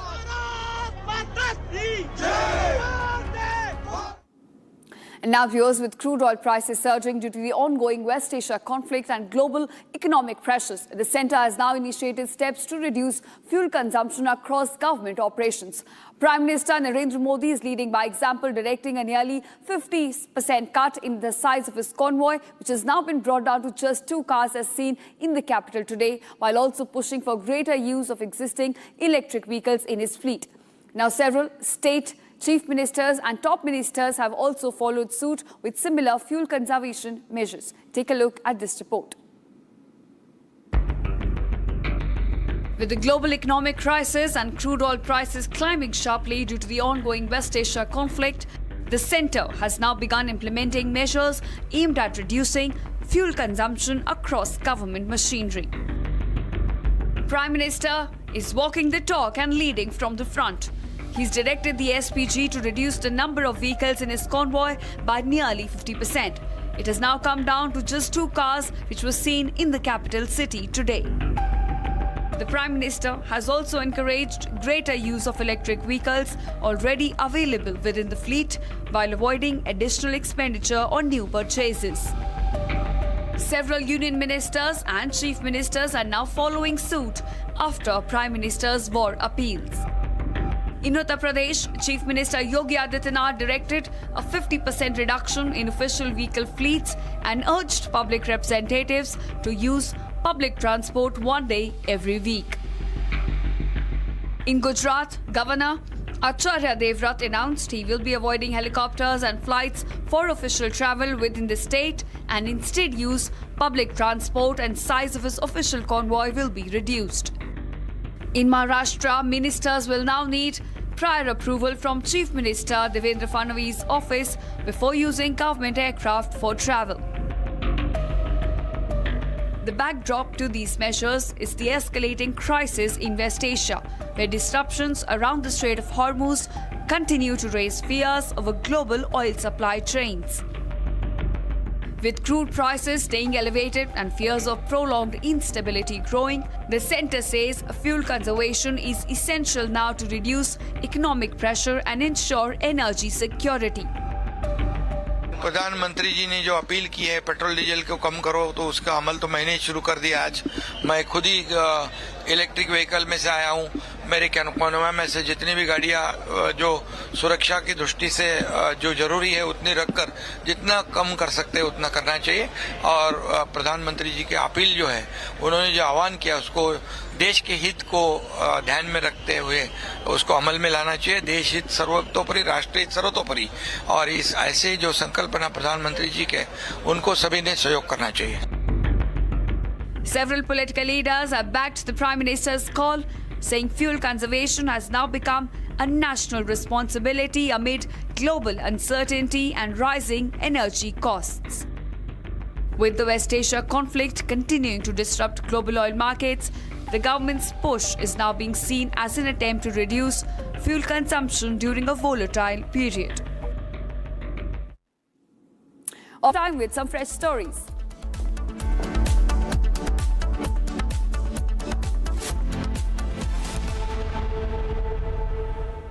Join International Institute of Hotel Management. Call 983-10-50,000. थोड़े में ज्यादा स्वाद यही तो है इसकी खास बात। वाओ मम्मा, क्या स्वाद है? अरे मेरे राजा, ये सब आप इसलिए कर रहे हैं ना सर, ताकि आप अपने आरएसएस को बचा सके। वैसे भी आप आरएसएस के बोपोई तो हैं। आरएसएस का सच है मेरी थीसिस, जो सालों से छुपाया गया है। But I am going to unmask the truth. Class अब शुरू होगी because the professor is here. ये जो भी हो रहा है, ये injustice, ये conspiracies, ये manipulation, अगर आप इसको terrorism नहीं कहेंगे तो फिर किसको कहेंगे? ये है मेरा आखिरी सवाल. This is my last question to you. चमकी चाट से क्या बना है? सैंडविच लस्सी और छाछ। हर घूंट में चमकी चाट, ड्राई फ्रूट और दही बड़े। चमकी चाट से स्वाद बढ़े। असली स्वाद सिर्फ chunky chaat.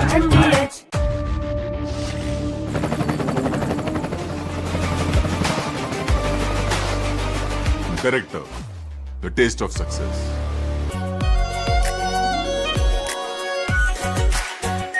Are pure shahi paneer masala, delicious, healthy everyday. अरे ये डिबेट बाहर की सोच है विकी।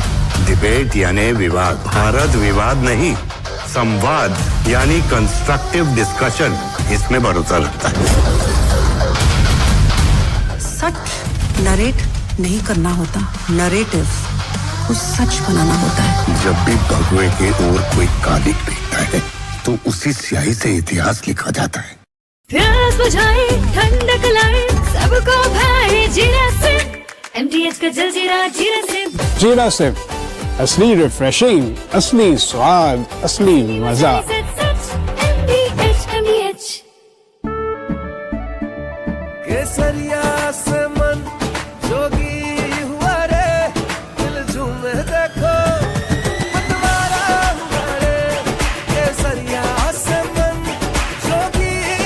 हर पल मनाओ केसरी त्योहार। विमल, बोलो जुबान केसरी। आर प्योर सूजी पास्ता उबालो मिलाओ और खाओ 8 मिनट में तैयार। क्या टेस्ट है सबका राजा आर प्योर मसाला। कोई ग्लोबल ऑर्गेनाइजेशन नहीं है, इट्स अ टेरर मशीन। अगर हम टेररिस्ट होते तो टेररिस्ट हमें क्यों मारते? आरएसएस ने बाबरी मस्जिद तोड़ी और आरएसएस वायलेंट है। Just say it! वो तब गिरा जब इस देश के बहुसंख्यक समाज का विश्वास टूट गया। आप लोगों ने तो देश चलाने का दावा किया है, लेकिन आप लोगों का ना कोई हिसाब। चमकी चाट से क्या बना है? आलू चाट या फ्रूट चाट। स्वाद बनाए चमकी चाट। क्या बात है? स्वादिष्ट पकोड़े और परेशान, अरे चमकी चाट है इसकी जान। असली स्वाद सिर्फ चमकी चाट। हमें पेट्रोल डीजल का उपयोग कम करना होगा। Prime Minister Narendra Modi recently issued a strong warning to the nation, asking citizens to save fuel, avoid unnecessary travel, and even work from home if possible. This urgent appeal comes because global tensions are creating a massive energy crisis that directly threatens India. India currently imports up to 90% of the crude oil it needs to survive, and more than half of that oil comes from the Middle East. But the country is currently facing a massive challenges due to the blockade caused by the US-Iran conflict. And right in the middle, in the global employability rankings by Times Higher Education UK, only the following 6 institutions from India are ranked amongst the top 230 in the world for having the most employable graduates: IIT Delhi, IISc Bangalore, IIT Bombay, IIM Ahmedabad, IIT Kharagpur and Amity University. थोड़े में ज्यादा स्वाद, यही तो है इसकी खास बात। वाओ मामा, क्या स्वाद है? अरे मेरे राजा, ये सब आप इसलिए कर रहे हैं ना सर, ताकि आप अपने आरएसएस को बचा सके। वैसे भी आप आरएसएस के बोपोई तो हैं। आरएसएस का सच है मेरी थीसिस, जो सालों से छुपाया गया है। But I am going to unmask the truth. Class अब शुरू होगी because the professor is here. ये जो भी हो रहा है, ये injustice, ये conspiracies, ये manipulation, अगर आप इसको terrorism नहीं कहेंगे तो फिर किसको कहेंगे? ये है मेरा आखिरी सवाल. This is my last question to you. चमकी चाट से क्या बना है? सैंडविच, लस्सी और छाछ। हर घूंट में चमकी चाट। ड्राई फ्रूट और दही बड़े। चमकी चाट से स्वाद बढ़े। असली स्वाद सिर्फ चमकी चाट। केसरिया से मन जोगी हुआ रे, दिल झूमे देखो मतवारा हुआ रे। केसरिया से मन जोगी हुआ। हर पल मनाओ केसरी त्योहार। विमल, बोलो जुबान केसरी।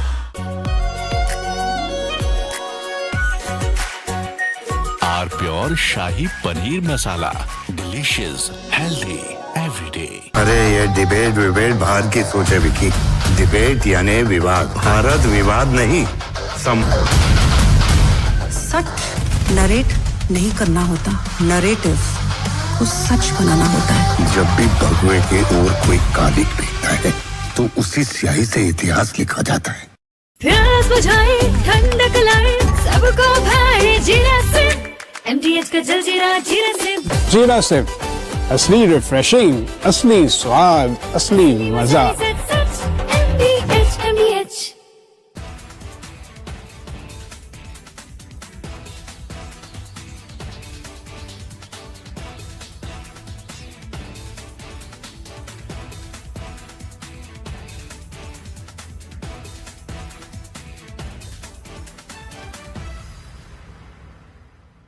आर प्योर सूजी पास्ता उबालो मिलाओ और खाओ 8 मिनट में तैयार। क्या टेस्ट है सबका राजा R pure masala.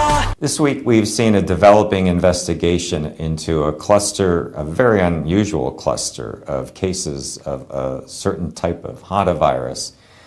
What we do know is that the Andes virus, in previous outbreaks, there has been instances of human-to-human transmission, mainly among close contacts, either providing clinical care or people who have had close physical contact.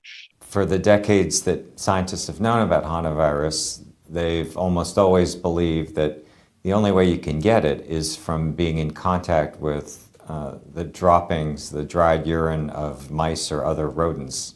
Saying this is not the next pandemic, this is not the next epidemic, this is a cluster of cases, a very unusual situation that is not expected to spread its tentacles across the world and across the United States.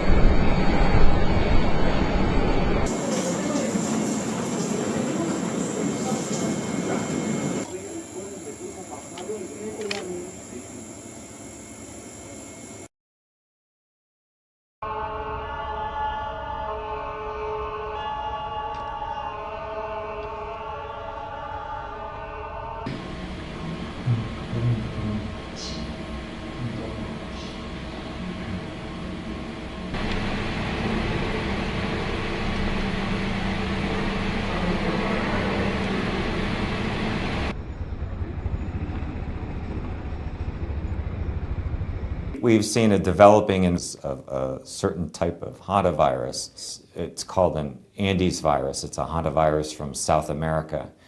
And it's the one type of hantavirus that scientists suspect may be able to spread from person to person.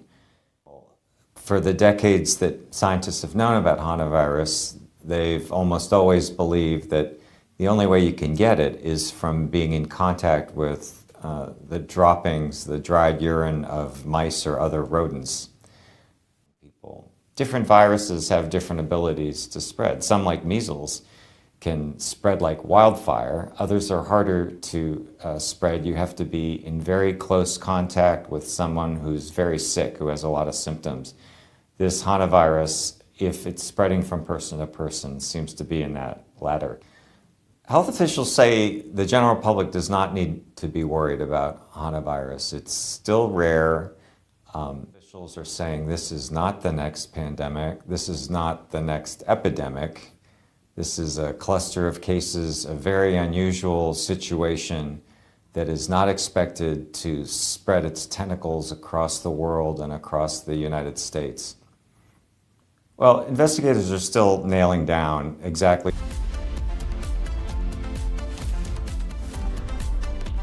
Join International Institute of Hotel Management. Call 983-10-50,000. थोड़े में ज्यादा स्वाद ये हित तो है इसकी खास बात। वाओ मम्मा क्या स्वाद है? अरे मेरी राजा। ये सब आप इसलिए कर रहे हैं ना सर, ताकि आप अपने आरएसएस को बचा सके। वैसे भी आप आरएसएस के बोपोई तो हैं। आरएसएस का सच है मेरी थीसिस, जो सालों से छुपाया गया है। But I am going to unmask the truth. Class अब शुरू होगी because the professor is here. ये जो भी हो रहा है, ये injustice, ये conspiracies, ये manipulation, अगर आप इसको terrorism नहीं कहेंगे तो फिर किसको कहेंगे? ये है मेरा आखिरी सवाल. This is my last question to you. प्यास बुझाए, ठंडक लाए, सबको भाए जीरा सिप। MTH का जलजीरा जीरा सिप। जीरा सिप, असली रिफ्रेशिंग, असली स्वाद, असली मजा।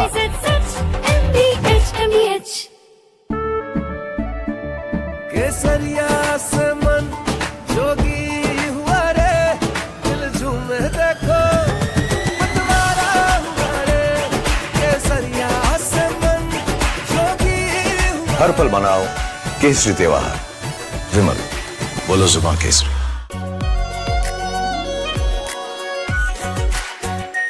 Are pure shahi paneer masala, delicious, healthy every day. कोई ग्लोबल ऑर्गेनाइजेशन नहीं है, इट्स अ टेरर मशीन। अगर हम टेररिस्ट होते तो टेररिस्ट हमें क्यों मारते? आरएसएस ने बाबरी मस्जिद तोड़ी और आरएसएस वायलेंट है। वो तब गिरा जब इस देश के बहुसंख्यक समाज का विश्वास टूट गया। आप लोगों ने तो देश चलाने का दावा किया है, लेकिन आप लोगों का ना कोई हिसाब है ना कोई किताब। ये चोट निशान छोड़ेगी। चमकी चाट से क्या बना है? सैंडविच लस्सी और छाछ और हर घूंट में चमकी चाट। अब बताओ स्वाद आया? आया। असली स्वाद सिर्फ चंकी चाट।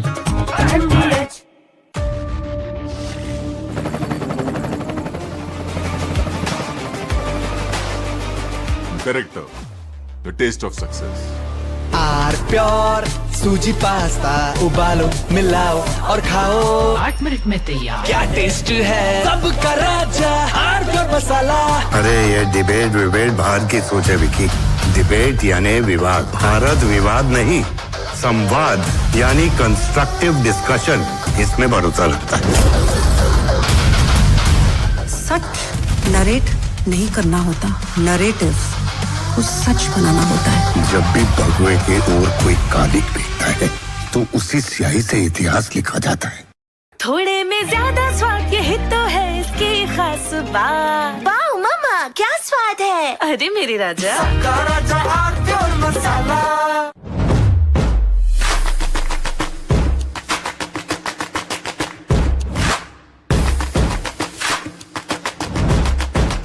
हमें पेट्रोल डीजल का उपयोग कम करना होगा।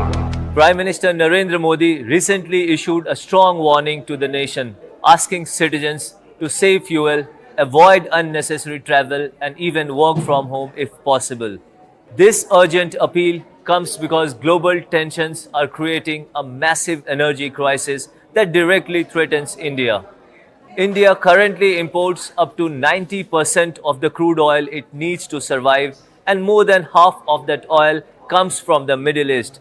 But the country is currently facing a massive challenges due to the blockade caused by the US-Iran conflict. And right in the middle of this dangerous situation, an event is about to take place that could make things much worse. United States President Donald Trump is traveling to Beijing to meet with Chinese President Xi Jinping. While the news might focus on their discussions about trade rules, technology, or artificial intelligence, the most critical topic for India is what these two leaders will decide regarding the Middle East and global oil supplies. The choices made during this specific meeting will determine if India will have enough fuel for its vehicle or if the country will face a severe shortage at the petrol pumps. The biggest risk for New Delhi involves a major shift in how China buys its energy. Currently, China is the main buyer of Iranian oil, taking in about 1.5 million barrels a day. This discounted oil keeps the global market stable by stopping China from competing for the same oil that India buys from other places. However, if the United States offers major trade deals or lowers taxes in exchange for China cutting off Iran completely, the impact on India could be disastrous. If Beijing stops buying from Iran to please the United States, it will immediately move. Mystery behind Pratik Yadav's death.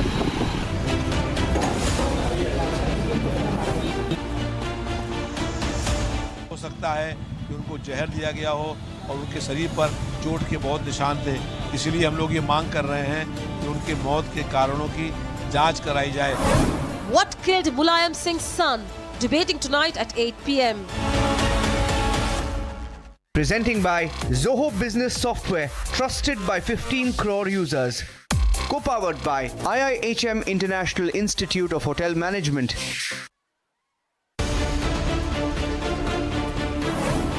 PM Modi cuts down size of his convoy. Chief ministers take a cue, but opposition won't budge. Why block Prime Minister's appeal to save fuel? Debating tonight at 8:30 p.m. Presenting by Zoho Business Software, trusted by 15 crore users. Co-powered by IIHM International Institute of Hotel Management.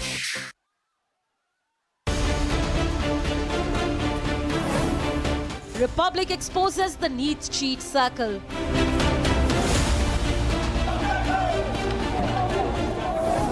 Republic infiltrates NEET cheat groups.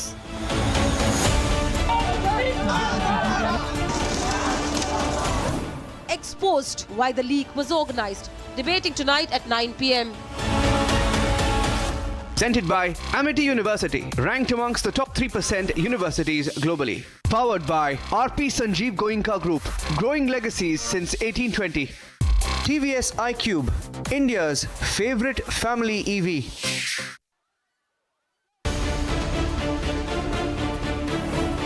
Mystery behind Pratik Yadav's death.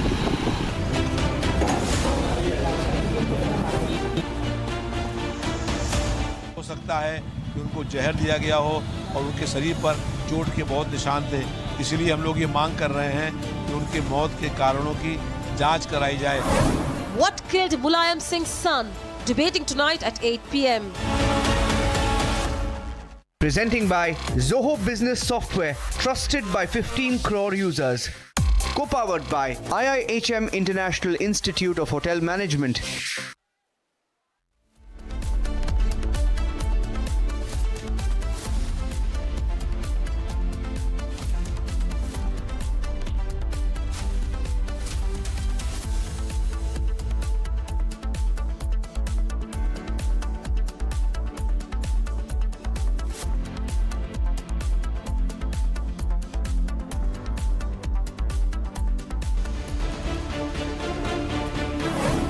PM Modi cuts down size of his convoy.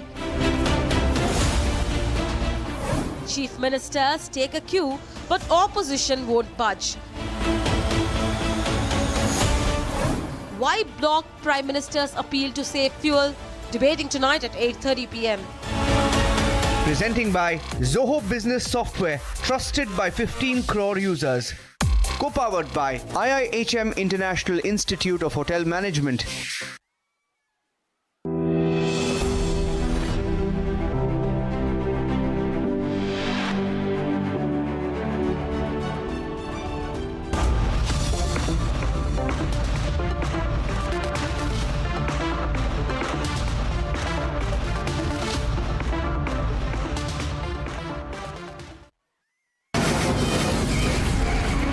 From the Republic Media Network headquarters, it's time for Arnab Goswami on the debate.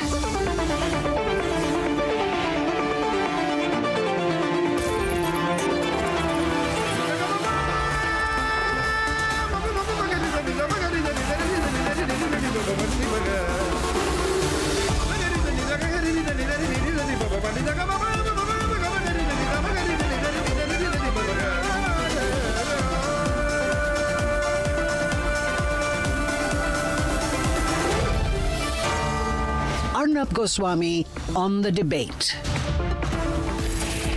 On the show tonight, the mystery death of the 38-year-old Pratik Yadav, younger brother of Akhilesh Yadav and the younger son of late Mulayam Singh Yadav.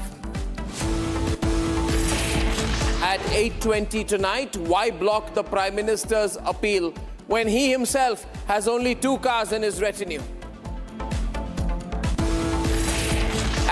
Following the NEET cheating case, I'll tell you why, while I oppose the government, I oppose those who want anarchy on the streets of India even more.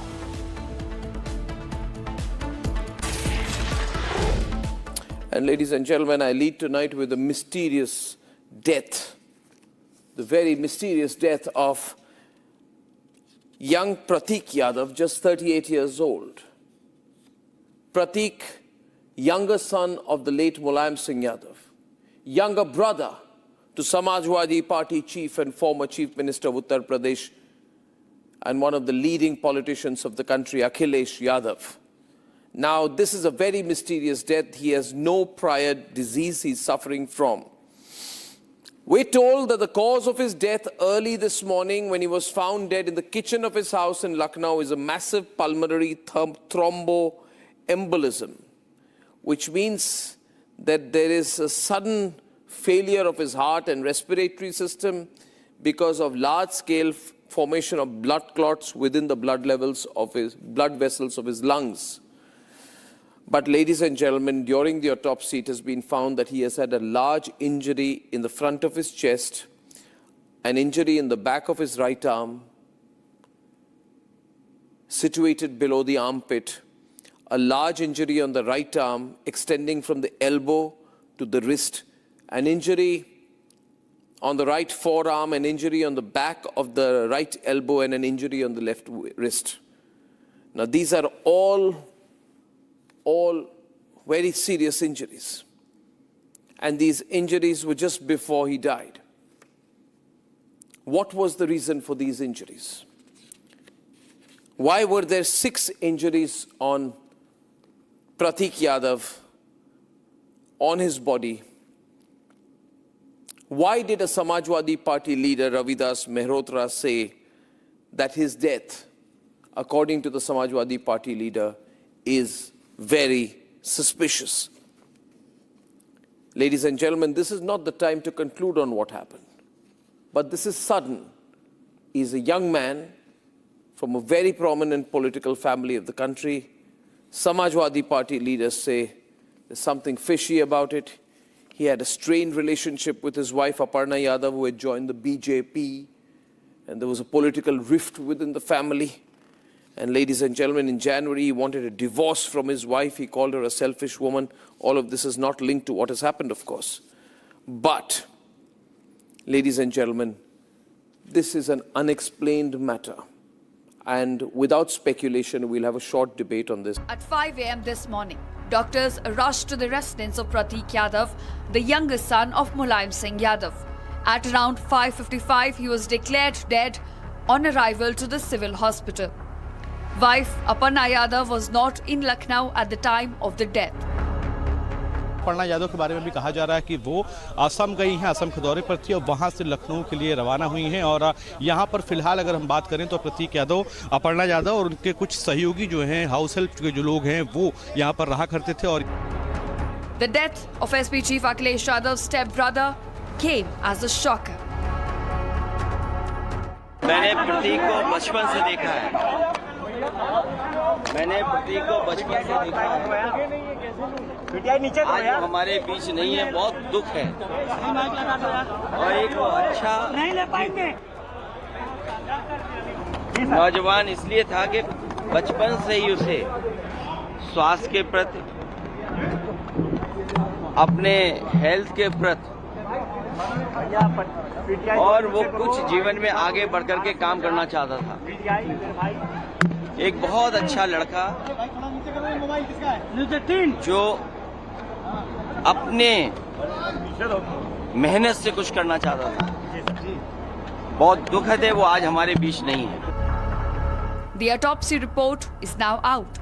It hints at blood clots in Pratik's arteries, leading to the sudden cardiac arrest. Sources now reveal Pratik was hospitalized several times in the past 1 year for serious health complications. प्रतीक यादव को क्या कोई परेशानी थी? कुछ सूत्रों के मुताबिक वो डिप्रेशन में थे, जो कि पारिवारिक तौर पर भी कई परेशानियां हाल के दिनों में हमने देखने को मिला। अपर्णा यादव और प्रतीक यादव के बीच रिश्ते को लेकर तल्खियां सामने आई थी। यहां तक कि जनवरी 2026 में एक इंस्टाग्राम पोस्ट पर प्रतीक यादव तलाक तक की घोषणा करते हैं। हालांकि बाद में कहा गया उनके परिवार वालों की तरफ से कि ये हाईजैक कर लिया गया था account.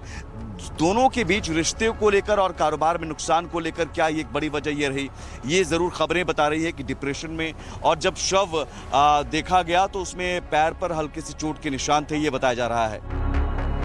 But the Samajwadi Party is raising questions. जब जानकारी मैंने करी तो ये हुआ कि संदिग्ध परिस्थितियों में उनकी मौत हुई है और हो सकता है कि उनको जहर दिया गया हो और उनके शरीर पर चोट के बहुत निशान थे। इसीलिए हम लोग ये मांग कर रहे हैं कि उनकी मौत के कारणों की जांच कराई जाए। यहाँ पर 9 बजे लगभग पोस्टमार्टम हो गया था।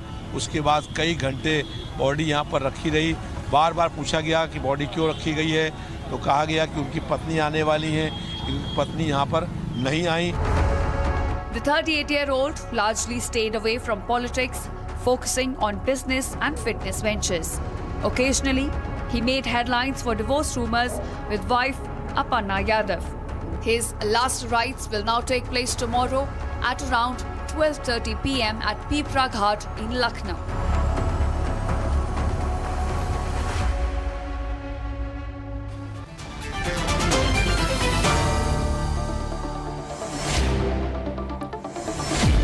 Very, very mysterious death. First of all, I'd like to begin by saying that we all, on behalf of everyone at the Republic Media Network, our condolences to the family members and Akhilesh Yadav, elder brother of Pratik Yadav, and all members of the Yadav family. अब इसके बाद सवाल ये होगा, कुशलकांत Mishra ji, spokesperson of the BJP, नमस्कार, good evening.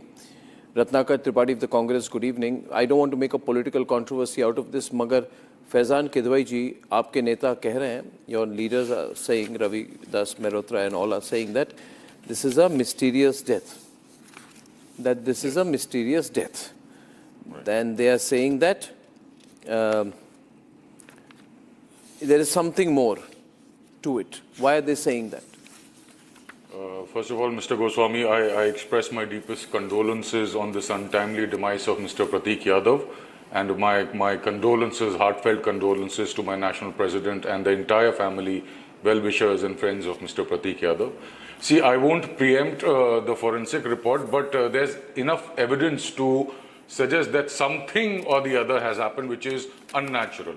And because there are injury marks on Mr. Pratik Yadav's mortal remains, which Ravi Das Mehrotra ji has seen, there are some marks which suggest that he might have been poisoned. His viscera has been kept with the concerned authorities. I'm sure there'll be a further detailed investigation, because although I don't want to jump the gun, I don't want to reach a conclusion, I don't want to point fingers at anybody right now, but we demand a thorough and unbiased investigation, and the reality should come out, because this is a young life that has been lost, and a man who was doing his best to support his family, and he was very, very happy, very fine in his personal life. But there are certain incidents which were very unfortunate, like and he had even posted about that on social media. But still, as I said, I don't want to jump the gun. I don't want to reach any conclusion. Right now, we are waiting for a detailed report from the investigating agencies and a forensic report before I could say anything further. Samajwadi Party leaders are now saying, Ratnakar Tripathi, that this is a suspicious matter. And nobody wants to come to any conclusions on anything. But, you know, there is, he's only 38 years old and he suddenly dies. And he has injury marks on his body.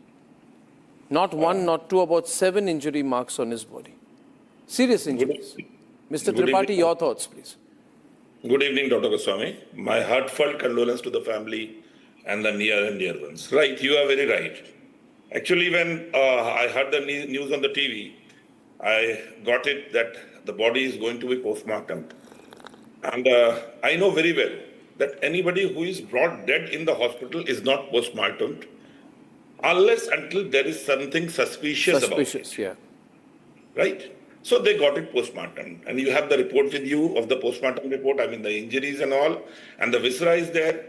And when the viscera will be, checked from with the lab, it will prove whether he was poisoned or not, or what has happened.